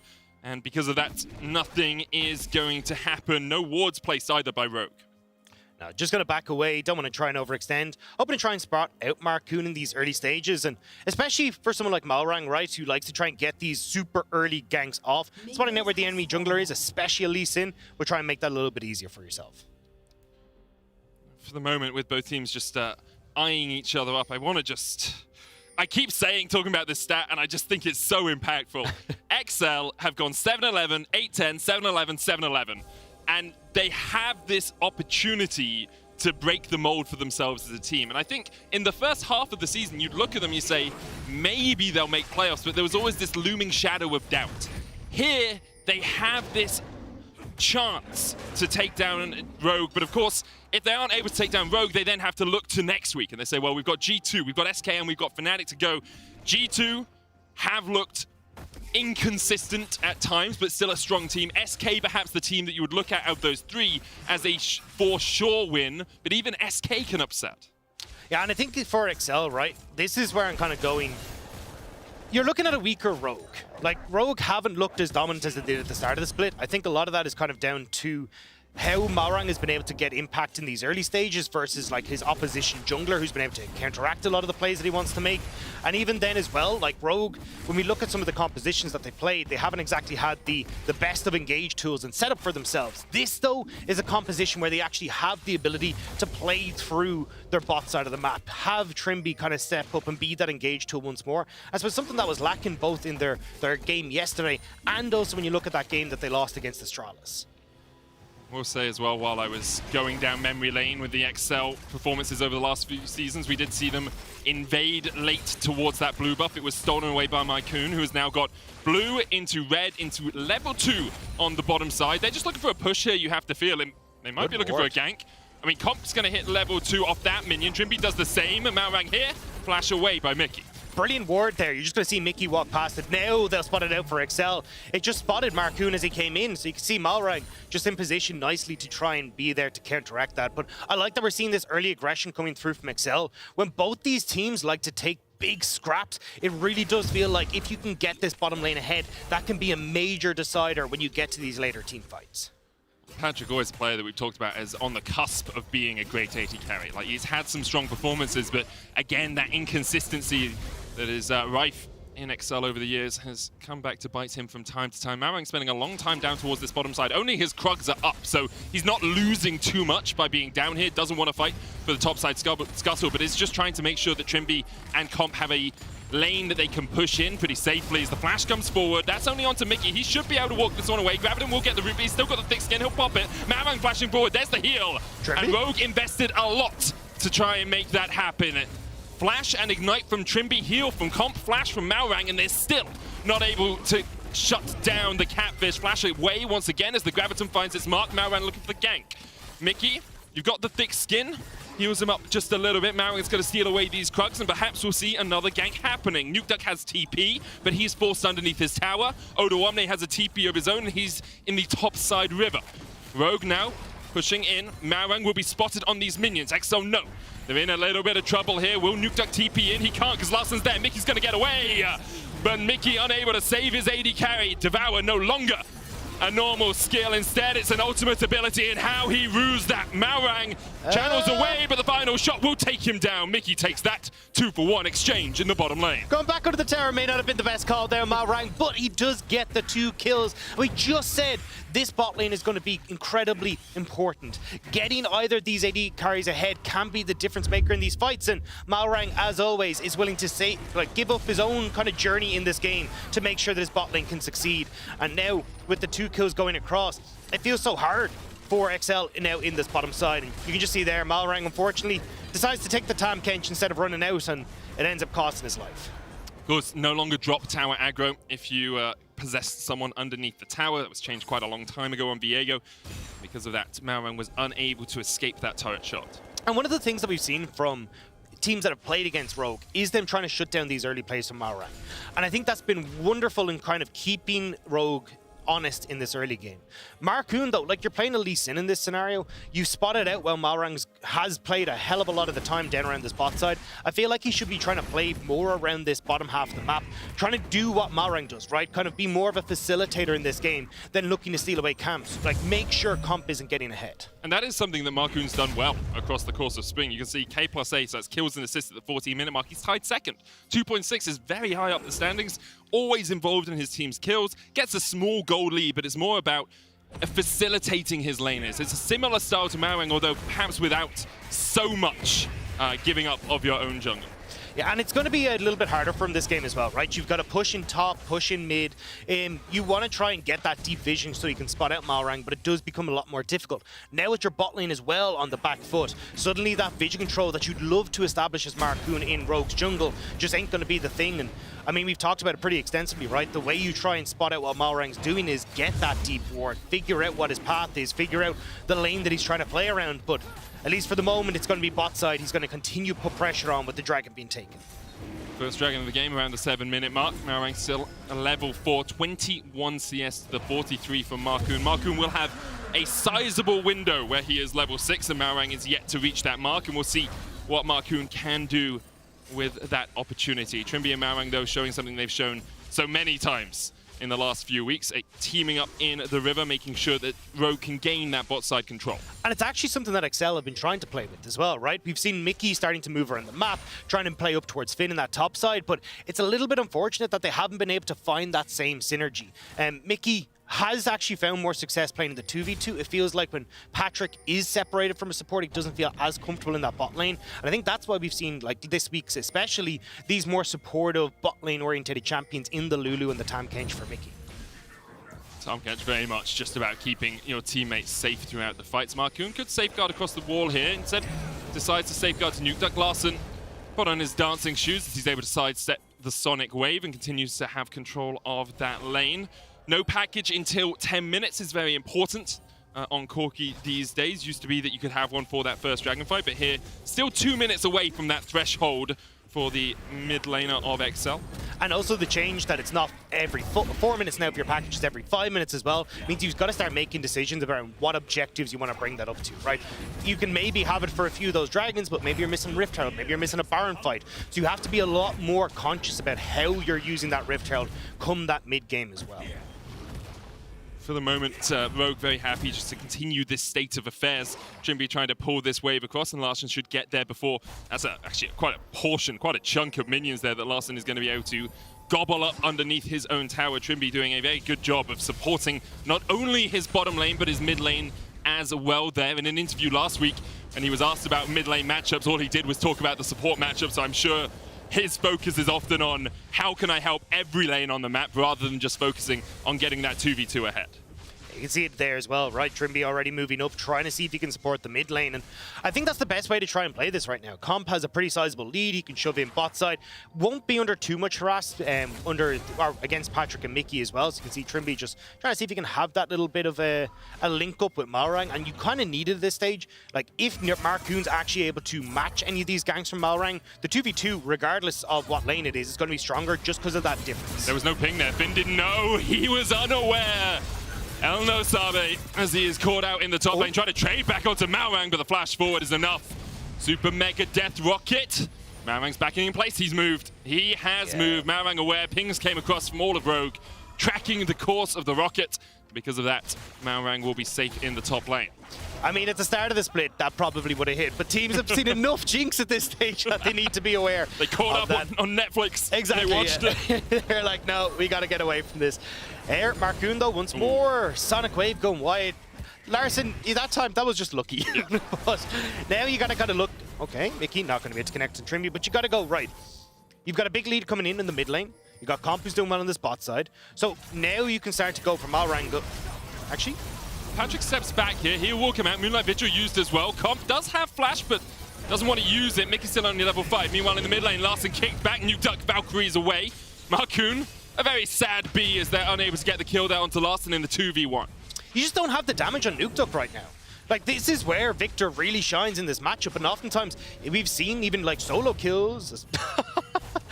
I'm not gonna lie, I love those moments from supports where it's like, this isn't gonna kill you, but I can stop the well, maybe it will kill you rank coming down here, but I'm just gonna stop this recall, and now I can get plates for comp in this lane. So even if I don't get the actual gold from the kill, you're still getting a ton of gold from these turret plates.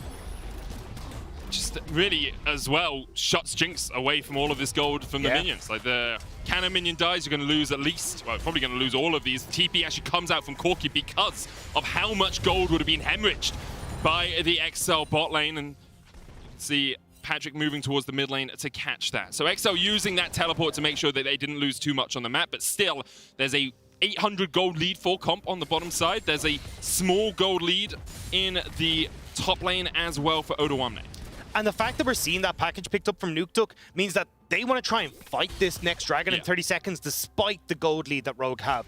And this means that a huge amount of it is going to be on Nukeduck's placement of this ultimate, because already Aphelios is stronger in these early skirmishes than the Jinx. You give more gold to him as well. You're going to have to make sure you're playing this fight perfectly, Excel. Trimby looking for the dash forward, Mickey able to walk away, but importantly as well, we actually see Trimby's upgraded his Spell Thief's Edge into that Frostfang, whereas Mickey has yet to get his Steel Shoulder Guards upgraded, so there's not going to be as much vision around that bot side fight if it does start. Marcoon going forward, Odoamne hit with a Sonic Wave, but once again, Marang in the right place at the right time stops the advance of the XL jungler. Odoamne is able to force them out, pop the Ghost, just in case he needed to do anything more in that fight. Trimby's fighting down towards the bottom side, as Mickey and Patrick will keep him interested, but all this does is allow Larson time to push in that mid lane. There is a package available, as you said, Dagda.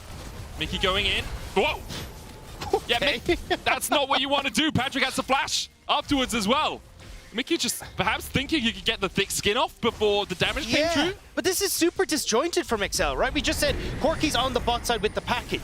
You're probably going to fight for this dragon. Now your package on the bot side has gone to waste. You didn't get to play in the top side that you tried to go for. Your mid lane now is falling apart. Get down with the quickness. Easy enough for Trimby and Larson. Patrick had no flash because of his positioning earlier. He and Mickey were caught out. Mickey paid with his life. Patrick paid with his flash, and then with his life about 30 seconds later. And this is why I much prefer these compositions from Rogue. This is where you're actually able to use Trimby as an engage tool. Oftentimes what we saw in the Astralis game, what we saw in their game yesterday, is that they go for these kind of full peel compositions. It means if you fall behind, you don't get to do anything, and it's really hard to make proactive plays because you just don't have the setup. Now with Trimby once more being a menace all over the map, Rogue are looking confident. They're looking like the Rogue we saw at the start of the split. And because Trimby is the key engage tool for Rogue, he can get that Shurelia's. Was hoping for an Everfrost, but it's not really the game to do it. Yeah, I mean, someday we'll see it. I think the Shurelia's just makes a huge amount more sense. You speed up your entire team. You're the one going in with that quickness, looking for these flanks. It helps you manage to catch out those individual targets. And obviously, those support items just a little bit cheaper than the rest of the mythics means that he's almost there. Needs only 750 gold after you get the components to complete that. Patrick and Mickey not in the best of shapes here as Malrang's in the area, but Comp with Calibrum Gravitum doesn't really want to fight, instead just wants to poke. And that's exactly what Trimby and Comp will be doing. There's the Root Moonlight Vigil going out as well. You can see Patrick down to half HP, but this is more poke than pain for the XL bot lane. Rogue will not want to take a full fight under that tower. And this is where you can see how swingy this bot lane matchup is, right? So like when you usually look at the Jinx, it's perfect where you're able to shove in, you're totally fine. But once Aphelios gets that lead, it's so easy for him to continuously trade aggressive and push you out of lane. Marcoon, though, is waiting in the wings here, hoping that Rogue might overstep. We've yet to see that really big Lee Sin play that you'd like to have happen in the early game. Marcoon, level 9 already, is ahead of Malrang, but has had less impact in terms of pure ganking and kills and assists in this first 14 minutes of the game. But where do you go? Yeah. Like, Finn has no setup for you. Nukeduck still scaling, losing out in the 2v1. You can't even go to bot now because they're so far behind as well. That's why I was saying in the early game, I want to see Marcoon try and track Malrang, get that vision, make sure you're just keeping pace with this Viego, because otherwise you just end up falling behind and there's very little that you can do in this scenario. You can see 15 minutes in, we are at a 4,500 gold lead for Rogue. They've got the first 2 dragons of the game. They can set up basically wherever they want. They've already cracked open a bot tier 1, and there's bounties for XL. That's just how far they are behind. And Mickey, once again, pays for his hubris a little bit. You thought you could stand on your own tower? Not against Rogue in this kind of form. I also thought Tahm Kench was tanky. I don't know what happened. I mean, every time he's just getting popped, but... I mean, he's tanking a lot of damage, just that is killing true, him in the end. That is true, yeah. So, the one thing I will say, though, like I was just saying, the problems that I saw with Rogue's compositions that we've seen a couple of times, lack of engage. Look across at Excel. Very little engage. And when you start to fall behind like this on these sort of compositions, it becomes really tough to try and play the game. Because trying to play with range requires you to have vision. You can't have like Trimby getting a good flank off, Malrang getting into your backline. I mean, even Odo as well. So for XL, when you start to lose your turrets, when you start to lose control of the map, you start to lose that vision, it becomes very difficult to operate the composition in the manner you want. Can definitely be a challenge. I will say as well, noticing Mickey went for Hail of Blades on the Tahm Kench helps you build up those stacks a lot quicker, the acquired taste, but no Guardian really means you are very squishy, especially in the early game before you can get any items under your belt. Rogue looking in fine form so far in week 7. Although, I say today, week 7, day 2. Yesterday, not so fine form as Fnatic did take them down, but today, really looking to close this one out pretty quickly, it seems.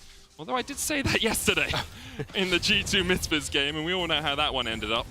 I will say Rogue have definitely looked a little bit cleaner, I'll say, than G2. So far, it was so far, 18 minutes when G2 stopped looking clean. Yeah, and they needed to find a dishwasher or something to scrub him up good. Yeah, I don't know what to say about that G2 game. Look, if you don't have something nice to say, you don't say anything at all, right? So, go back into Rogue's one, where Larson has full control over the spot side, and the 1v1 has been going great.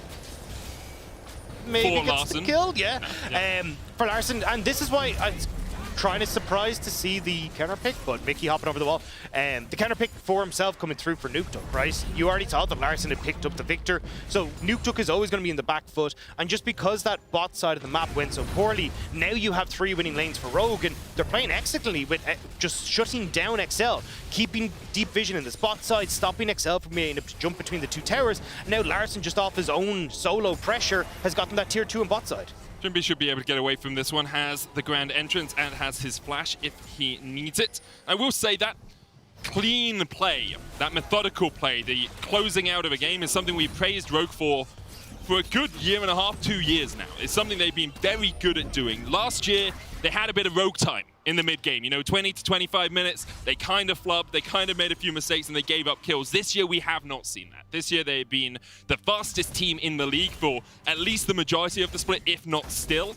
And they are very good at making sure, if they're ahead, the enemy gets nothing out of the game. And I think a lot of that speaks volumes about Trimby as well, right? The growth we've seen from this guy has been absolutely insane, stepping up as the shot caller, and it's not like we've only seen him do well on one type of champion. We've seen the Rakans do well, Leonas do well, the engaged champions, but we've also seen the Namis, the Jannas, this type of style do really well. The Blitzcrank that he brought in week 2, also popping the hell off on. So I think for Trimby, like, this guy has really stepped up as one of the best supports that is in the LEC right now. And when there weren't a lot of kind of hype generated around this man, like, he deserves every bit of praise that he gets. I think especially last year when he had so many problems on stage. Like when he started coming onto stage and you could see he was nervous and he played like he was nervous and he struggled a little bit. Here he is, as you say, definitely stepped up. We hear him in there in mic check, in Rogue comms, just how much of a shot caller he is for this team. And it's working very well for Rogue so far in 2022. Of course, they still have to close this game out. They are 5,000 gold ahead right now. If they win, they will lock a spot in our top 4, which is very important because it gets you into double elimination. It means if you lose one best of 5, you have another shot. You have another bite at the apple. If XL win here, they're not guaranteed playoffs, but they would be mighty close to it and would have the most wins ever in the history of their organization. Finn and Patrick looking to get a little bit of bounty gold towards the bottom lane. They've already taken the top lane tower. They will get a bit more bounty gold here. It's 250 across the team, I believe, for an outer tier 1, so that's 50 gold apiece. Nothing too massive, but you take every little thing you can get at this stage of the game. Yeah, especially since they might lose the tier 2 because they're still situated on the spot side. Odo just poking and prodding, like moving up so he can threaten the reset that Finn's going for. So tier 1 for tier 2, I'm giving the advantage to Rogue, even with the bounties, because of the map position that it now gives them. Again, vision control, crazy important for XL to be able to operate this composition, because otherwise you just face check into Rogue, and you're like, cool, Trimby just knocks up 3Vs, and you're like, well, now Comp is able to get in, Larson throws down the Chaos Storm, they just destroy you if you ever have to face check. And especially since we've seen how the tankiest member, Mickey, ain't looking so tanky, I don't really want to see that from XL. For the moment, they are just trying to find some sort of semblance of vision control in their own jungle. Mickey will place a ward inside the pit. Sometimes you see that ward just ever so slightly outside the pit to the side because it wouldn't get spotted by a control ward. This one will, but the ward next to that wall will not be spotted by a control ward that is put into the Baron pit. So Mickey trying to cover his bases. Unless you have that massive brain like Hillian, you place the controlled ward with the other ward on AD. That was just so smart. Yeah. I do it in my solo queue games now as well. Yeah, never works because I'm not Hillisang, but I still do it. It's a little bit of an intelligent play, but Mickey actually will be hoarding his control wards as much as he can. 75 gold apiece. It's quite a lot when you're a support with not too many towers picked up by your team. Finn on the chase here. Odoamne, you got the whole breaker, but at the moment his back is being broken by Finn. Needlework after needlework chases Odoamne down and forces him out of the side lane. Super Mega Death Rocket, don't do this to me. Don't do!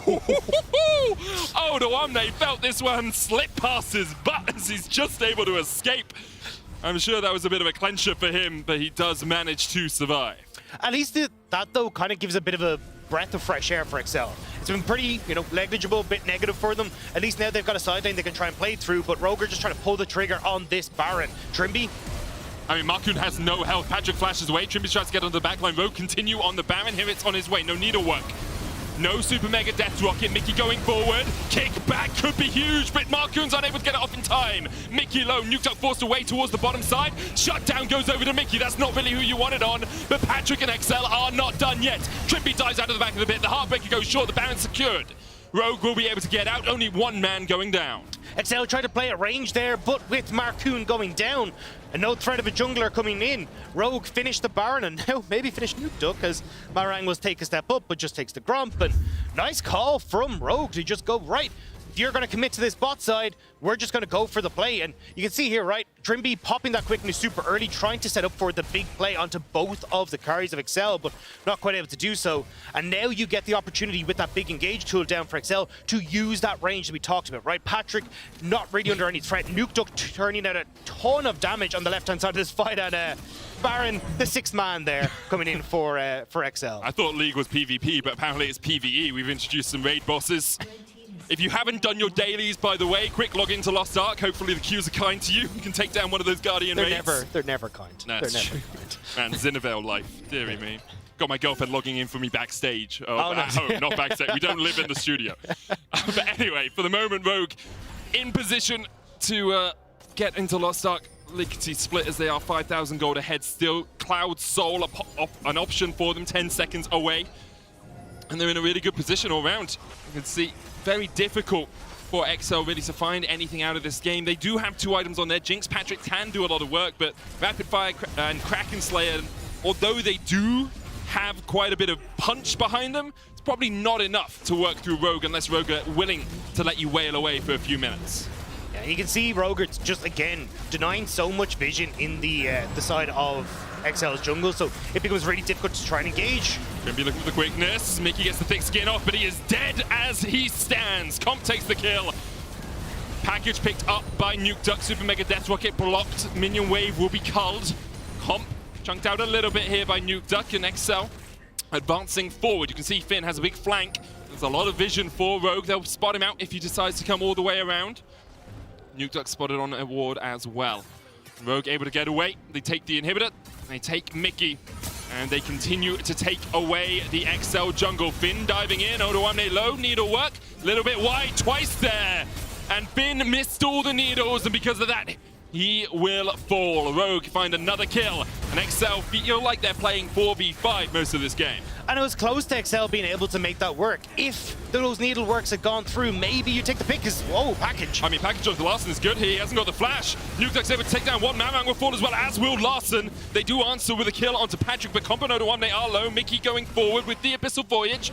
Odoamne starts to chase away. Immortal Shield Bow not up for him. Trimby once again in the right place at the right time. Mickey uses the Devour. Nukeduck has no missiles left. Nothing to fire onto this Rogue line. The Phosphorus Bomb will not be enough as XL have to retreat once again. It's a nice attempt from XL. They do manage to get some picks back, but overextend, and now Rogue pushing in. Should be able to crack up in the base, and the minions, they've taken an Nexus No way tower. we can have another disco. Play that funky music, observers. You know you want it. Boom, boom, boom, boom, boom, boom, boom, boom, boom, boom. The minions. Super Mega Death were going in as well. I don't know where I went. I haven't been clubbing in a while. I feel like I needed that moment for myself. I got it. It's all right. Yeah. Thanks, I'm just saying you're a little bit wild in the LEC. It's all good. You know? It's true. Super Mega Death once again doesn't quite find the kill. Malrang shocked. Horror on his expression. Horror in his emote. As he realizes just how far ahead Rogue are. Looking for their 12th win so far of Spring would solidify themselves as a top 4 team, at least in the regular season. Still fighting, of course, with Fnatic for first. Trimby once again in a good position. Quickness into the dash forward. This is really good Rakan play. Trimby's done this a few times. I just want to highlight it. Marcoon able to throw. Okay, that was less good Rakan play, and we're going to see a fight down towards the bottom side as Finn tries to get away. TP coming in. Finn will survive. Collateral damage not enough. Nuke's going to try and Valkyrie away. Malrang going forward. Lands the stun with a Spectral Morbid. It's only onto Mickey. Malrang pops a stopwatch, but he's got nowhere to go. And XL find 2 kills on the map.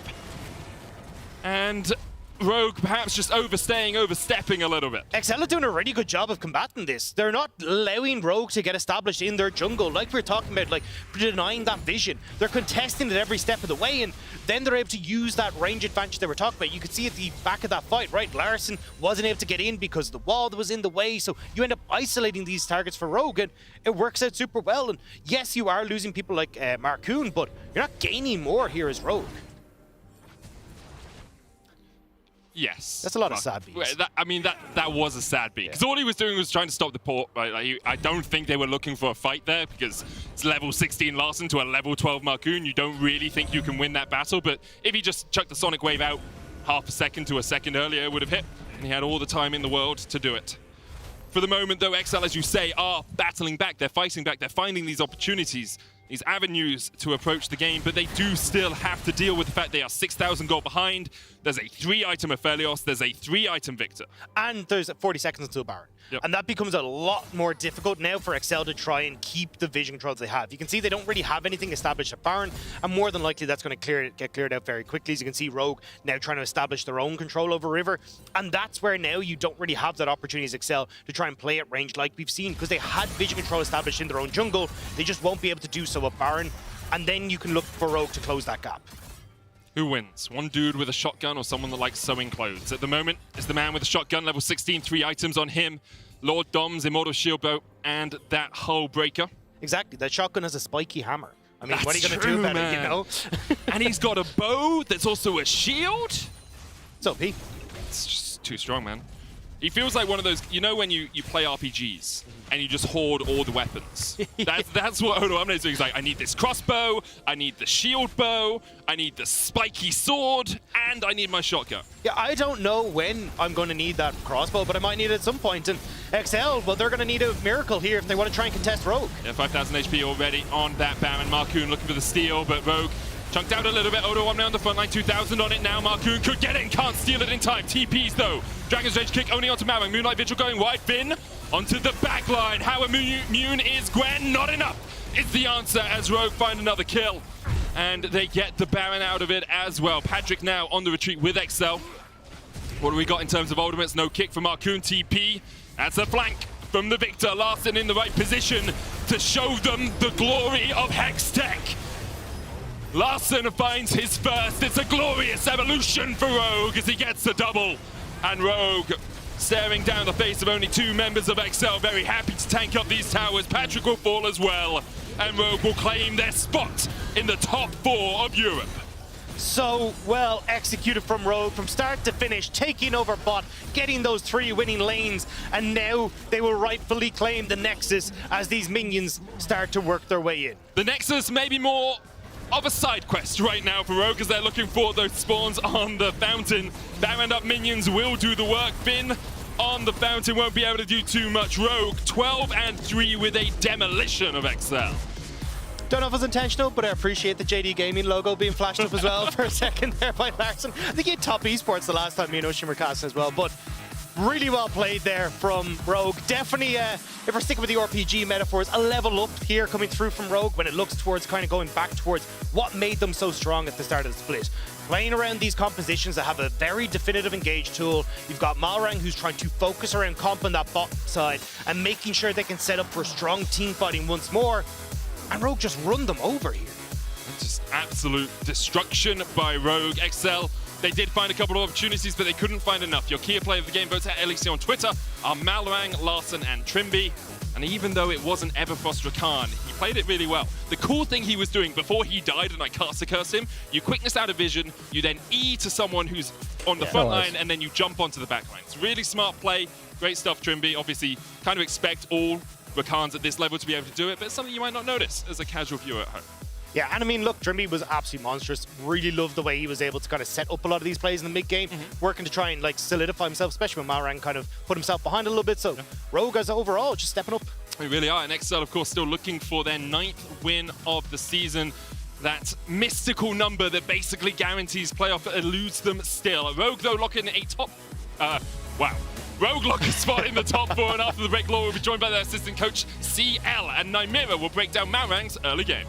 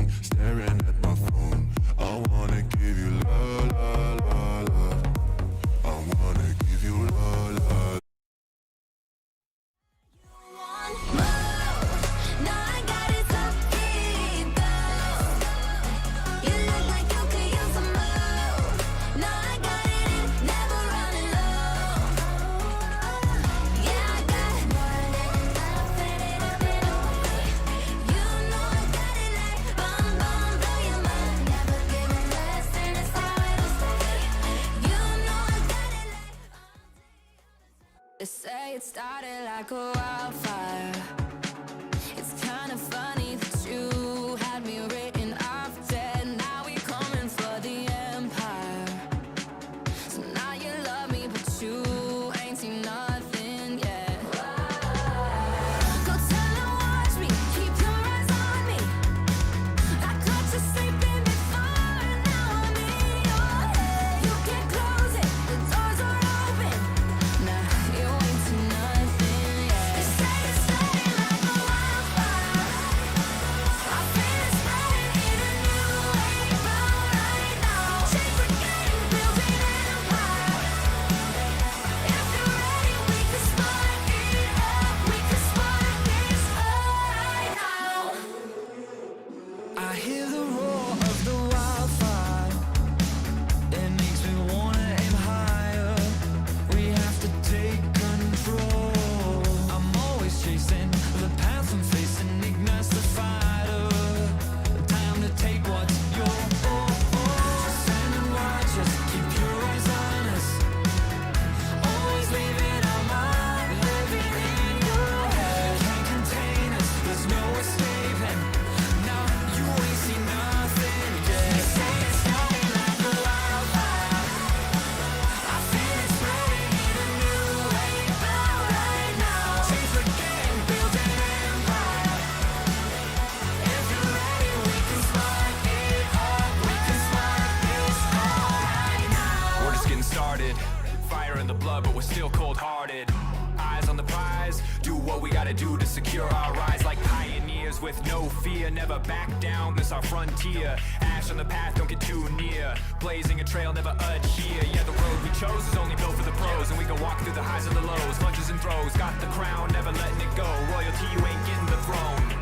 Leaders of a new empire. Clawed our way up from the muck and the mire. Nothing will take from us all these desires. We're at the summit, we're still going higher. We are the crucible, we are the fire. Like a wildfire. I feel it spreading in a new way, but right now, change the game, build an empire. If you're ready, we can spark it up. We can spark. They say it's starting like a wildfire.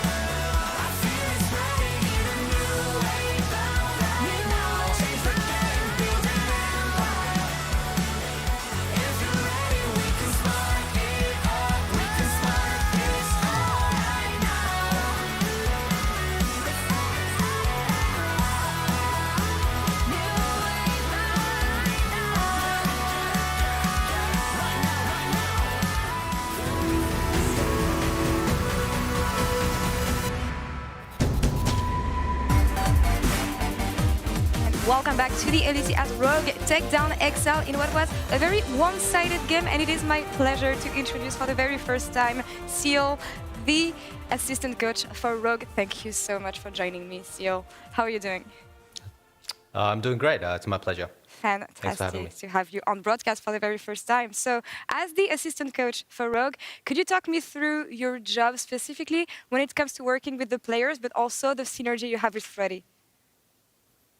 I think Simon and I get along really well because he's the type of coach to openly delegate tasks to the people around him, you know. So I'd say he places a lot of faith in me to kind of do what I'm best at, which include, you know, talking to the players one-on-one, working on the individual stuff and kind of creating some concepts here and there. But overall, from a duty perspective, it's very shared.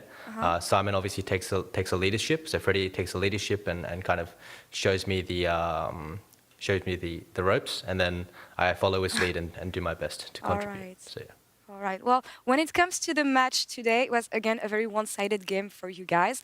Could you talk me through the approach to take down XL and point out their weaknesses, maybe? I wouldn't say that we're specifically attacking like their weaknesses or anything like this. We have an idea behind how we want to play the game.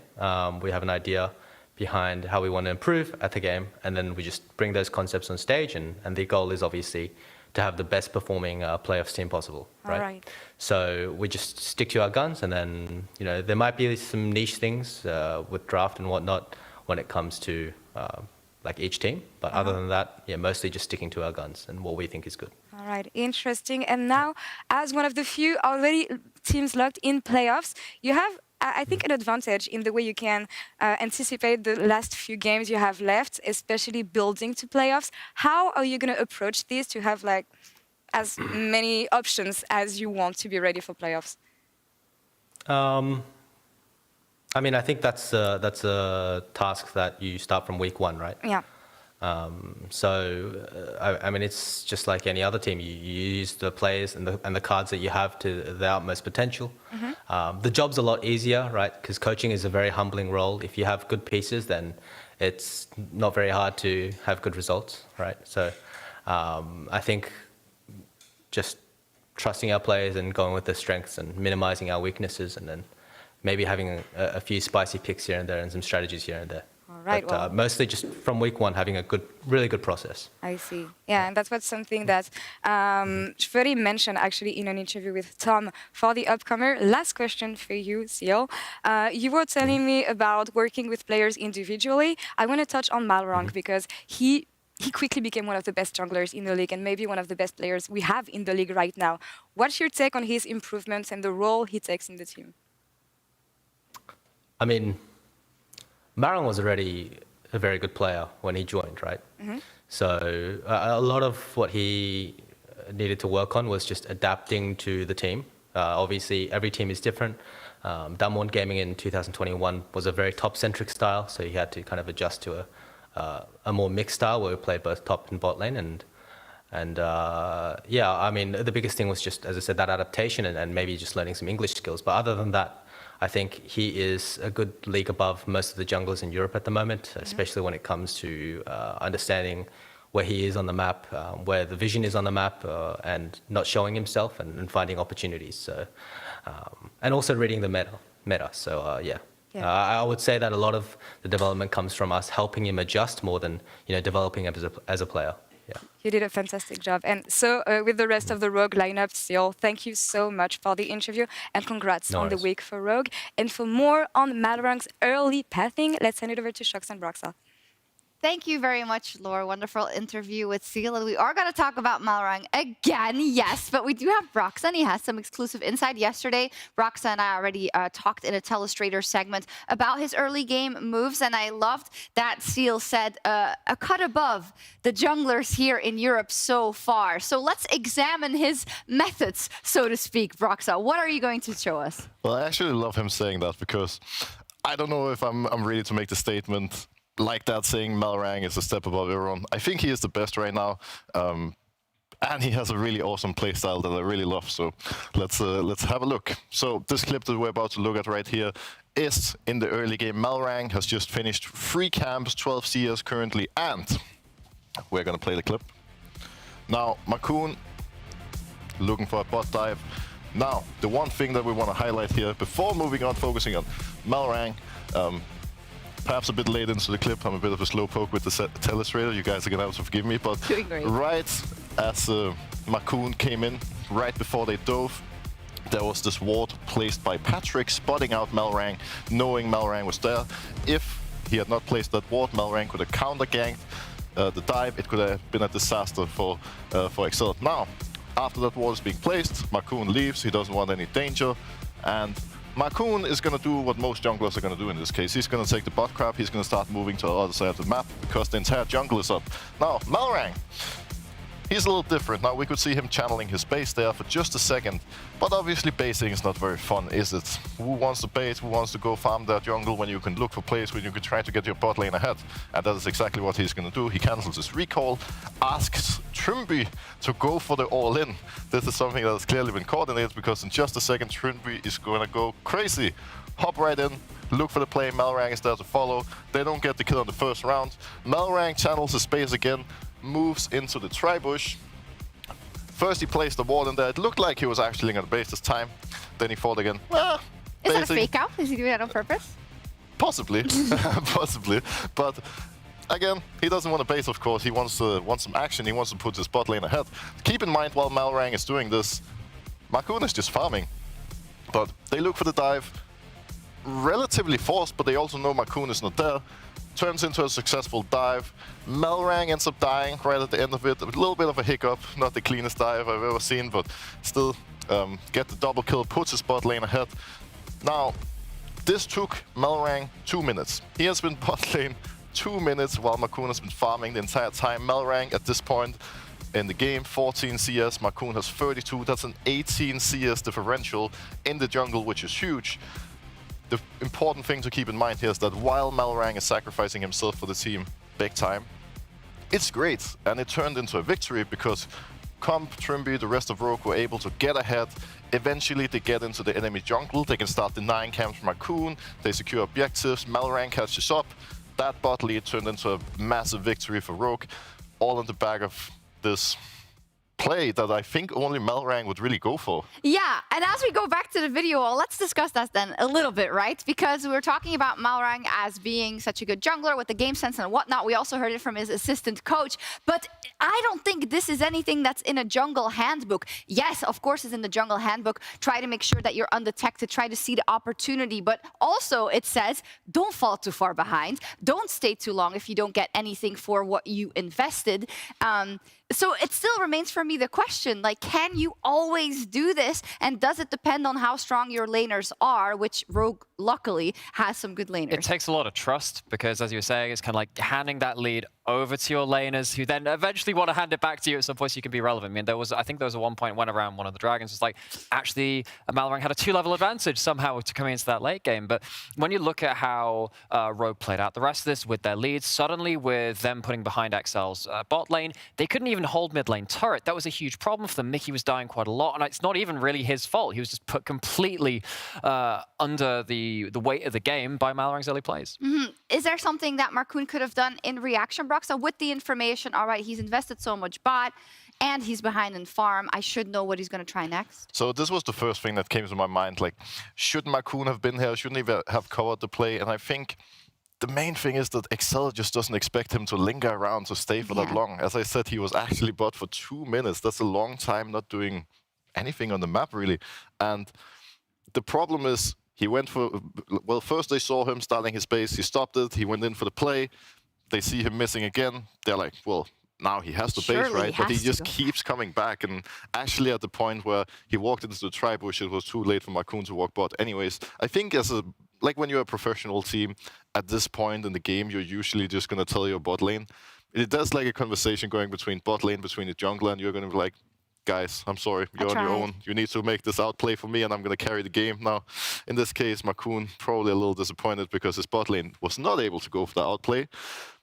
But yeah, that's how it goes. And on the other side, of course, Comp and Trimby were very happy that Malrang decided to hang around. Trimby is our Kia player of the game, 49% of the votes. I like Broxa that you called out, this is being called. He's saying, hey, I'm still here. Trimby pulled that trigger, and Trimby is continuing his development and is showing to be instrumental with Malrang in his support jungle synergy. And I think really the story of EU in terms of the best teams has been actually largely tied to jungle support. And what we're seeing is a new iteration of a top team with a top tier jungle support. These plays don't happen without the coordination between both of those parts. Trimby having the one real engaged threat, actually kind of on both teams in that game, or at least the major one, and then getting to a point where he's in the lead, he's ahead of his opposing number, the disengage options aren't quite there, really works out well for them, and it still shows they have a lot of those strong points to work towards, even if they did lose that game the other day. Yes, absolutely. Rogue is still hot in that battle for first, and Excel is also still in prime position for the playoffs. It would be very good for them if in the match of the week later, Fnatic is able to beat the Mad Lions, because then they keep that 3-game distance between them and the rest. I did expect a little bit more from them, but if you're up against a Rogue in that form, there just isn't much you can do. Our next match is a do-or-die game for Team BDS, as a loss versus G2 would eliminate them from playoff contention, and I feel like G2 also has something to make up for.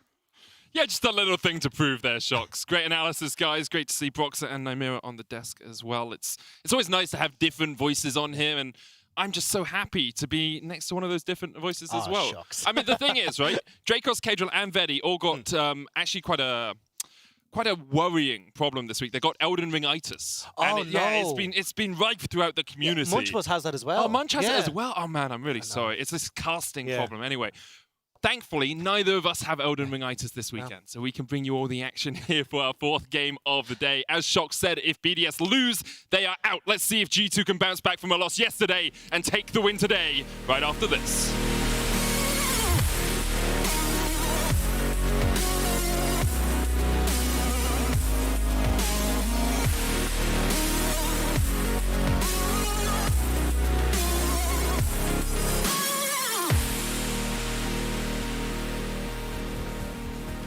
G2 on the blue, BDS on the red. Let's get on into the action. Across the course of the season, we've seen both these teams like to play carries in the top lane. And my question is, will we see that happen again? Because there was a small shift in sort of week 5, week 6 from G2, where they put less emphasis on Broken Blade and more emphasis on Flackhead and Caps. But yesterday, we saw Broken Blade actually having a lot of time put into him on that Tryndamere, even if they ended up losing at the end. And I mean, even the games that you're talking about where they didn't really put attention into him, he was still playing Yone. Like, it didn't matter. He was just bringing it out against the Graves. So I think the focus is still going to be a lot on towards like these carries and the top sides on both sides of the equation. But also, these were actually the 2 big picks that I was looking for. I was about to say, when you want to play around top, Rise and Twisted Fate, these carries that can, or well, these mid laners that can get out and support those carries are really important. So I like that BDS are kind of coming in and going, hey, look, Caps, we don't want you to touch any of these. And honestly, Caps on these picks has been super important to G2, like having that early game impact and starting to get that snowball going, starting to look for picks in the mid game. A lot of that comes off that pressure from Caps on these roaming picks. And you can see actually BDS prioritizing the Ahri ban here. A little interested to see that. I've seen a lot of discussion about Ahri. She can fit in a draft, but she doesn't really do anything incredibly well. She's a jack of all trades, and yesterday we saw Cap struggle a little bit with it in the mid game, and because that Ahri was banned and not the Jinx, with G2 banning out Aphelios and Zeri, Jinx is it's a free pick for G2, and it's going to be answered by Varus here by Xmati. Yeah, I think one of the things that Ahri brings is like a good amount of push in the lane, which means you can go and roam. And again, that's what BDS are just trying to shut down with these initial bans. And now they can play towards, as you say, like the Varus coming in the bot side, something that can push relatively well against the Jinx. You got Hecarim as well, the strongest jungler in the patch at the moment too. And it looks like Jankos is trying to answer with the Volley Bear or the Xin Zhao, both good sides of the equation. I'd love to see a Thresh here, but doesn't matter. We're going to go with the Target. Kept going with the Target. I know. I should. Locked in. Yeah. And you can play with the audience a little bit, right? They don't know what you're thinking. Yeah. I just think the Thresh is great, where you've got the lanterns for some of these engages that can come through, but obviously it's a little bit tough against something like a Hecarim because you end up feared. It's a little bit harder to get the Dark Passage, but either way, looking at the last pick here, it feels like you're going to be going towards some sort of engage tool here for the support role. I would love to see like a Leona or a Thresh, but we're actually just going to go with the Zillion. So still a bit of flexibility there. Still can't go for nuclear into the mid lane, but also could be for limiting that bot side. I mean, one good thing about One good thing about the Zillion in the bottom lane here is you don't really have too much threat from the G2 bottom lane. Yes, they get some push, but you can answer that with the Varus and with the bombs. There's no hook.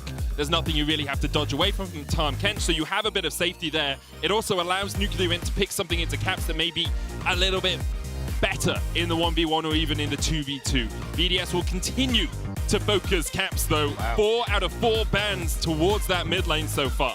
Yeah, and I mean, I wouldn't be surprised to see more going that direction as well. And especially when you got the LeBlanc band away, the Ari and stuff as well, you're kind of looking going, what do you actually go towards here? I mean, if you're going to take a step back and go towards something like a Corki or the Orianna or something here, well, the Orianna's just gone there, so I don't really know what either our Caps or Nuclear Int are kind of keeping their eyes on here going forward. Maybe the Syndra band becomes, or sorry, Syndra pick becomes super high priority here. Could, of course, still, as you said earlier, be that Zillion in the mid lane, and we see support flexed at the last moment for BDS. But with the Orianna band away, looking across the pools, things like Akali, Victor still an option, of course, Galio, Vex, being played by both these players as well, or at least by Nuclear Int. Zoe now taken away by Team BDS. Yeah, I feel like you're kind of looking towards the Syndra or that Victor, as you say, for Caps, something that provides that zone control. Victor, I think, a little bit nicer just in preventing the follow-up, which is going to be coming off of Syncroft's engage, right? You can put down that gravity field, you stop the likes of the Zillion, the Varus being able to move into the choke point that you're working in, and you got that safety then of the Tahm Kench for both of these long-range carries in the back line. But we'll have to see what the plan is going to be, because you could always just take it away here. Victor, no real bad matchups left up and available here with so many of those mid lane picks gone. Tryndamere, the final ban. Gwen and Graves still available for both these teams. A matchup we've seen quite often in the top lane. Instead, Kog'Maw is that mid-cog. Yep. That could definitely be. So, I mean, I'd imagine it's going to be the mid lane Kog'Maw, right? I mean, the AP version, but that's kind of nuts, to be honest. I was not expecting to be casting an AP Kog'Maw in the mid lane, and especially when you look at it blind, right? But I think, I mean, good read from BDS here. You don't have a huge amount of dive potential that can actually threaten your backline. You've got good lockup from the Varus, so being able to unlock this Kog'Maw is actually going to do pretty well. And now you've got really long-range poke, especially if that ends up being a poke Varus rather than the on-hit Varus. It's going to be very interesting to see how BDS navigate this draft. Of course, it's do or die for them. A loss here would knock them out of playoffs. Akshan picked for Broken Blade in the top lane. Silas in the mid lane for Caps. Stealing away that Chrono Shift from the Zillion can have a huge impact. So at least looking at G2, I feel like they're just going for sides. I don't actually think we're going to end up looking for team fights very much. You got the Akshan there, you got the Silas as well. Just go for a 1-3-1, which is certainly where BDS are weakest. You don't want this Kog'Maw in the side lane because he's super vulnerable to dives, especially if you're going to go towards something like the Sion, this mega tank. It feels like playing through these side lanes is going to be what G2 are trying to do. So I expect a lot of pressure from Jankos towards this top half of the map. But Flakked and Targamas just looking to farm up and try and win out in the mid lane push in that 3v3 to unlock these sides for G2. Whereas for BDS, I mean, does it get any more team fight than what we see? Not at all. Like Kog'Maw, Zillion, Varus, they have a lot of dive potential as well with the Hecarim and the Sion. I'm so stoked for this. The last mid lane Kog'Maw we saw was Nemesis in the LEC. Was Nemesis in 2020 August, I believe. Rogue versus Fnatic. He won. He went 3-1-6. We have seen bot lane Kog'Maw since then, but first time in a long time we are seeing it in the mid lane here. And BDS bringing something spicy in their do-or-die match. G2, though, as you say, with the side lane pressure, with the strength in the form of that Akshan Broken Blade. Last time he played, it didn't have the best of performances, but still can really dominate a game if he gets ahead. His ability to move around the map can be incredibly impactful. For G2, even if they win here, they do not lock playoffs, but they would be 99% of scenarios in which they make it into our top 6. BDS is one number. 0% if you lose, and a chance still remains if you win. Let's see which of these teams can take the win today.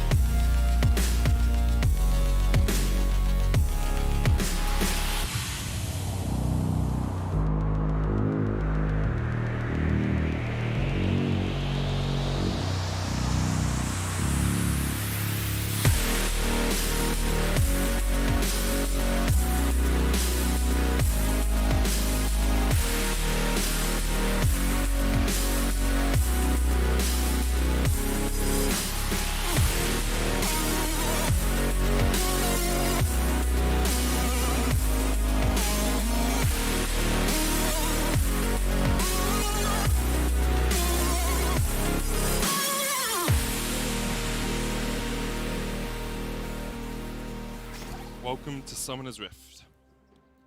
We here as we step on into the action. G2 looking for a play down towards this bottom side. Caps, of course, can dash over the wall. No one can follow him. Actually, Targamas could if he wanted to level up that Abyssal Voyage first, but usually you want to get a bit of, I was going to say tongue action, but that sounds a little bit off. You want to get your Q first on the Tahm Kench for the slow. G2, though, will be able to walk in here. Sinkoff a little late coming towards his buff. Jankos will be spotted. Things come out. And Sinkoff does have Sweeper, as does Limit, so they can clear this ward. The question is, do BDS want this fight? Yeah, I don't think the early game from BDS is particularly strong right now, especially when you look at, the CC that can come through from Caps, the setup that you got from Targamas as well to follow up on what Caps is kind of dishing out. So I like this from G2, kind of just bullying their way in, knowing that they're stronger at this early stage. First damage goes over to Limit. Hail of arrows, just a little bit wide there. Limit does have the Sweeper, yet to use it. G2, 4 members strong here. Looks like BDS are trying to delay for Syncroft to do his Wolves and then come across, but Jankos gets the smite. G2 will steal away that buff. Jankos actually looking for a little bit more. Oh, that timing though. Oh, that's so smart. And not only that, this is such a good way to try and handle Hecarim in the early stages. Hecarim is really bad at going for invades because he just isn't a very strong duelist in the early stages. And when you've got pushing top, pushing bot as well, it becomes really difficult for Syncroft to try and get in and try and get any sort of camps back. So Jankos, as you can see, will probably move path over towards his own top side and make sure that Syncroft then is just set behind. And when you look at like the main person in the early game for BDS being Syncroft, it's a pretty nice start for G2. It's great to put him behind as and when you can. Broken Blade will bangarang his way into action and force Adam away. Of course, that sign will become tankier as the game goes on. The Soul Furnace W gives you extra health the more minions that you manage to kill.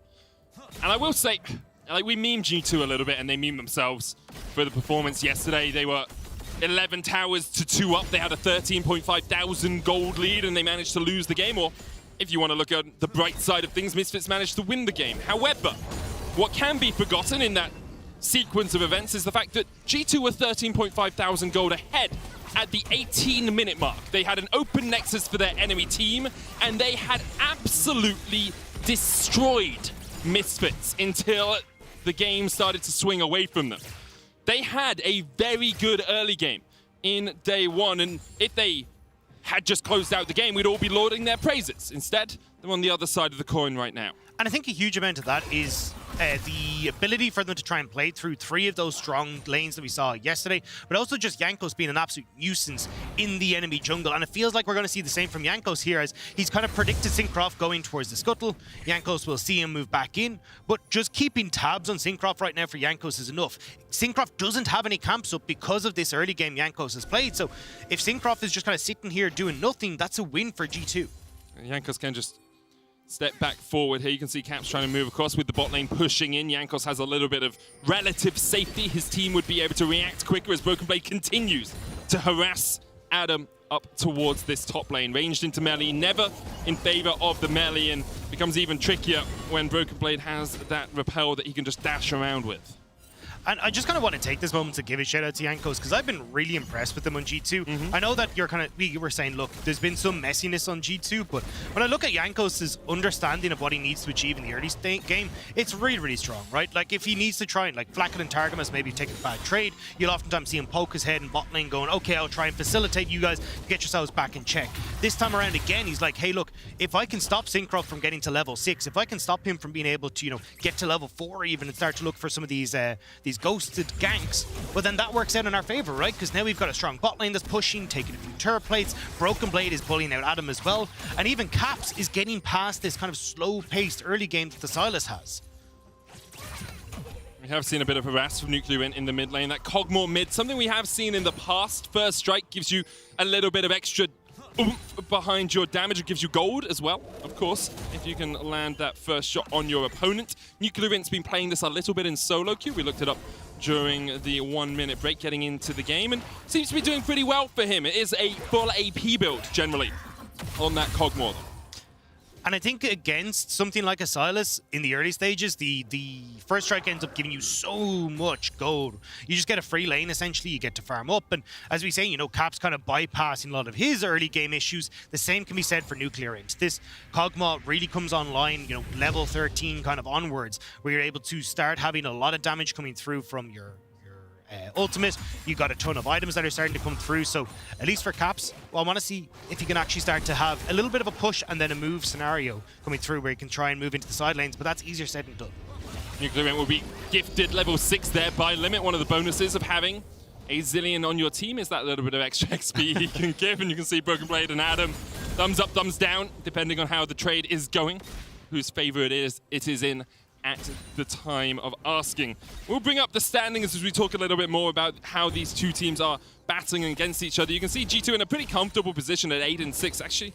Synchrov's not going to go for the gank. They really needed one more win to pretty much guarantee themselves playoffs. BDS, if they lose this, they wouldn't be able to hit the 8-win mark that Excel and Vitality are already at. So they need to win this and then win 3 more games. As Flack gets caught out a little bit down towards the bottom side. Xmadi and Limit on the chase. Flack and no flash does have the heal, but the time warp will slow him down. One more time warp would be enough, but Targamas there in time to stop Xmadi in his tracks. Flackett survives. Targamas once again coming to the help of his AD carry. Thick Skin will keep him alive for the moment, and he does just fall in the end. First blood to Xmadi. Way too late on the flash from Targamas, and I mean, it was a nice attempt from Limit to get the double bomb, but actually Caps finding Nuclear Int. Yeah, Caps loses these as Synchrov's coming in as well. Caps steals away the onslaught of shadows, will try and escape, uses it to get back to the relative safety of his tower. Nuclear Int, though, can still put a bit of damage down. Of course, Caps already being level 6 could take away the Hecarim's ultimate, even though Synchro didn't have it yet. And that's where that impact that Jankos had early actually comes into play, because as you can see, Jankos is level 6,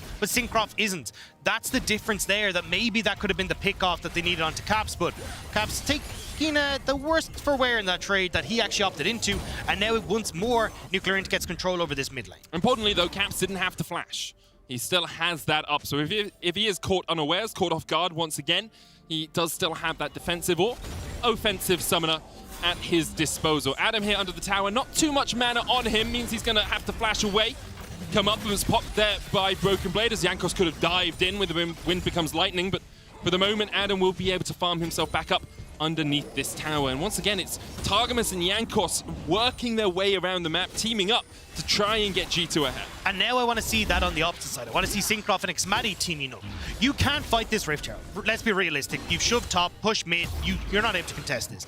Look at where you've got Syncroft already opting into the bottom side. I like that we're seeing this cross map, but especially when you've already got push on bot lane, you could always look for the dive and then fall back towards this dragon. Try and get kind of a big winning lane for yourself, especially since I thought we'd see Xmadi go for the poke-orientated build, but with the lethal tempo, he is going and on-hit Varus, so better late game scaling, and someone that you can definitely look to play around at level 6 if Flackett is left underneath this tower with heal opted for instead of cleanse. I wonder with the Kog'Maw whether it's just like, we have enough poke on our team, you know, we have the living artillery, we have the Bio-Arcane Barrage, we have this Kog'Maw putting out a lot of DPS, and Xmadi's just there more to work his way through the Tahm Kench, maybe the Silas as he gets tankier as the game goes on, maybe even Jankos as he gets tankier. But for the moment, actually, BDS, although they weren't able to find as many plays as they'd like, do have a small gold lead, about 600 gold ahead. They take the first dragon of the game. Yes, there's a Rift Herald sitting in Jankos' inventory, but unless he uses that effectively, doesn't actually amount to much. That gold is only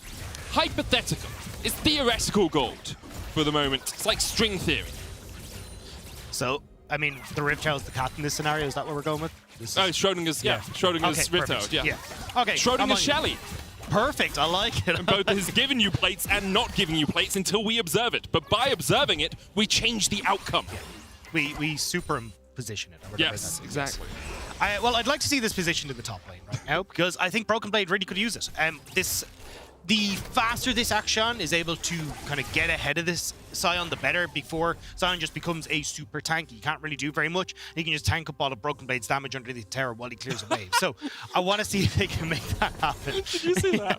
It's the Damwon logo into sad B in front of Caps, man. Like, just rubbing salt in the wound. Oh. It's funny because I don't have to worry about the Damwon logo. Oh, yeah, because EDG are doing so well at the moment. Shush you. That's not the point. That's a curse, all right? You know?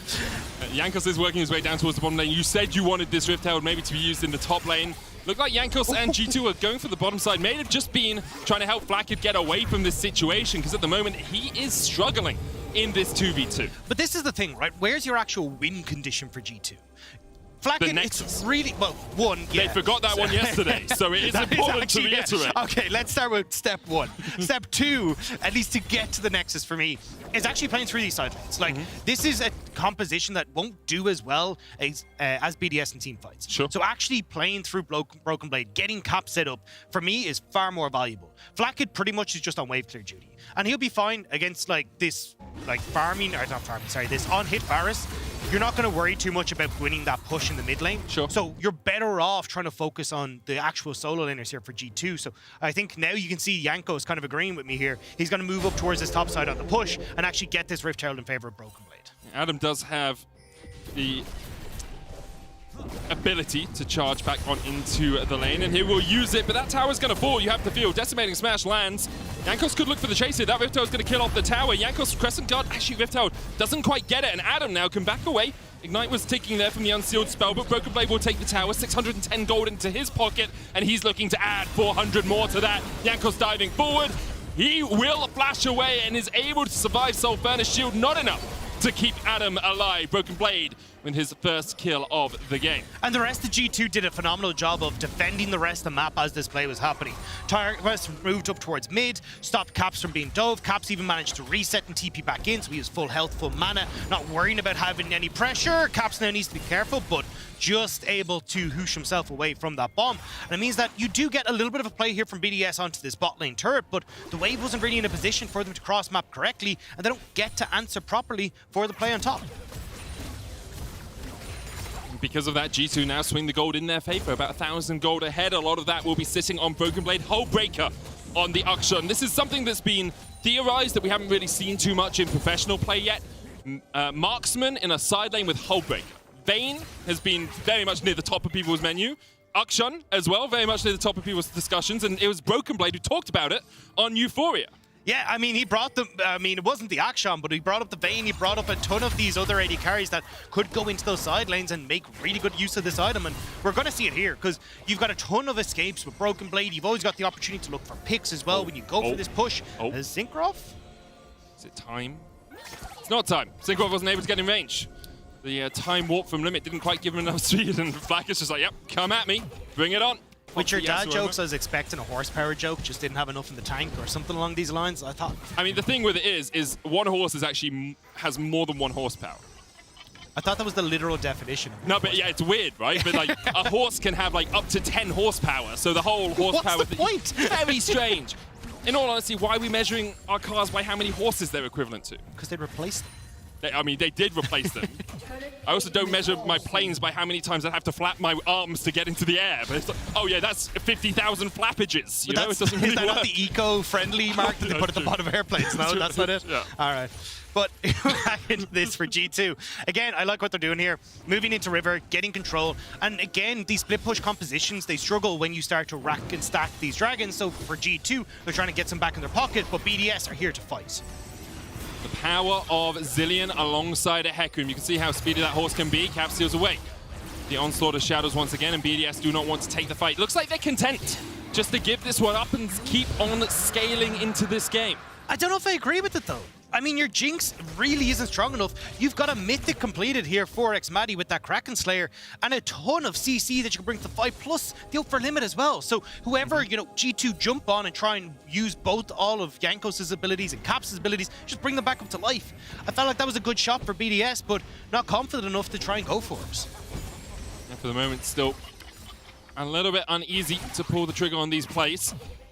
Synchroff in a good position once again, as it looks like there's going to be a fight in the mid lane. Onslaught of Shadows available for Caps. Our observers showing us that he might be going in. He will. Synchroff caught down towards the bottom side. Onslaught of Shadows going in, but where's Xmadi? Where's Limit? They're nowhere near. Nuclear Limit forced away. Caps takes the kill in the mid lane. Synchroff gets the chrono shift on him. He's ticking away as here comes the unstoppable onslaught. Adam runs all the way through, and now Caps still got the kill in the mid lane. Broken Blade taking a tower in the top lane. Caps continues to push in the mid lane. Broken Blade pushing in the top lane. BDS pushing in the bot lane. And there's a lot of pushing going on, but only one kill ended up going down. But this is not how you're supposed to think about League of Legends. In theory, you make one play on one lane, and then your opponents can make a play on the opposite side. G2 have thrown at the book. They're like, we're going to win the play mid, we're going to stop your play bot, and we're going to get Broken Blade who's able to win on that top side as well. G2 just picked off across the board, at least for BDS.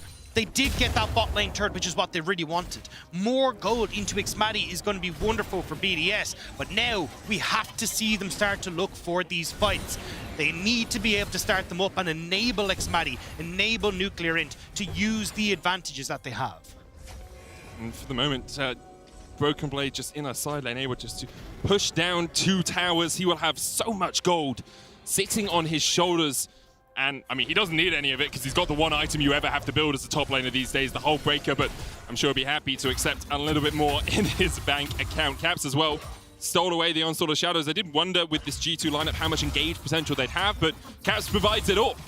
All he has to do is steal away either the Scion or the Hecarim ult, and there's your engage tool. Very happy to run a Silas into the face of a Kog'Maw, and it seems to be going well for G2 so far. 1,000, 2,000 gold lead as we crest the 16-minute mark. And across the board, they seem to be very happy. QSS actually first on Targamas. I like it as an idea. It gets you away from the chain of corruption, gets you away from the double bomb CC, and allows you that option to devour someone and keep your allies safe if you're the one getting caught. The big one's the fear, right? Because you know that Syncroft, when he launches himself into that, is going to be on the flak it 9 times out of 10. So having that safety there for Targamas is great. The stopwatch as well for himself. He's on full defense duty. G2, though, with the pressure they have in that top lane, once more, pick up the Rift Herald. And I feel like this is going to be kind of a mid-lane play here for G2, because at least then they can command this top side and try to see if they can again look for picks. And with only 3 minutes till Baron, commanding that top half of the map is going to do a lot of work for G2. Jankos was the one to take the Rift Herald, so it looks like they're going to use that to try and crack open the mid-tier 1. Did wonder if they'd put it on Broken Blade, just be like, hey, you got Kraken, you've got Hullbreaker, just chuck it up there and you can start to break through the inhibitor line, but not wanting to take those inhibitors too early. Does make sense. You don't want to be funneling gold into the enemy team unless you can keep accelerating the game away from them. I think the big thing they're trying to do as well is like unlock Broken Blade and topside to play along with that push in mid with the Rift Herald. You can see him here, right? Moving in towards the jungle here. He's going to set up. He's invisible. You don't know what's happening. And he's got the comeuppance to finish this off. BDS have a lot of members here, though, and Nuclear Int starting to move across as well. 1 minute on the mountain. Drake Rift Herald goes down. Adam's been on the wrong side of this one before. Won't back away. Just forces Caps away. Roar the Slayer for the slow decimating smash to clear out the wave. And Syncroft and Limit are here in time to stop the Rift Herald from actually raising that tower. Adam, it's been very quiet for an Adam performance. Usually we see him on something a little bit more aggressive, but here seems to be willing to play for the team. Targamas, QSS, stopwatch, tower goes down. Excited is Blackhead. Flame Chompers used as well. Double bomb on Targamas. He's popped the thick skin and he's safe for the moment. You can see the 11 artillery starting to do a bit of work from Nuclear Int as he's already completed his Luden's Tempers. Jankos diving back in, Limit flashes away. No Chrono Shift used as of yet. Everfrost for the slow, then onto Adam. Chrono Shift comes out, but he's running away at the same time and they can just wait this one out. Adam slowed, just in time, is resurrected, but the rest of BDS really can't follow this one up. Super Mega Death Rocket goes wide, Onslaught of Shadows goes in. Synchron split from his team once again, and it looks like BDS just can't quite find the damage to chip away at G2. And you can see there that because BDS are trying to kite back, you don't really get the opportunity of Xmadi to actually set up for a ton of these auto attacks. And this is why I thought we'd actually see that poke build from the Varus, because it feels like to me, BDS, a lot of this is like, okay, we're going to tank up a ton of your... Oh, Xmadi. That's a lot of damage. It's a 2-item Kraken Slayer, Akshan, the 3-hit passive alongside the passive on that Kraken Slayer doing a lot of work. And of course, Hullbreaker, just very powerful for its base stats as well, even if you're not getting the extra armor and magic resist, although I do think Broken Blade was isolated there. But again, coming back to what I was about to say, I think Xmadi has the poke. If he has that poke build, it's much better when you kite back in those scenarios. You can play at the longer range, but we just don't have that opportunity here for BDS. And again, when they get to the late game and you have the mega tank standing in front of you, and you've got all the items that are picked up for Nuclear Int, then you're okay. But just at the moment, it's a bit unfortunate for Xmadi where his tanks aren't really set up to provide that front line right now. The fight for BDS was a little bit messy as well, and we'll have to see now as he comes back into it. if we can actually get BDS setting up correctly for Xmadi to take over. Because once he actually gets into fights, he's going to be monstrous. It's just getting him into fights is what we need to see happen. Has been a struggle for them so far. 4,000 gold, the lead for G2. 2 dragons to the good as well. 2 items complete on Flackard. In a very strong situation. I will say my producers just told me a bit of urgent information. The average Boeing 777 has 30,000 horsepower. I'm trying to convert flaps is that? Yeah, I'm trying to convert it into flappages in my head, but apparently, according to my producer, and I will stress, I'm not the one who's saying this, it's about 100,000 flappages. Right now, Syncroft perhaps hoping for somewhere to fly away as Caps goes in with the onslaught of shadows. Jankos coming in as well. Caps has to pop the stopwatch and Syncroft comes back. Chrono Shift used. Crescent Guard. Jankos is in the middle of BDS. He does have the flash. Instead, he goes for Syncroft. Will sacrifice himself for it. Caps flashing forward himself as Broken Blade joins the party down towards the bottom side. BDS 1-for-1 trade so far. Targamas has a flash. Any corruption already used. Unstoppable onslaught. Flashed away from by the Tarm Kench. And the 1-for-1, BDS should be pretty happy with. Yeah, nice job kiting back from BDS, and then you try to get the return with Adam using his ultimate, but sneaking off to the side here is Broken Blade. That is correct. That was what he was doing, and that's what Broken Blade should do. It's going rogue, that W ability, infinite stealth if you stand near a wall.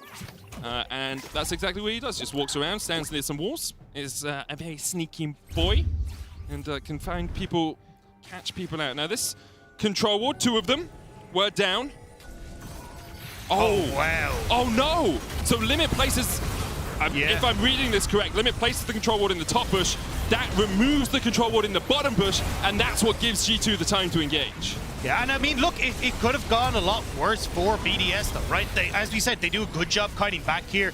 They end up getting to their turret. Jankos overextends. They nearly kill Caps off on the side as well. And here, Adam, I think just stopping this ultimate is the mistake. I think if you just let that run through, Tarkus has nowhere to flash, and you can actually set up once more for these fights. Because as you can see, like Xmadi dealing that damage, Nuclearint not quite at the point where he's going to be taking over, but give him, you know, an item and a half more. This guy is going to be just buckets of damage coming out of this comp. I mean, the big thing is he needs Seraphs for a bit of extra mana. Does give you healing as well, but not too important when you're at the long range of a Kog'Maw. He will look for something probably like a Void Staff after that, maybe go for the Rabadons, depending on how much magic resist he sees being built up on the enemy team. And really, if you look at it, you've got a Merc Dreads and a QSS. There's not a huge amount of magic resist. I'm ignoring Broken Blade because he's going to be off in a side lane with a Hull Breaker mostly, but maybe you just go for a straight Rabadons and see if you can just chunk out G2 in these fights. Especially when your win condition is late game. I mean, you've got a ton of time that you're going to be able to build up towards that Rabadons, and with the wave cleared now that Nuclearint's going to be able to provide, it gets a little bit tough for, you know, for G2 to actually like shove onto these turrets, especially if you're able to kind of spread out as BDS. Nuclearint can clear from pretty far back, so shouldn't have to worry too much about G2 trying to dive him, especially if he's, you know, clearing topside where you actually have an inhibitor turret. It should be relatively okay for BDS to try and slow this game down and look to scale. I'm very much hoping that they can get to a point at which they have scale, because right now they are near the bottom of the table, only ahead of Astralis. Need to win every single game they have left and hope for things to go in their favor as well if they're going to make it into playoffs. G2 really looking at 1 or 2 wins to lock in that playoff spot. They're not guaranteed if they win today, but they are very much playoffs elect is what we will call them. Just about then. BDS don't have the easiest of routes, even if they do manage to beat G2 today. They still have to work their way through Fnatic Rogue and Mad Lions next week, which is a monumental, a mammoth, an Everest of a task for the new team in the LEC. But what a name you'd make for yourself if you were able to pull it off. And it feels like they're going back to comfort because they know how much this game matters. A lot of what we've seen from BDS is these more teamfight oriented compositions where they've been successful, and now against G2 they're trying to do the same thing. With 20 seconds on towards the Dragon though, and Caps trying to pressure onto his top side, BDS aren't in position. Caps is alone, doesn't have the flash. Oh, that dodge on the chain of corruption was dirty, but he is going to get feared back. Still has down sort of shadows. Broken Blade putting some damage down as well, and Caps able to walk out of that one, stole an ult, stole a ward, and didn't burn a summoner in the sequence of events. And burned 2 really big ultimates off of BDS as well, with the Onslaught of Shadows down and also those Chains of Corruption on Nexmati. It's really hard now for them to try and contest. So this composition from G2 that traditionally would struggle to be able to contest an objective like this now has 3 dragons, and Yugin are in a phenomenal spot as G2. You can go, hey, look, we don't care about dragons whatsoever. We can just play side lanes. We can look to cross map and continue to take more on the map as you commit resources to the dragon. Or they just keep pressure onto this top side the whole time. And again, BDS try to overcommit with the resources, and you can actually get that soul for yourself. And this is something that we've seen a lot from BDS, is just overcommitting resources where they don't need to. As my God, that heal, I did not think it was needed, but Xmati, that was clutch. Okay, observers, your work has been great today, but please stop baiting us with the Super Mega Death Rockets. Not one of them is hit in the games we've been casting as G2 looking to pull BDS around the map. Broken Blade continues to push in the bottom lane, does have the TP. Xmati's going to join this. BDS 5 members strong. G2, will you back away or will you continue to stay for the fight? 3,000 HP on the Baron. They remove themselves from the equation. Broken Blade is basing and has the teleport to join. Baron resets. And G2 seem to be happy with what they got out of that. Didn't actually burn anything from the side of BDS, but were able to pull them towards that topside river. Yeah. They did get the crash on the bot wave. Yeah, Pretty sizable. Also minion, 2 minion waves or so. Yeah, and you can also see Adam did swap over towards that smite as well. I mean, he'll just use that on a minion to get it back, but I know that sounds really silly, but actually burning that smite, pretty good, because you've got to try and deal with the double smite of Syncroft and Adam, where Adam can flash over the wall alongside Syncroft, and suddenly you just don't have the DPS on G2 to actually to combat that. So actually getting the smite onto Adam now is pretty good, especially if Broken Blade can play down towards the side lane, and Adam feels pressured to swap back over towards that teleport.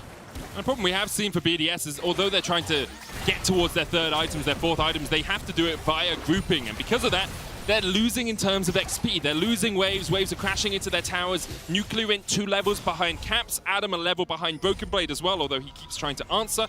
And these level 16 spikes are so important, especially for someone like a Kog'Maw. If you can get him to 16, that living artillery becomes so much more powerful. And for the moment, G2 are just ever so slightly ahead of BDS in every single play, and that's mounting into about a 6,500 gold lead. And the reason why we're seeing BDS back off so dramatically. Are you going to draw? I'm going to try to. Yes, come on! So what you see I wanted to do this all weekend. As soon as Akshan starts to move up into this bot side of the map, no, it's not Akshan. Oh, there we go. There we go. What's going to end up happening is if you look up at the top side, you completely back off this wave. So now you're unsure when you're sitting here as BDS as to where is Caps, where is Akshan? Akshan again, as you can see right now, is just playing out of that vision on the bottom side of the map. So again, you can't be sure where G2 are sitting, and now BDS have got to back away once more. And once the second BDS back off, again, look at that top side. You're just going to see Caps move onto the wave once again in a second. You just don't know where G2 are positioned, if you're outmanned, if you're outnumbered, if you need to try and hold onto your side lanes. But now, BDS are committing to this top side because Akshan showed on the bot wave as well. Syncroft popped the turbo chem tank, but it looks like Jankos and Caps just trying to turn this one around. Caps able to help Jankos force that flash away from limit. And I would say, observers, if we get the chance, that vision toggle was great explanation as well, Dagda. If we can keep showing just how G2 are backing out of vision, stepping back into vision, and pulling BDS into these awkward situations where they don't know where they're playing, that would be a sight to behold, I am sure. Broken Blade pushing in here. You can see, where is Caps? You know where Broken Blade is. Where's Jankos? Where's Caps? Where's Flakked? Where's Targamas? Are they hitting the Baron? It looks like they are from the spectator climb, but BDS cannot see those projectiles. BDS cannot even see their own jungle. They can't even see the entries. They can't even see Targamas. And this Baron already down to 2,000. Syncroft looking for the steal. He goes in. He gets it! He gets it! And Syncroft may have just grasped some semblance of hope for BDS, not only in this game, but in their hunt for playoffs. And BDS knew that was going down. Adam smited a minion to get his TP back, but they knew they were going to be too late. But Syncroft with the hero play now will give Baron a cross, but G2, they have the numbers advantage, and they will start to get these outer turrets. This is everything used onto Caps. He has a stopwatch though. Adam looking to step forward. Targamas with a good gobble up there. The Devour will stop him. Broken Blade putting the damage in from the side. Come up and's going to get blocked by the tower. Adam has to flash away, and Flakked gets excited. Targamas down though. Flakked continues to push forward. Adam, Chrono shifted up, doesn't really have a way to get into this fight. Flakked, the timing was perfect, but Adam just a little bit too tanky for that Super Mega Death Rocket. 20 seconds on the Dragon though. BDS are looking for these resets with the Baron recall to move back over to compete against this objective, but we're going to see it here. Syncroft. Blind. Completely blind. Oh, and the early away. Smite as well. He from didn't even Jankos. smite. Yeah. Syncroft didn't even smite. 85 HP, the difference between G2 closing this one out cleanly and having to wait a little bit longer to get their 9th win of Spring. BDS now setting up around the Dragon, but look at where Caps is, Dagda. Caps is in such a good spot. Front to back is what BDS want, but Caps doesn't want it. He may just pick off Nuclear Int. Oh, the chain's just short. The Dragon taken. Nuclear Int cannot join this fight yet. Caps steals away the Chain of Corruption. Syncroft tries to force him away. Chain of Corruption's going to land shut down onto Broken Blade as he will fall, but Caps gets an answering kill. Adam on the front. Syncroft, X-Maddie and Limit trying to get away. Chrono Shift just about to come off cooldown. Tick, tick, it's back, but too late. Caps takes one. The Chrono Shift will bring X-Maddie back, but Caps is not done. A quadra for Caps as he puts G2 on his back once again. We thought that BDS might have been able to do it with the Baron steal, with the setup for the fight, with Nuclear Int not getting caught, but just like that, Caps puts BDS back in the ground, and now with the wave pushing in bot, they can look to close this one. 7,000 gold lead for G2. Caps with the positioning behind BDS. He found Nuclear Int. He found everything he needed, everything G2 needed to secure the win and secure their 9th win of the season. G2 will take it, bouncing back after grasping defeat from the jaws of victory yesterday. They claim their win today, and BDS are out of playoffs. Yeah, Caps was not going to let that one happen. You can see it there, 7-0-2 on the Silas. Great positioning for the fight, the ability to sneak in behind the front line, and as soon as that front line gets separated from the back line, you can see there's just nothing there. X-Maddie's trying to run the hell away. You don't have the peel that you really need because you're working with a Zillion on the back line. Pure fear on Caps' eyes. Well, Roman carrying Caps as Caps carried G2 in that game. Great performance by him. Did wonder how he'd be able to deal with the Cogmore mid, but he played it to perfection, as you say. Kia player of the game votes at LEC on Twitter. Jankos Caps with a capital P. You put respect on the spelling, and Flackhead are your options. Of course, commiserations to BDS. They are out of playoffs contention, and now all they can do is play spoiler for the other teams. Yeah, and I mean, look, for BDS, I think we've seen real growth from them over the course of this split. I think their bot lane has gotten a hell of a lot better for X-Maddie and Limit. Limit even starting to move out of the bot lane and work alongside Syncroft a lot. I think Nuclear Int has developed a lot in the mid lane as well. It's just unfortunate that they fell so far behind, and G2, with that strong level 1 that invade to put Syncroft behind, BDS just never got the ball rolling. They were never really able to get a grasp on that game. Now, after the break, Caps will join Shox and Broxer at the analyst desk to talk about their win and preview the match of the week between Fnatic and Mad Lions. Don't you dare miss it.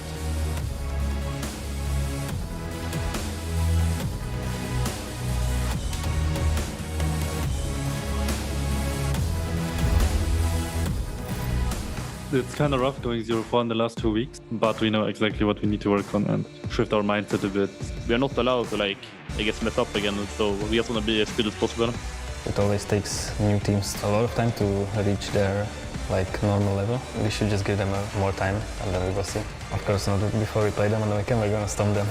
This is a match for Mad Lions' life in the LEC. Will Fnatic crush their dreams?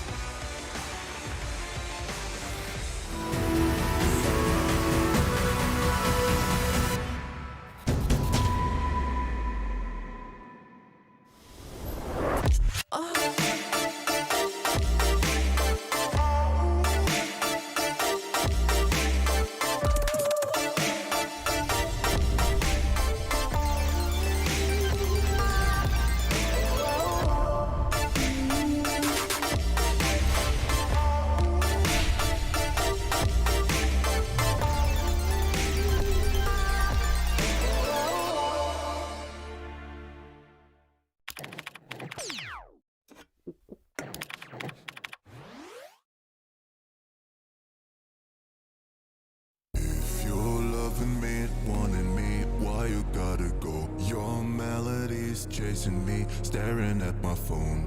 I wanna give you love, love, love, love. I wanna give you love, love, love, love. Why you're hurting me, cursing me, thought we had it all. You poisoned me, came for me like an animal. I wanna give you love, love, love, love. I wanna give you love, love, love, love.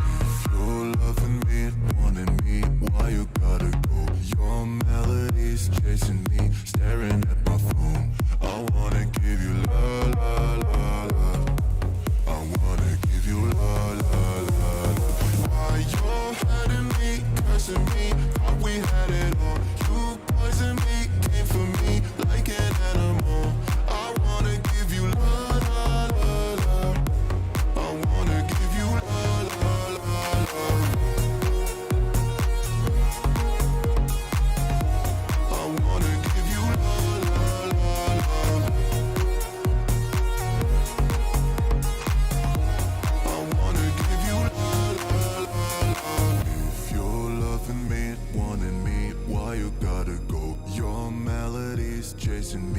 staring at my phone. I wanna give you la la la la. I wanna give you la la la la. Why you're hurting me, cursing me, thought we had it all. You poisoned me, came for me like an animal. I wanna give you la la la la. I wanna give you la la la la. If you're loving me and wanting me, why you gotta go? Your melody's chasing me, staring at my phone. I wanna give you la la la la. I wanna give you la la la la. Why you're hurting me, cursing me, thought we had it all. You poisoned me, came for me like an animal. I wanna give you la la la la. I wanna give you la la la la. I wanna give you la la la la. I wanna give you la la la la.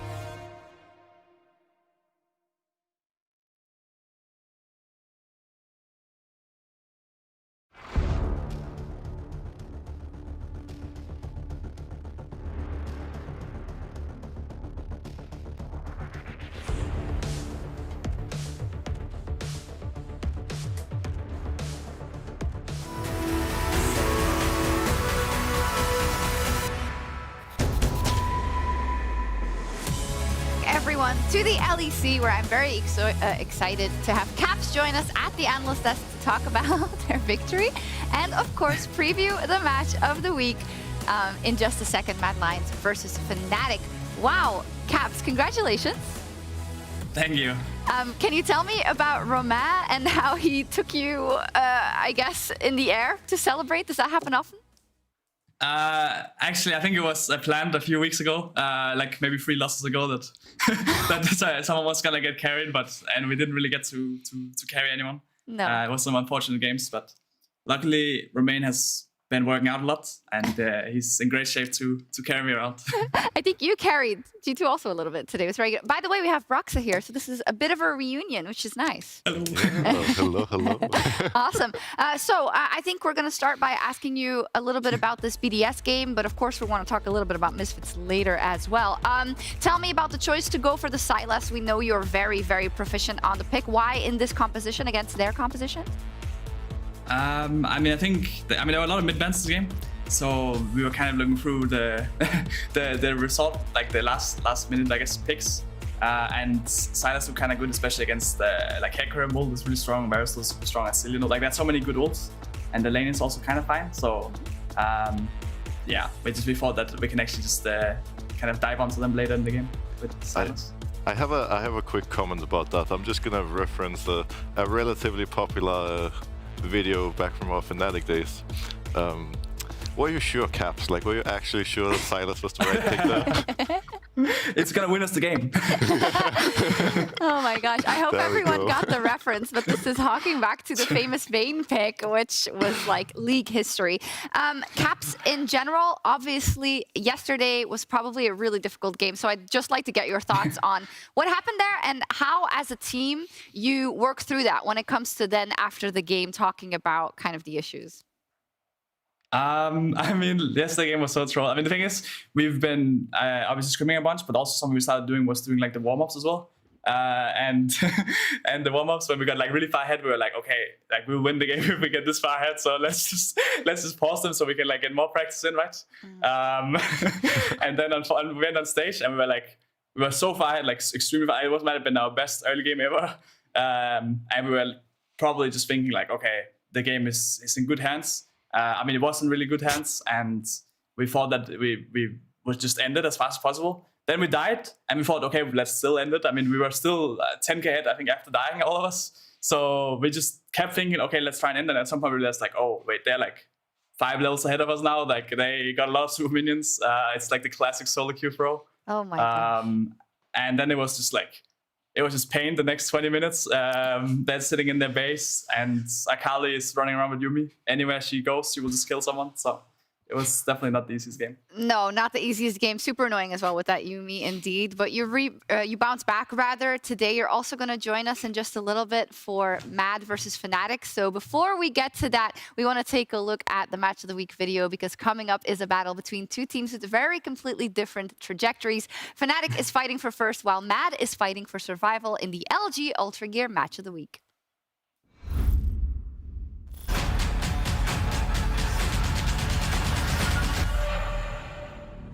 This has already been the rockiest of starts for the reigning champions Mad Lions, but going from 2 back-to-back titles to failing to even reach those playoffs would be devastating.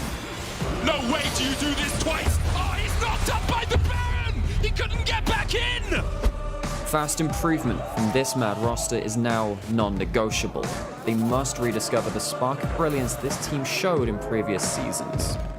As we arrive at the penultimate week of spring, teams are fast approaching their last chance of making it to playoffs.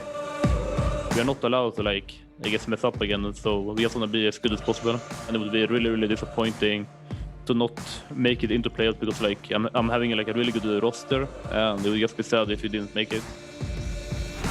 Elioya might find an engage here. 5-man ultimate! Block the stun. They now want to turn and burn. Elioya! And again, another combo. Purchased it instantly deleted. Excel at arm's length. Armored jumps across the wall. In a good position to assassinate someone. Hextech gate by Finn. He's going to get onto the back line. Armored tries to get in. Nuke up holds a stopwatch. Rika stepping forward. The Chaos Storm, and Armored finds the shutdown.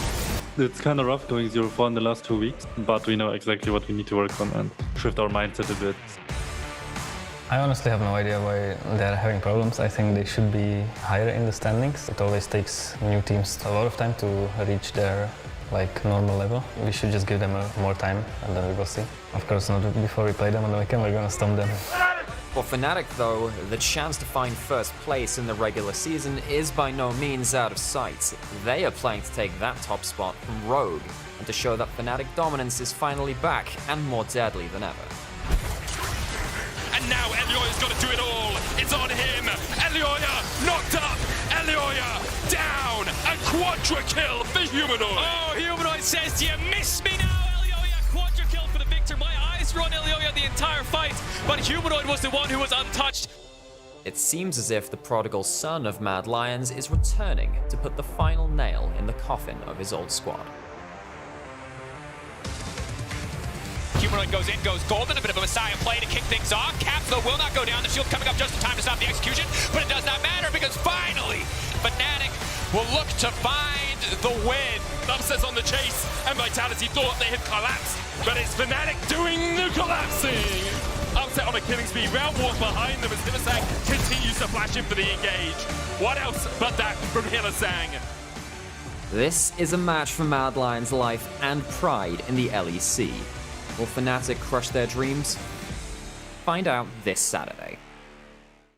And it is this Saturday. It's time for the Match of the Week. Fnatic versus the Mad Lions.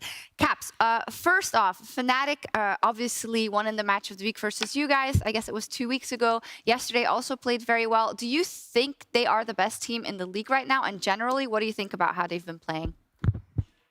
I do think they are the second best team in the league. I think they are playing really well, especially the last few weeks. It feels like they have found more of their they have their kind of found the way they want to play the game, which is playing very heavily through bot, right? A lot of roaming mids. Wunder is kind of put on an island a lot of the time, and it's working really well for them. So we'll see if that's just what they're gonna go do again in this game. Mm-hmm. I was just thinking that I really like the idea of asking a G2 player if Fnatic is the best team. Yes, I was just thinking, bad. I was really hoping, I was so worried for you, Caps, about the reactions if you're actually yeah, Fnatic is just so much better than we are. In my defense, this is like a talking point we prepared, and I really just zoned out and I just asked the G2 player. My bad, but I think you handled that very, very well. Regardless, I want to talk a little bit about their strengths then, and maybe about the mid lane, because you've been playing against Humanoid now for a long time, and you've both developed a lot in that time. What do you think about how he's playing now, and what do you think his strengths are? What is it called? He's playing a lot of roaming mids, and I think he's playing really well. Obviously last year he won two splits. I think like from, I guess, listening in on a lot of the other players in the team, it sounds like he has a very good idea of playing mid game. I know they talk a lot about him shot calling, I think, for the team in mid game and setting up a lot of plays. And especially when he plays like the roaming mids like TF Rice, he is very good at finding like angles to get picks in mid game, which they're like really good at utilizing. So I think that's like probably his biggest strengths.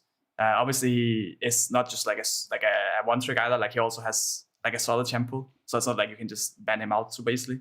But I think that's like his biggest strengths. What do you think is the biggest difference between you and Humanoid? I think that's I guess a lot of differences. I feel like the what's it called? Like I mean, a lot of people banning the roaming mids against us. I guess the last few weeks they've kind of been banned a lot. So we don't really get to play them as much. So I feel like I've been playing a lot of like scaling mids the last few weeks. Obviously yesterday we got to play Arya and roam around the map a lot.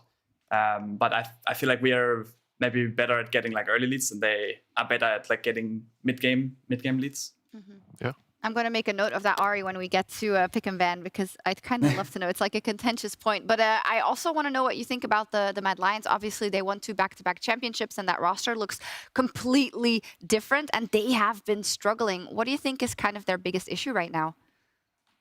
I mean, I think if you look at the top teams, they all have very defined strategies to play. Like I mentioned earlier that Fnatic plays really heavily through bot with like a roaming mid, and I think Rogue also and Misfits also have like a very straight up playstyle when you play against them. But Mad Lions, they always feel like they're coming in with something new. They're very playing unorthodox picks as well, and they're like, I don't know, playing on some new things all the time. I feel like we are doing something similar, and it is for sure a lot worse early on in spring and also like in B1s, right? Because I mean, practice makes perfect, and if you practice something a lot, you're going to be really good at it. And Mad Lions have just been playing all over the place. I think that makes it hard for them, especially because they have 2 rookies, and I think like they haven't really found something like super comfortable for them yet. Yeah, I think I agree with you. We also saw Elyoya yesterday. He looked super defeated. We're going to take a look at the strength of schedule of the matches that Matt is still going to have to play, because obviously they need to win a lot to get into those playoffs. Broxa, can you identify with kind of seeing Elyoya being in the position of being one of the remaining members now with the new players around him? I guess he feels like the world's on his shoulders right now. I think in general, when you're a player, missing playoffs, like even the thought of missing playoffs is like pretty devastating for a lot of reasons. Obviously, it's only spring, you could say. Yeah. Worlds is the biggest thing as a player, but at the same time, I don't think any of these players, I don't think anyone expected this downfall from Mad Lions, really. And Elyoya, last year being considered one of, if not the best jungler in our region, obviously, I'm sure came into the split with a lot of expectations. Now, you know, when you're a professional league player, I'm sure Caps knows this as well, it's just your life. It's everything that we care about. It's everything that we do. So when things are not going your way, it feels like your life is just falling apart, really. Oh, yeah, absolutely. We are getting into picks and bans. So hopefully for Matt, they can turn it around. If they lose this game, they need a 3-0 super week next week to make it into the playoffs. They're playing Vitality, BDS, and Astralis.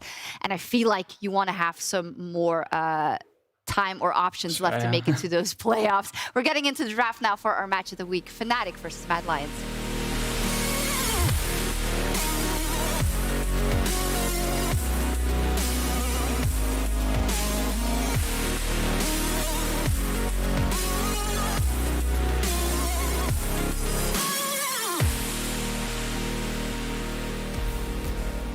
Here we go then. It is time for our picks and bans. We'll see what the priorities are. I just want to get this quick question in there. Caps, Ari, obviously after the buffs, people are picking her up more, but she doesn't have a lot of success. What place does she have in a draft nowadays?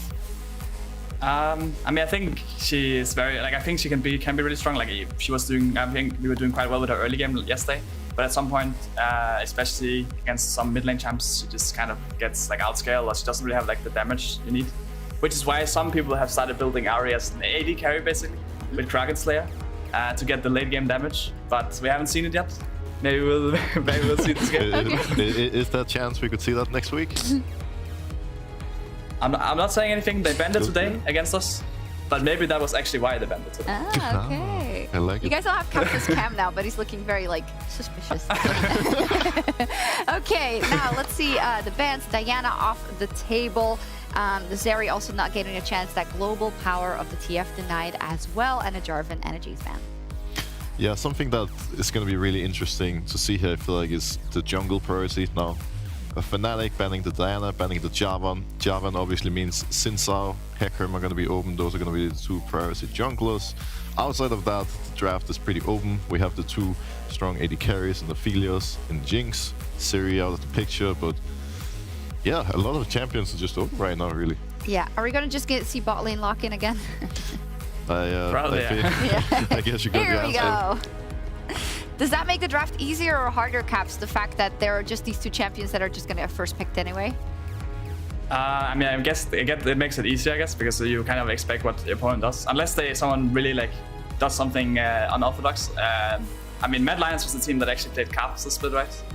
Although that was like week 1. But unless someone comes up with like a complete cheese draft, then it makes it kind of like predictable, I guess, what your opponents will go. Rise is open. Yeah, I was about to say at this point in the draft yesterday, Mad Lions just 1-2'd Aatrox, which is probably the craziest draft I've seen this weekend. Now, at least for the time being, the playing it a bit more standard, getting the Hecarim. I'm guessing unless there's a big priority they want to secure, like the Rise that they hovered, they're just going to log in the Aphelios here and mash the AD carry, but we'll see in just a second. They did take the Rise. Yeah. So go for the Rise. So now, obviously you can correct me if I'm wrong, Caps, but the second highest priority mid laner from what I've seen is going to be Victor here. Is that something you think Fnatic might opt into, knowing Victor, knowing Humanoid? I mean, knowing Humanoid, I mean, probably Victor Ori. I think I like the picks that he would like to go for. I guess it opts for the Victor, it looks like. Which is, like, I mean, it's a good matchup for Victor in the sense that, like, he outscales him quite hard.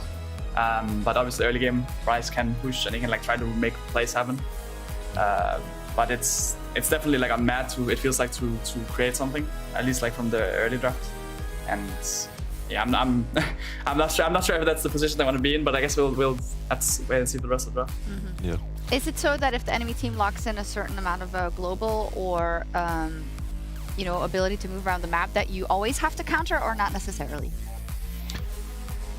Like if they have, like if they do what? Like the Rise ult, for instance, the Hecarim, you know that you have a lot of mobility and options to move around the map. Yeah. Do you always have to at least pair it? Like match it? I mean, like, what's it called? Fnatic didn't really match it this game, I guess. They just kind of went for like the opposite of where Victor will just farm, and then it's like if Rise roams, then he better get a lot of going because Victor will just farm. And if Rise roams, maybe he'll go do some camps as well. And then at some point he will probably just carry the game, unless like Rika gets enough done, right? And that's why I'm a bit worried for Mad Lions, because I feel like I haven't really seen Rika get like enough work done so far this split. And I feel like he's kind of on, like he has a lot of responsibility on his shoulder so far to get stuff done in this draft, I think. And I mean, we will have to see top lane matchups. We will have to see like support matchups still, right? There's a world that they create like a kind of easy way for him to do stuff. But so far, it's not like looking too hard for Matt, I would say. Yeah, I think that's basically what Fnatic is saying right now as well. It's like they go for arguably a pretty greedy draft, getting the Jinx, getting the Victor, just getting like a lot of scaling, while Mad Lions is going to have the potential to snowball the early game and push it forward, but they're not really knowing for playing the mid game too well. So Fnatic just kind of relying on Matt not having the cleanest early mid game and then taking over in the later stages. Broxa, I think you said earlier in the day that you want to see Mad have easy comps to execute, relatively easy, straightforward. Is that what you're getting from this draft? I wouldn't really say so. I think this draft is going to be pretty hard for them to execute, obviously. Some of the champions are pretty straightforward, like the Hecarim, like the Aphelios. I think Rise is also a great pick, but as Caps mentioned earlier, it's like a playmaker. And if played well, it can be really hard to play into, but it does require a certain amount of execution. Aatrox, I feel like it's kind of the same thing. What I was thinking when I said I would like to see an easy to execute comp, mean, let's say the Aatrox is an on, for example. Now on is not played very much, but then you have a very simple go button, you know. Everyone just jumps right in when on presses the horn, and it's pretty easy for everyone to understand the game plan. And now, there was a fair amount of support bans. The only role that's left to pick really, Caps, what do you think they're going to pick? Boom. I guess it's really I didn't even have to ask you. What do you think Matt is going to pick into really Spike? I mean, I guess Rakan is like the best matchup, probably. One of the better ones, at least. But honestly, looking at the draft, I see 2 Arcane champions on one side, and the other side doesn't have any Arcane champions. So I think it's going to be a hard one. But I hope Mad Lions can prove me wrong and show up this game. That is the good old Caps logic I like. Actually, that reminds me, Caps, you played with a skin the other day. That is something you never used to do. What happened? Yeah, what's going on? I mean, season 11, 0 skins, 0 trophies. I think the first few weeks were not going too well either. So I had to betray my own conscience to maybe get some wins. I like it. I like it. Both only the P capitalized and the playing the skins. We're throwing everything in. Yeah, Caps. Now that you've seen the draft, can I have your prediction? Who's going to win and why, based on the draft?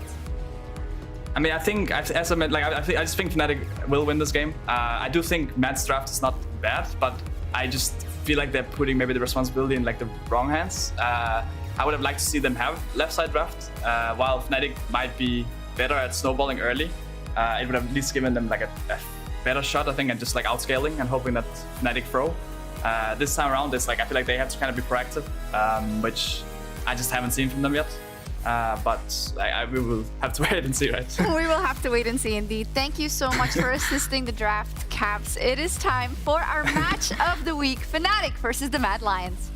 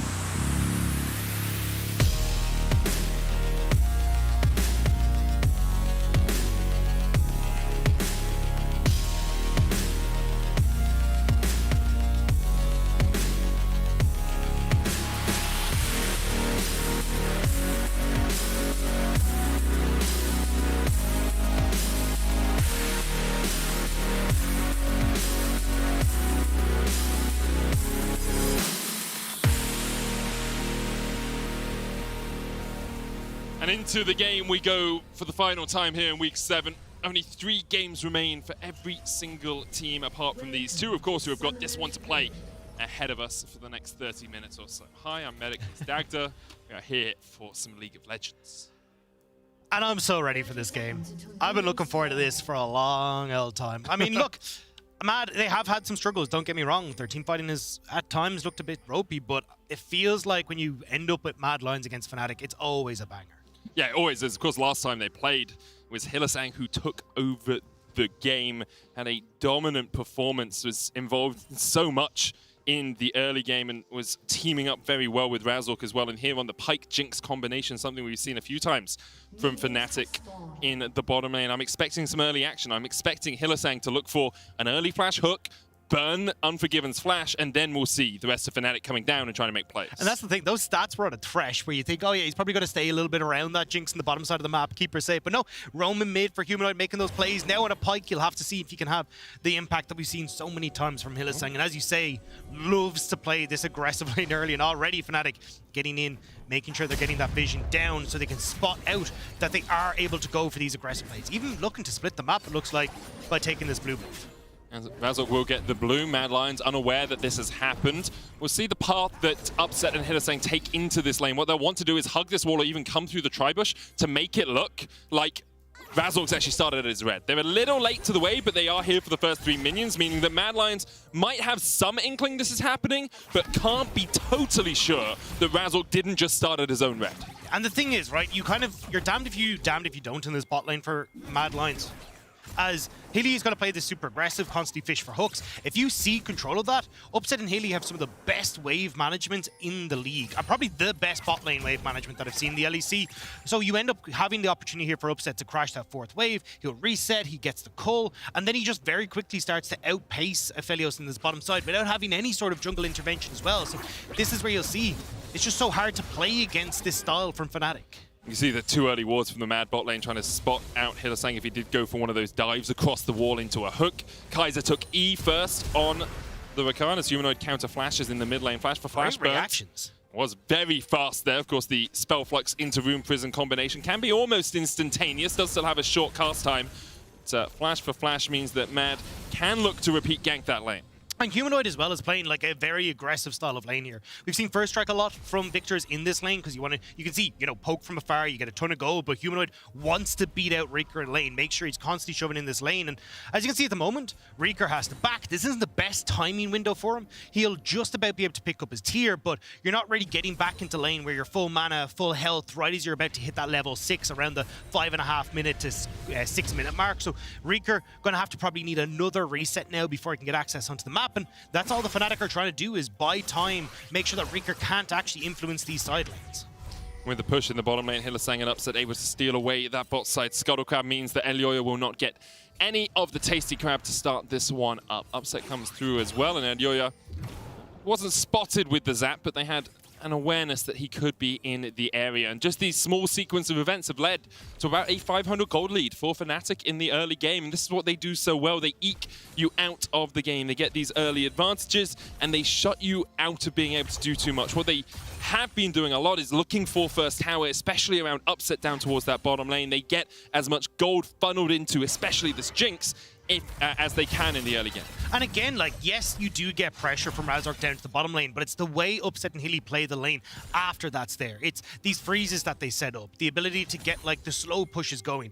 And the reason we're seeing that crazy hype first tower is how well Fnatic are at playing around, okay, do we try to trade for a Rift Herald or do we just try and look for plates instead? And it makes it very difficult for you to actually try and win out against this bottom lane. It's why, for me, Upset and Hilly are the best bot lane in the LEC right now. Definitely agree with you there. I think Hylissang is up in contention, probably top of my list for split MVPs as well. Yeah, I think I agree. VTO made a name for himself yesterday. Kaiser here trying to block this. The Ignite on Unforgiven though. Hylissang, he knew that Kaiser would try and block the hook and he's like, okay, I'll just put down an Ignite. Both of them step far enough away from the Rakan that they're not hit with the knockup, and it's all just about tempo plays. It's about upsetting your enemies. It's about making it so that they don't have good backs, and now Unforgiven and Kaiser have to stay around to catch the wave that's going to push into them, and they're at a double longsword disadvantage in the match. And Upset and Hilly have full control over the bot wave. It's slowly pushing in, but if you try and reset as Kaiser and Unforgiven, they just pick up the pace at which they collapse this. Kaiser's going to get caught, dances away with that E, and is able to escape.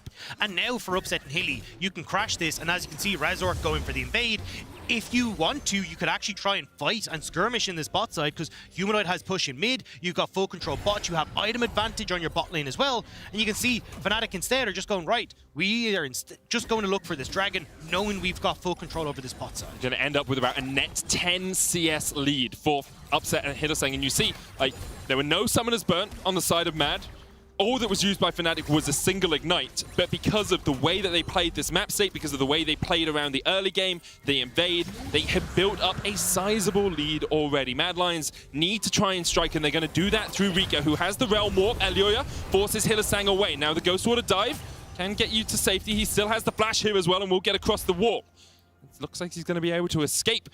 Hylissang does have to burn his flash. So nice job from Mad to, get those resources out of Fnatic, but Fnatic still managing to step away, and you're still kind of getting those small little advantages onto Fnatic's side with the Dragon taken, and it's still pretty hard to punish Hilly not having that flash, just with how slippery this pike is. Rika, remember, doesn't have a flash of his own. They were traded in the mid lane. Rika forced away from this minion wave. One of them did crash in, but the rest of them can be held by Humanoid, as Hylissang continues just to be a nuisance across the entire map. And one of the things that we're going to see is that because we're getting all this attention down bot side, Wunder is just going to slowly build up this lead in top side. You're already seeing a small CS lead from himself, but this is a pretty good matchup for the Gwen, especially running Ignite, the Grievous Wounds it applies. It makes it really difficult for Armor to try and balance, the big engage, the low health, and the heals that this Aatrox really wants to try and play around. For the moment, Fnatic very happy with the way the early game is going. Mad Lions, though, across the course of Spring, have been able to develop some early game leads. You can see third in the league for gold difference at the 14-minute mark through the entirety of the split. However, where they're really let down is their team fighting. They are 9th in teamfight KD, so that's how many kills they get per death in team fights. And that's such a different story to the Mad Lions we knew of old. They would fall, 10,000 gold behind and they would be able to teamfight their way back. This year, it just hasn't quite looked the same as it did in 2021. And a lot of that is how these team fights are set up. It doesn't really feel like they're able to establish the kind of front to back that you would like, and not getting the vision control that you kind of need before you go into these fights. It's just been a bit unfortunate for Mad Lions in the way that they've been trying to orchestrate themselves. And I don't even think it's, down to individual mechanics or individual mistakes. It's kind of team as a whole not really getting onto the same page about how they want to try and approach this. Let's see if they're able to find that level of coordination in this game, because they need it. Currently sitting at 5 and 9 outside of the playoff picture. A loss here would take them down to 3% of scenarios where they make it into playoffs. 2-time LEC champions last year as they fall from grace, to be sure, but they still have everything at their disposal to try and fight back. Razzle's going to steal his second blue of the game, teaming up with Hylissang. Rika's on the way. No Realm Warp for him, though, and Fnatic will just be able to walk away from this. It feels like this is far more comfortable for Mad Lions, though, than we saw yesterday. When we looked at yesterday, they kind of ended up in this weird pick composition that didn't really work out. You saw Armut kind of getting the game taken away from him very quickly with the Kled from Finn. So I definitely think that now that he's got the Aatrox, it's still not the best of matchups, but at least he can have a little bit of an easier time than he did yesterday. And with the approach that Mad can get to this game, with the front-to-back team fights, with Armut, in theory, being able to find some flanks, there is still the opportunity for them to go against Fnatic. It's just Fnatic have been so strong when it comes to team fights. It just looks like there isn't any way you can kind of break through them. Probably the strongest team in the league at the moment, although Rogue continue to make a case for themselves. Humanoid has built up about a 15 CS lead, 20 almost, as Mad move up towards this top side. Fnatic don't seem to be willing to give this one up. Where are we in terms of level 6? None on the supports. Everyone else has those ultimates. We'll see if this fight really does begin. 2,000 HP on the Rift Herald. Razzle forced low by Unforgiven. Rift Herald smited. Wonder forced up towards the top side. Pulled back by the Infernal Chains, and Wonder was separated from his team. Mad Lions strike first. Couldn't get the hop over the wall, and it means that Wonder goes down. You also get that Rift Herald, and we were just praising at the start of this how good Fnatic were kind of trading the objective of the Rift Herald 4 plates on bot side, and they decide not to go for it, try to take the fight, and Mad Lions punish really well there. Yeah, to get the first kill on the board. We'll have another look at it because the teams all wanted this fight. You can see how late Upset is to the battle. Yeah, and this is because you've seen so many roams from Hilly. Upset isn't actually able to get that push. There you can see just getting that pull back so you don't get the hop over the wall as Wonder. And now Fnatic will find themselves just a little bit on the back foot here. The goal is still in favor of Fnatic, just by 300, but Mad Lions should be able to get control with this Rift Herald, and especially as you see both Fnatic bot lanes up in this top side, I wouldn't be surprised to see Elyoya just roam bot here and try and plonk that Rift Herald down straight off the bat. Yeah, Upset and Hilly moved up here straight after that Rift Herald fight. They want to try and force Armut a little bit on edge. Armut doesn't have the World Ender, but does have a flash. Razzle coming in with the Harrowed Path. Infernal Chains going down. Heartbreaker short. Will flash away from it. Elyoya has pushed in towards that bottom side jungle, but only the Razor Beaks for him if he wants them. But don't forget, Mad Lions can still trade up here, because you can go tower for tower, that's all well and good, but Dragon's about to spawn. So Mad Lions then push in bot, you fall back to Dragon, and you still end up trading up. And in theory, it's the AD carries that are still getting all this gold alongside the jungler, so you're reasonably alright.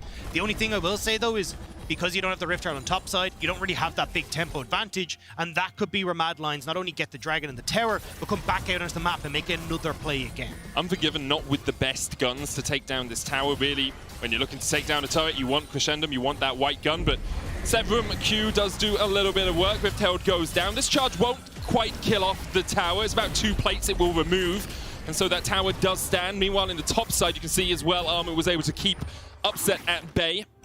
And the AD carries about even gold across the course of that trade. 200 the difference between them. It's a 500 gold lead for Humanoid in the mid lane, but Elyoya off to a strong start on this Hecarim. I want to see, though, if we're going to get Wonder resetting here, because yes, you will have Upset collect this wave in top, but realistically, you want Upset here for the fight that's about to kick off. And Upset is sitting on a lot of gold as well, so would love to be able to get the damage. But Yeah, Demolish and Hullbreaker as well. The increase in damage from Hullbreaker with that Demolish is just insane. And I love the Hullbreaker rush, especially if you're going Demolish on the Aatrox, because you know you are going to have some time with that tower. Yes, Gwen can do quite a lot of damage, but World Ender gives you the movement speed. You've got a dash as well. You can escape from a fight that's beginning, and you actually see Mad giving up, ceding control of the bottom side river here to give Armored a little bit more time with this tower, to give him a little bit of extra gold. Upset is working his way up there.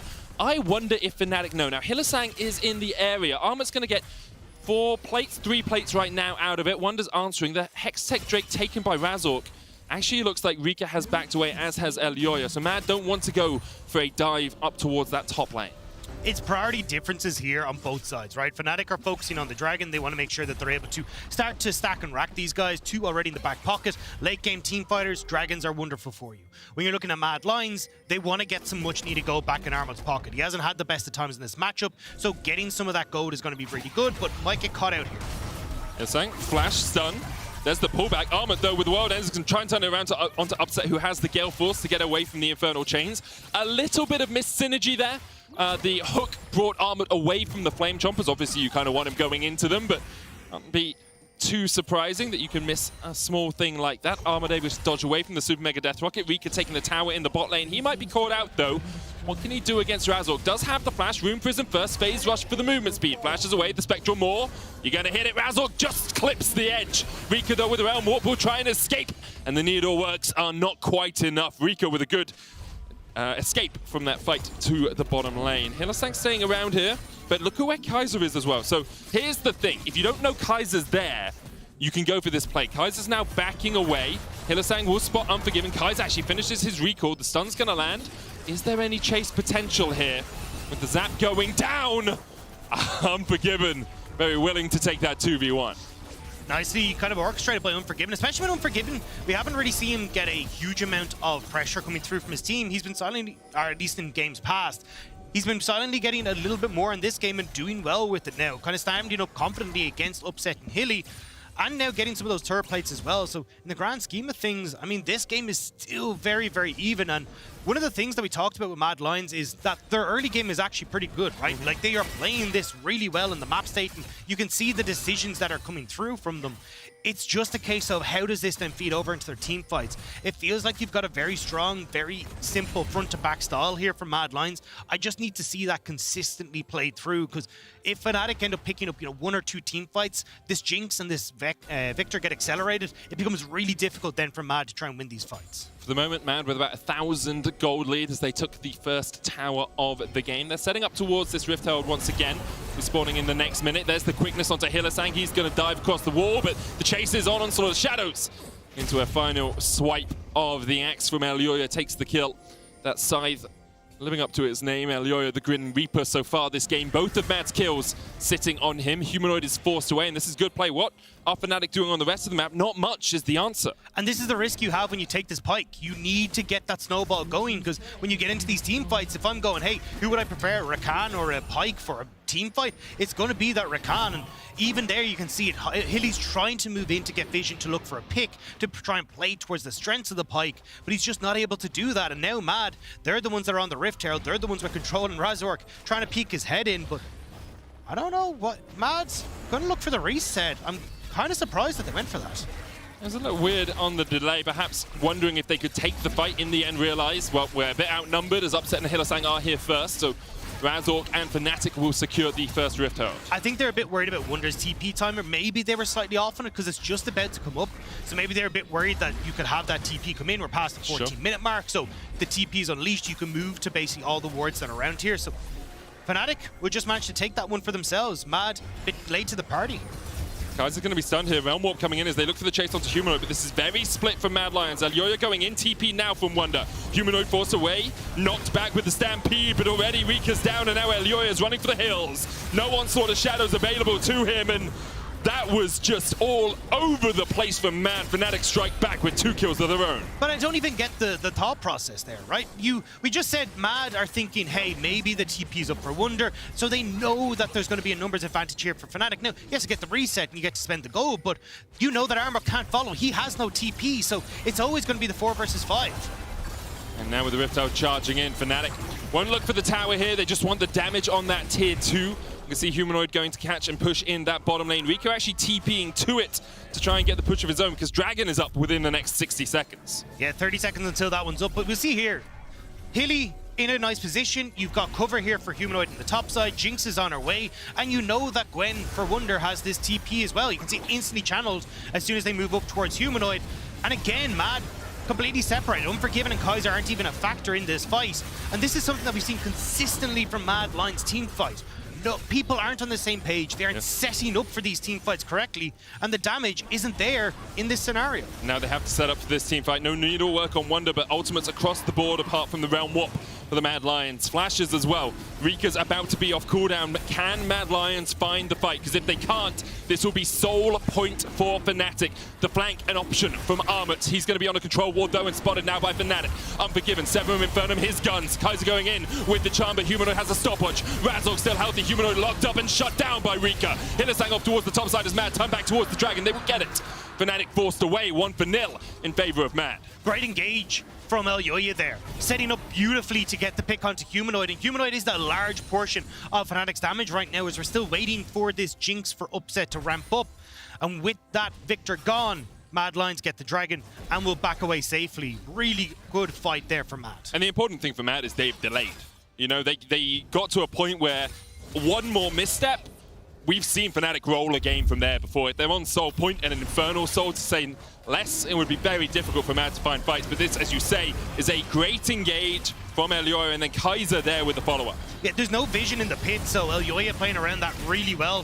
Fnatic thought that their biggest threat was on the side, but Elyoya just comes swinging in over the wall, and you can see their Upset not really getting any sort of damage down. And this combo that we see between the Viego and the Pyke not really coming to fruition there because no one's low enough to start these resets rolling through on Fnatic's side. And that will be a sign of things to come for Mad Lions if they're able to continue to find those fights. The quickness lasting longer than a stopwatch really helps Kaiser there as well because you don't have to perfectly time your knockup on towards Humanoid. You know if you are there when the Zhonya's ends, you will get the charm into the knockup and there's no escape for the victor. Mad Lions with about a 500 gold lead, but even Stevens really between these two teams as we get up towards the 20-minute mark, and that actually hasn't really been the way these two teams have met up in the past. It has been more Mad Lions favored than I think a lot of people would care to admit. 10-6 in terms of head-to-head. Mad Lions consistently winning the regular season, and of course in 2021 they dominated. Wunder here looking for the kill in the top lane. Will be forced away by Armut underneath that tower, but this year Fnatic have seen reborn, renewed with this team made up of some great component parts. You know, Razork from Misfits, Wunder coming over from G2 as well. And I think when people saw this team on paper, they had high hopes. Fnatic have lived up to those so far. And I think that's the big difference. 2022 is a completely different year for Mad Lions. And we can for everyone, for everyone, true, yeah. May not feel like it sometimes, but may still feel like we're in 2019 at certain points, but either way, I still think for Mad Lions, the biggest problem that they have is that going even Steven right now hasn't really accelerated the pace of the game the way they want.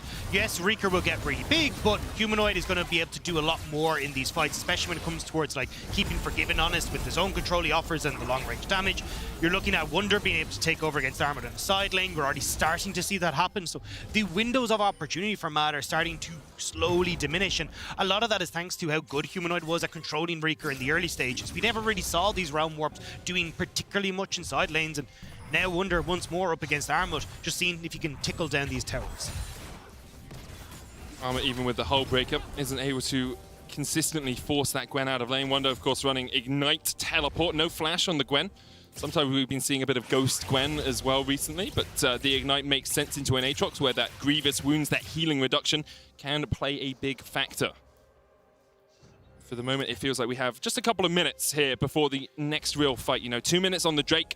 I say that Hylissang is in the game, so who knows when the next fight's going to be. But speaking of Hylissang, I love this Umbral Glaive pick. I think it's really good on Pyke, especially in pro play, just because of how much control you can get in terms of vision. One auto attack is enough to kill any ward you spot, apart from control wards, of course, which take 2. And because of that, Mad Lions' vision has been really just removed from the map. You can see they have 2 control wards, and that's about it right now. So what we're actually kind of seeing here from Fnatic, right, is a trade on different sides of the map. I'm going to try this again. But they had set up a whole bunch of vision control on this bottom side that now got cleared out. That was in these 3 positions. Now that's been finished out by Mad Lions. So instead, what we're trying to see from Fnatic here is they're trying to establish vision control in these areas. So when Dragon comes up, what I imagine that we're actually going to see is that Mad Lions are going to go and try and contest that on the bottom side. And instead, Fnatic are going to try and draw Mad Lions up through River where they have all their vision in control. And it makes it very easy for them to find picks with Hilly, to find members of Mad Lions. Especially if Mad Lions are fully committed to taking this Dragon. You can try and either 1, burst the Baron, but 2, just outnumber Mad in that Baron area. So it's Fnatic to have first move. Hook going on to Kaiser. Hylissang chunked a little bit. Elioy looking for the engage. There's the quickness. Wunder caught out. Wunder just locked in place. No escape for him as he falls. And Mad Lions just find the single pick. Will they look for more? The Dragon, their prize, you feel, in 20 seconds time. And this is why I wanted them to play towards topside. You've established vision on the top side. You've cleared it out, but Kaiser! Hooked back, but Hylissang so low, and the Moonlight Vigil enough. Alun helps Unforgiven find his mark. Another kill over to the Aphelios. Fnatic now only 3 members strong, continue to fight, continue to battle, but they have lost the Infernal. Kaiser's going to dodge away here. Elioya secures the Infernal. Armut seals away some Krugs.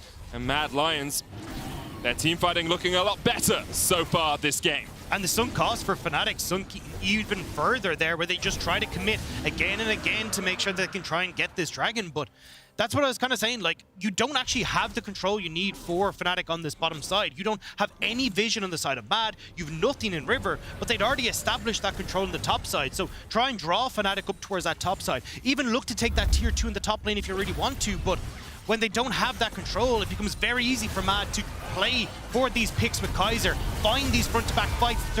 I mean, you don't even have Unforgiven here. They just murder people so quickly. I mean, it's part of the problem of how do you face check into anyone on Mad Lions. You've got a Gwen, you've got a Viego, you've got a Pyke. I mean, Hylissang does a lot of work and can be a nuisance, but it becomes very difficult for him to find anything. You see the Moonlight Vigil here from Unforgiven does find its mark, and although he's had a quiet couple of weeks, you have to remember that Unforgiven was one of the shining stars on Mad Lions. Wasn't given a lot of attention, wasn't given a lot of time by the rest of the team in the early portions of the season, but was consistently playing well in team fights, maintaining laning phases, not falling too far behind, and he's done just that here as well. We praised Upset and Hylissang at the start of the game for being the best spot in Europe, and I still think they are, but in this game specifically, Unforgiven and Kaiser have had their number. Elioya going in once again, Humanoid knocked back, Humanoid pops the stopwatch, the quickness, just stand on him, but that is a great hook. Hylissang pulled Kaiser away, the quickness didn't hit, it gave Humanoid time to flash, and now it's the Hylissang show. A double for him, a shutdown for Wunder, and Mad Lions thought they had the fight, but Hylissang did not give them an inch. The Hilly hook hypes up Fnatic, and now they're moving in. They know they've got Baron, Hilly's on the hunt. That he is, but he's not gonna get the kill. Death from below, didn't quite do it. Hylissang still chasing in here. There's the Baron secured. Hylissang gets the stun. Oh no, wait, does he do it? Hylissang didn't even need his ultimate. Kills the enemy jungler in a 1v1. What a man. That was great. I love when you see supports who are that aggressive, managing to pick up the kill in the jungle while they get the Baron as well. And now because Elioya died so late comparatively, Fnatic get to reset, come out on the map, and you're still waiting on Elioya to come through. But here you can see, right, they'll try to get this great engage onto Humanoid, hook, but man, you called it perfectly. Hilly timed this amazingly onto Kaiser. Means there's no way for Kaiser to get back, and Humanoid just able to clear the distance enough to be able to win out this fight. A couple of things slightly mistimed. The double for Hylissang. Oh my god. So he uses the death from below with the Phantom Undertow, the E. He hits the kill and then gets the stun onto Rika, giving them another kill on top of it. Hylissang. He's too clean. I mean, here's the thing, right? We said at the start of the game, I said at least, he was my #1 in terms of MVPs. I then, for a moment... For MVP? Yeah, all right, sure. For a moment, I said, hey, Upset and Hylissang haven't looked like the best spot lane in the West in this game. And immediately Hylissang's like, and I took that personally. Comes out, wins the fight for his team, gets them Baron, gets them a 3,000 gold lead. And now Mad Lions sitting, licking their wounds as they look at 6th place hungrily, currently sitting in 7th, 3 wins behind Excel and Vitality. They can still make it if they lose this game, but it is very, very unlikely that they do. The thing is, though, I feel like Mad are going to have learned from that, right? Keep Elyoya in front of the hooks. Make sure that you can actually get that CC. So maybe you can still have that opportunity as Mad to try and play towards that, especially as you start to see push here for Fnatic with Baron on the top side. Reeker starting to trade on this bottom side, just seeing if they can go for, you know, a one-for-one trade. And in this situation, that's pretty big for Mad Lions. The double resets coming through from Fnatic to deal with that push and bot side might give Kaiser a chance, but can't quite find us. Couldn't quite get there in time. And now Rika needs to get out of here because the rest of Fnatic are barreling down the bottom lane. Next Dragon up in a minute's time. Mad Lions will be happy they were able to secure 2 in the mid game because otherwise this would be Soul for Fnatic. And as much as you say Mad Lions may have learned from that, is it too little, too late? Is it a lesson taught a little bit too late for Mad because they are dealing with a 2.5 item Jinx now, and Rika has been spotted out on this ward, and that Zap's going to connect, and the Everfrost will not stop Hylissang. Flash away from Rika. Fnatic do not want to take more. And that's the difference between this Dragon and the last Dragon. Look at the vision that's been established on that bottom side for Fnatic. It's what they just spotted Rika on. And you can look and go, well, where's the vision that exists for Mad? It's completely dark on this bottom side. And this is how you can start to look for picks with Hilly. This is how you can set up the fights. And that's why Mad trying to push in mid, see if they can get priority to move as a group through the center part of River so they can't just pick you off as you come through the jungle. I think if you're Mad, you give this one up though. 10 seconds on it. Armor continues to push in the side lane. Get yourself a little bit more gold. Get yourself that tier 2. 600 gold going over to your team is nothing to be sniffed at, and that's exactly what they'll do. Third Dragon of the game will be secured by Fnatic as they begin to look to get towards that soul point. But Mad Lions keep the gold within about 3,000. And the resets are coming through to protect this bot push as well. And honestly, if you're Mad Lions with that Baron going over, to only have lost the Dragon and that top tier 2, I mean, it's pretty good in the grand scheme of things. It could have been a hell of a lot worse.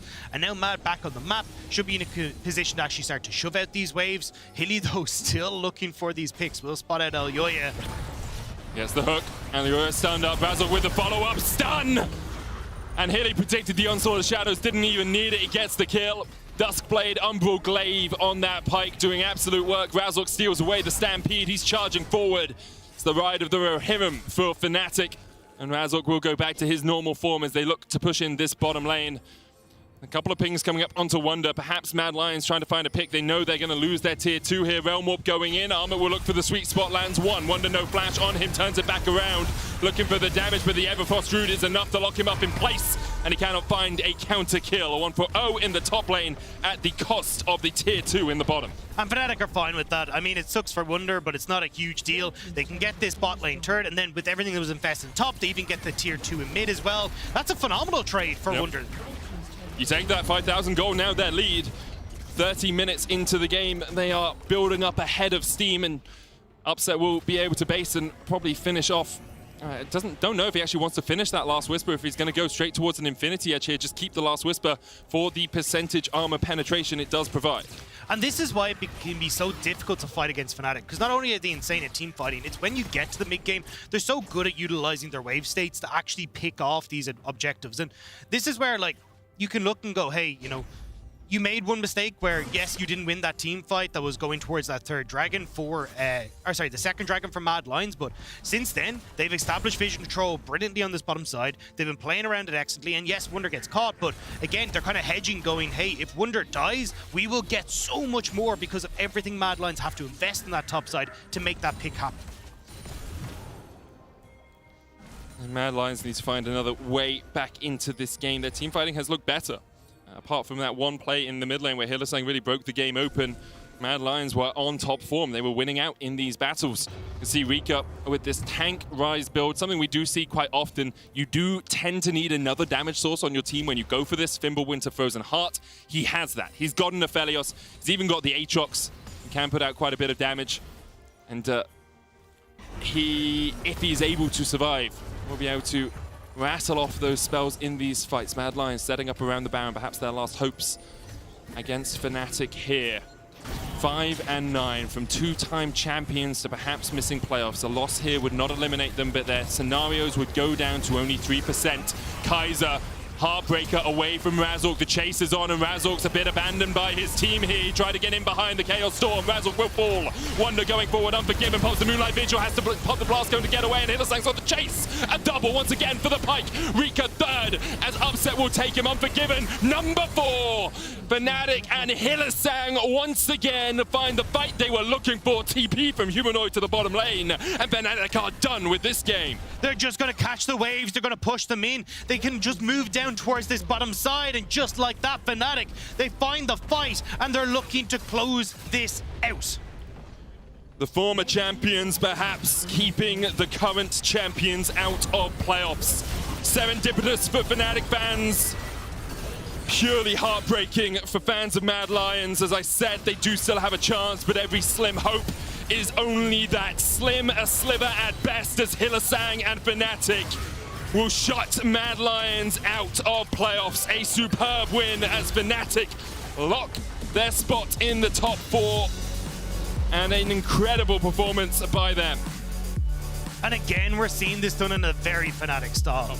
Hillesang coming out with this Pike, finding those big moments in the team fights, playing around their wave states really well in the mid game. This is what makes Fnatic such a dominant force. I mean, great laning, great team fighting, and their understanding of how to play the map is phenomenal. Really good stuff there by Fnatic. I have been pinged quickly by Marcus.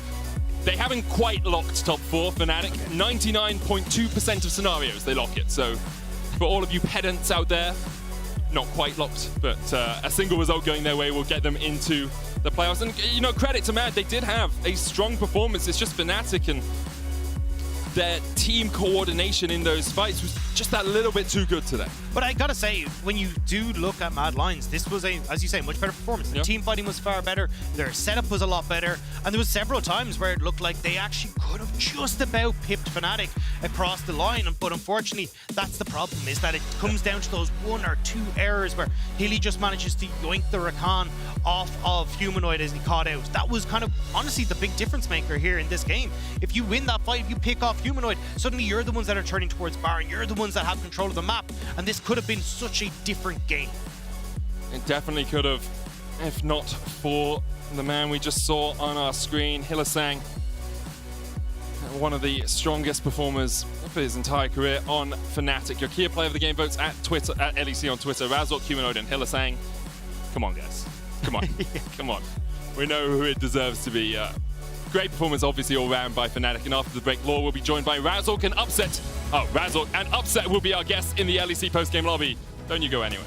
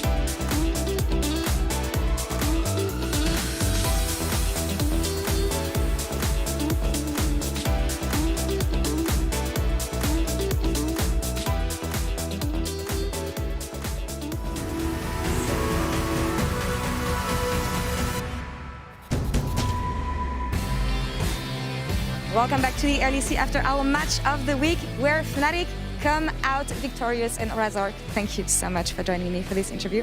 Congrats on taking them down and looking top 4. I was kind of surprised though during the game because looking at the Mad Lions recently, I didn't expect them to go toe-to-toe with you for so long. Were you surprised by anything from the Mad Lions today compared to the previous games we've seen from them? Well, I think their comp was like really straightforward. They have like really hard engaged comp, and we were getting caught, and it was like kind of hard to do something ourselves with the champions that we had. But I still think that Mad Lions is not like a weak team or anything. It's just like many unlucky things happen to them, or I don't know why they are in this spot. But yeah. Yeah, sad situation for them. But I agree with you. We've seen better things from them maybe today. You were mentioning your composition and the picks you had. I want to ask about Viego, because this is a champion you played a lot in the LEC Spring so far, but it hasn't been quite a successful champion in the LEC overall. So what do you think about the priority of the pick and also your choice going with this champion today? I think Viego is actually a champ that either you are like really strong or you are completely useless, right? And in this game, I felt really useless because we didn't fight too much. We didn't have like a source to engage or create a fight where Viego is like really strong. Yeah. And I honestly said one team fight, I felt like I was completely useless. And this was the game. I don't know, even we won, I felt like I did nothing, kind of. So yeah. You have to get these resets going, I feel, with Viego, which is not easy always against some teams. But looking at the overall meta in the jungle right now, it seems to be the least diverse we have. What's your take on this, and would you like to see it differently, maybe? I feel like other champs have value in different terms in the game. And I think Viego, if you don't snowball with this champ or you don't get resets in teamfights, I don't think you are useful. But if you play Xingqiao or Lee Sin or something that you can be more tanky or you can provide something more useful to the team, but with Viego, I feel like you are not even frontline and you just go there, die, and do nothing. Yeah, I just hope we can see more champions going into playoffs.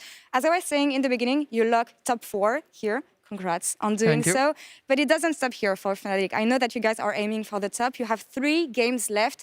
What are your personal goals in terms of performance for these 3 last games? I want to win every game I play. For sure. That's my goal. And also keep improving as a team. I feel like we are playing much better. And even today that I felt like we had like weak draft and we were in a hard situation, we came out with the win because we stayed together and we wait for any mistakes. So I feel like eventually the team is getting better and we are like improving a lot. So I hope for the next week we keep getting better and better, and for playoffs we can be unstoppable. 3-0 maybe. We'll see how it goes for you. But on a more personal note, Razork, did you feel like you made progress throughout the split with Fnatic, and what helped you do so? I feel like, I made so much progress, and I feel like when mid-game hits, I'm more comfortable with what my team wants to do and what's my role in that. In the beginning, I was kind of lost because I have a lot of players in my team with so much experience that in the beginning it was really hard to catch up. I feel like I'm still working on that. It's not like I'm perfect at this or anything, but I felt like I improved since the beginning of the season, yeah. I know that a lot of players, especially in your team, but also Kaiser yesterday, praised Humanoid, not only for the skill he brings in-game, but also the guidance that he can provide players. What's your take on him and his job guiding the team? I think Humanoid has really, really insane knowledge about the macro game and stuff. He sees everything really clear.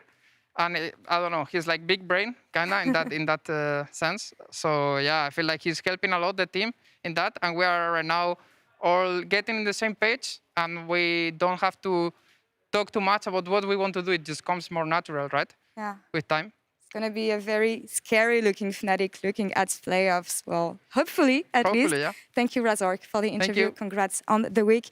And to wrap up week 7, back to you, Shox, for PGL. Thank you very much, Laure. Lovely to hear from Razor after Fnatic close out the game, even though you're in a deficit, upset. Thank you for joining us. Yeah, tell us about that game. It wasn't the easiest one, like from the get-go. What do you think allowed you to take over? I think we only won this game because the enemy probably was very stressed out and made like a very huge mistake. I think with the champs we selected, we would have needed to get way further ahead because overall our champs don't really interact that well with each other. Because we have like 2 hyper carries in Victor and Jinx, but basically no front line. And Victor and Jinx are not the champs that set up like too much snowball in the early game usually, but they're just really good champions in the meta. So I think we just ended up making it work, punishing their mistakes, and everyone played like good individually, but overall feels kind of disappointing to win the game based on the enemy not playing well instead of us being the dominant force throughout the game. I mean, obviously the positive spin on that is that if there's a throw, you have to catch it. This replay here, this was where things really changed, I think, in my opinion, because, you know, if you survive the initial engage, you have lots of damage, and that's all very good. But then the problem is actually getting to that point. They did it at the once, you rolled away with it. So, I mean, obviously, congratulations for kind of like the counter snowball, but it was difficult to get to that point. Yeah, I mean, they had no reason to engage on mid. We had so hard time contesting any dragon and they just started stacking them. And I didn't really see a great way to play a fight unless enemy fucks up an engage, because we don't really have engage in our comp. But yeah, we ended up making it work, and Hilly still really pretty good at that champion. Yeah, so I guess we can be happy with the win at least. Yeah, I guess a way to look at it could be that, you know, you're gonna sometimes get into positions where this happens, right? So it's, I guess, good to build on the mechanics to play from behind. Is that a good read, or? Yeah, I think so. Or are you like, no, we shouldn't have never got behind, so this is stupid? Well, if you play with a really good team and they get ahead, you're supposed to lose the game, like, usually. Yeah. So we definitely don't aim to like practice playing from behind, I would say. We want to be the one pushing the game forward. But yeah, we should always be grateful for the wins we get. And even if the circumstance wasn't the easiest to pull it off, we should still be happy that we managed to do it anyways. Yeah, I mean, yesterday was a great game from you guys, so I hope that helps a little bit. I'm afraid to say it. Key player of the game, Hylissang, with 80% of the votes, which I think, obviously, when you look at this game, is pretty deserved. And yesterday, you tweeted, what do I have to do to get a player of the game, or something like that. And I replied, well, MVP is better than MVP. And you said, I'm going to make sure my support gets it. Yeah, how do you think Hilly's been playing? Has he been playing even better than last year? I think Hilly is playing to a really similar level. I think he's playing to a similar level than last summer split. I think spring it was more difficult for him and he had more bad games, but in the summer split he was clearly the best support and we were clearly the strongest bot lane for me personally. I think you could say that now too. Still maybe? now, Yeah, so I wouldn't say he plays much better or worse now. I just think he gets more recognition and he also had the opportunity to play more unique champion picks, I think, in this split, because we have more freedom with the other players in our team that maybe not really draw bans, but like are a huge threat as well. So he has more freedom to play more creative picks like the Zillion and the Pike, which he showed great performances on. So yeah, I think he's definitely deserving. Yeah, but I do understand your frustration, though. It's almost like you've been playing well for so long that you never get in these polls and then never get picked because he's playing a flashy Pike.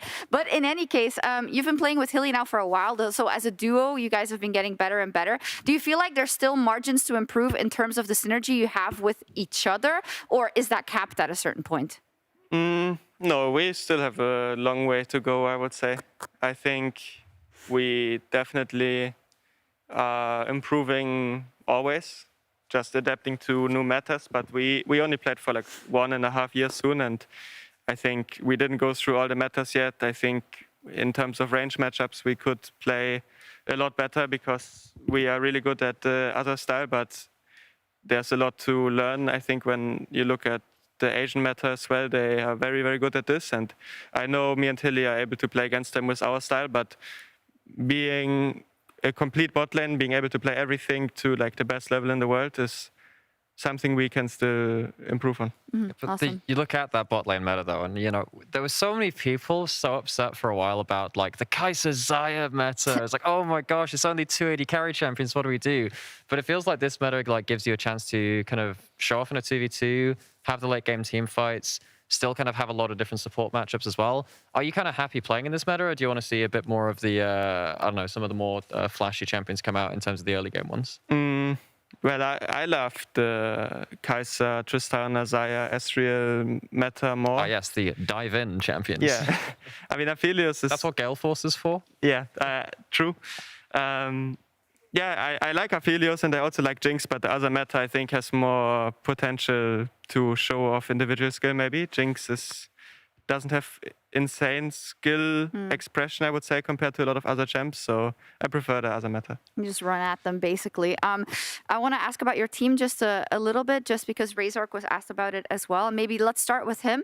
He expressed in this interview with Lord that he didn't feel happy about this performance from him on Viego, and he said that he felt like he had a lot to learn coming into this team. What has your experience been like playing with him? Because I can imagine it's vastly different than, of course, playing with Bwipo last year. Yeah, while Bwipo was one of the people with the most experience in the team, he also needed to learn the jungle role, but he already had a huge amount of game knowledge and was very intelligent about the game. And we also already had like very good synergy because he was close with Hilly and me and Hilly were also really close, and we were like a force together as three, and this was all our team was about, and it was really great to work with him in this way.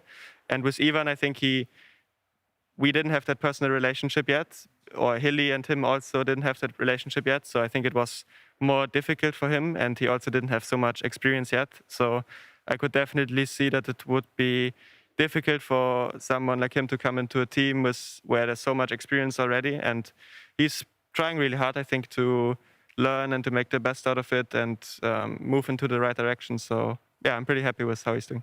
We heard a lot about Humanoid already, so I'd like to ask about Wonder as well. I think Yamato came out in a quote last week, I believe, saying he is training so much. He's absolutely dedicated to his craft. What's it like playing with Wonder, someone you played against for so long? I really love playing with Wonder. He's like the most mentally stable person I think I probably ever played with. He is very, very relaxed in his approach. I would say that he doesn't overreact in either direction, and he's very just does his job well, and he does it super well, I think. And he's also quite smart, so yeah, I really enjoy playing with him. And sometimes he gets triple kills under towers. I hear that's really useful. Yeah, that's true, actually. Nice to hear. Finally, you've of course locked in playoffs. Where would you say you are in terms of your development with this roster specifically, knowing that you're going into the playoffs, and how happy are you with the work you've done so far? Well, I think our ceiling is clearly the best team from what I think about our team, and we are second right now, so I'm not that satisfied because I feel like we could do a lot better. But on the other hand, we also should always be grateful for the good things that are going on, and we are second right now, and we are improving steadily, I would say. But I definitely think we still have a long way to go in terms of improving.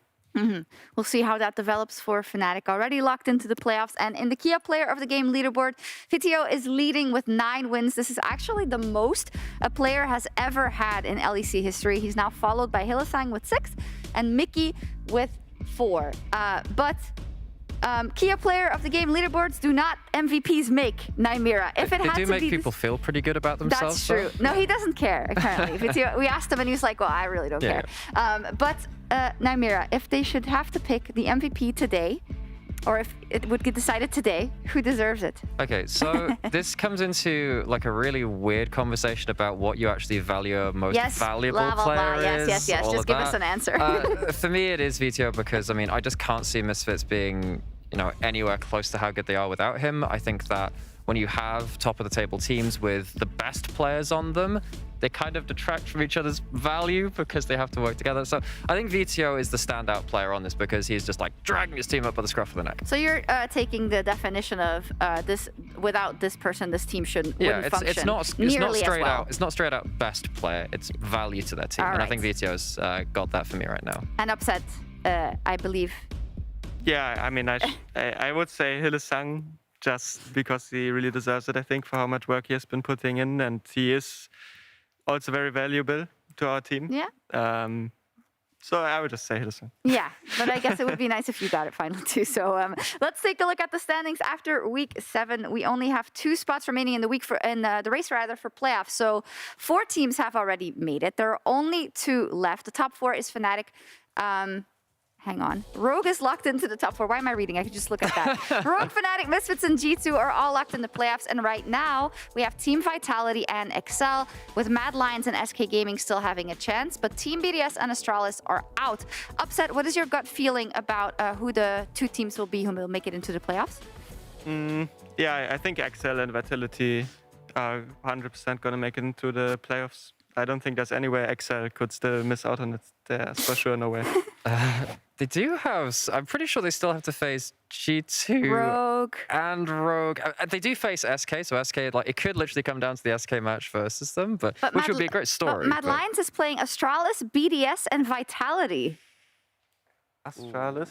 Oh, actually? Yeah. Oh, wait, but Mad is 5-10. So Vitality would have to go 0-3, and they probably still play one of the boosted teams as well. Yeah, so. yeah. Excuse me? One of the bottom tier teams. Yes, maybe. yes. I mean, I like to come up with like crazy scenarios because that is what makes it interesting. Every game counts and all that. We've got a couple of interesting matchups as well. Let's take a look. It is a super week, guys. So we have Friday, Saturday, and Sunday to watch League of Legends. And I really hope that there are some games that are still important for the standings by like game or day 2. Otherwise, we're just twiddling our thumbs. But Vitality versus Mad, absolutely huge for playoffs. Then there's G2 versus Excel in the fight to stay in 4th. And Excel would lock the playoffs with 1 more win, but it's all left to be decided also from us. Thank you very much, Upset, for talking to us. Congratulations. Thank you. On the trajectory so far. Nymira, thank you as well. Thank you. Broxa, thank you as well. You did a great job. You just missed him, Upset. And I'm going to take another selfie since we can. With the mic, it's just very awkward. You could roll the music production, then maybe it's less awkward. No, I really want to just sit in this. Okay. This is great. This is wonderful. Silently.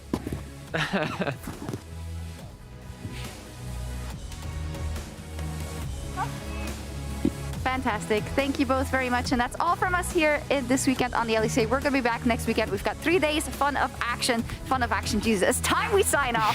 Full of action in Super Week. But fear not, there is more League of Legends. Over in the LCS, we've got their Super Week. And we've got Team Liquid versus Dignitas. See you next week. Bye. Bye-bye.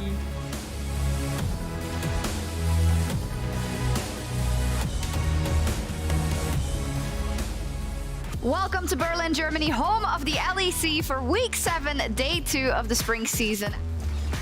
Megadon, and Flash. Latan's going in from behind. The Megadon not going to finally just yet.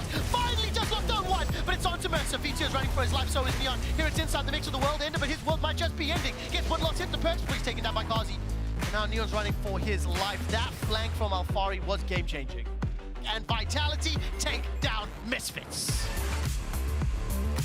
White Knight Graves, 4-1. It has been a little bit of the defining pick because he was able to handle Gen X in the 1v1 and the rest of Astralis. Look at that, forcing SK to split up, to scatter.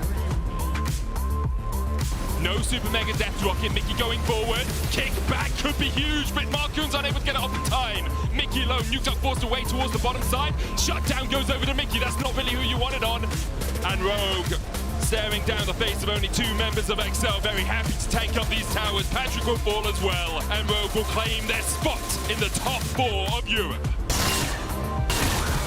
He might be going in, he will. Synchron caught down towards the bottom side, onto the shadows going in, but where's Sixmatic, West Limit, they're nowhere near. Nuclear in forced away, Caps takes the kill in the mid lane. Synchron gets the chrono shift on him, he's ticking away. Synchron, Xmatic and Limit trying to get away, chrono shift just about to come up, cooldown, tick, it's back, but too late. Caps takes one, the chrono shift will bring Xmatic back, but Caps is not done. A quadra for Caps, and BDS are out of playoffs. Elyoya going in TP now from Wonder. Humanoid force away, knocked back with the Stampede, but already Rika's down and now Elyoya is running for the hills. Fnatic strike back with 2 kills of their own.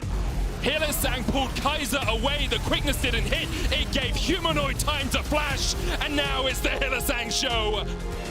That he is, but he's not going to get the kill. Death from below, didn't quite do it. Hylissang still chasing in here, there's the Baron secured, Hylissang gets the stun, oh no, wait, does he do it, Hylissang? Razork's a bit abandoned by his team here, he tried to get in behind the Chaos Storm, Razork will fall. Wonder going forward, Unforgiven, pops the Moonlight Vigil, has to pop the blast, going to get away, and Hylissang's on the chase. A double once again for the Pike, Rika third, as Upset will take him, Unforgiven, number 4. A superb win as Fnatic lock their spot in the top 4.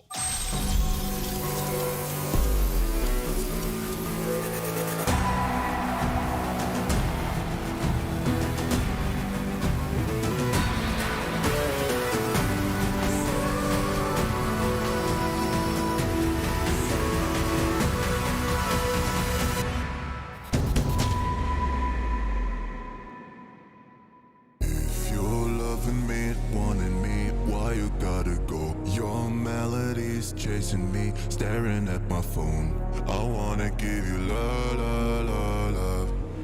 I wanna give you love, love, love, love. Why you're hurting me, cursing me, thought we had it all. You poisoned me, came for me like an animal. I wanna give you love, love, love, love. I wanna give you love, love, love, love. If you're loving me, wanting me, why you gotta go? Your melody's chasing me, staring at my phone. I wanna give you love, love, love, love. I wanna give you love, love, love, love. Why you're hurting me, cursing me, thought we had it all. You poisoned me, came for me like an animal. I wanna give you love, love, love, love. I wanna give you love, love, love, love. I wanna give you love, love, love, love. I wanna give you love, love, love, love. If you're loving me, wanting me, why you gotta go? Your melody's chasing me, staring at my phone.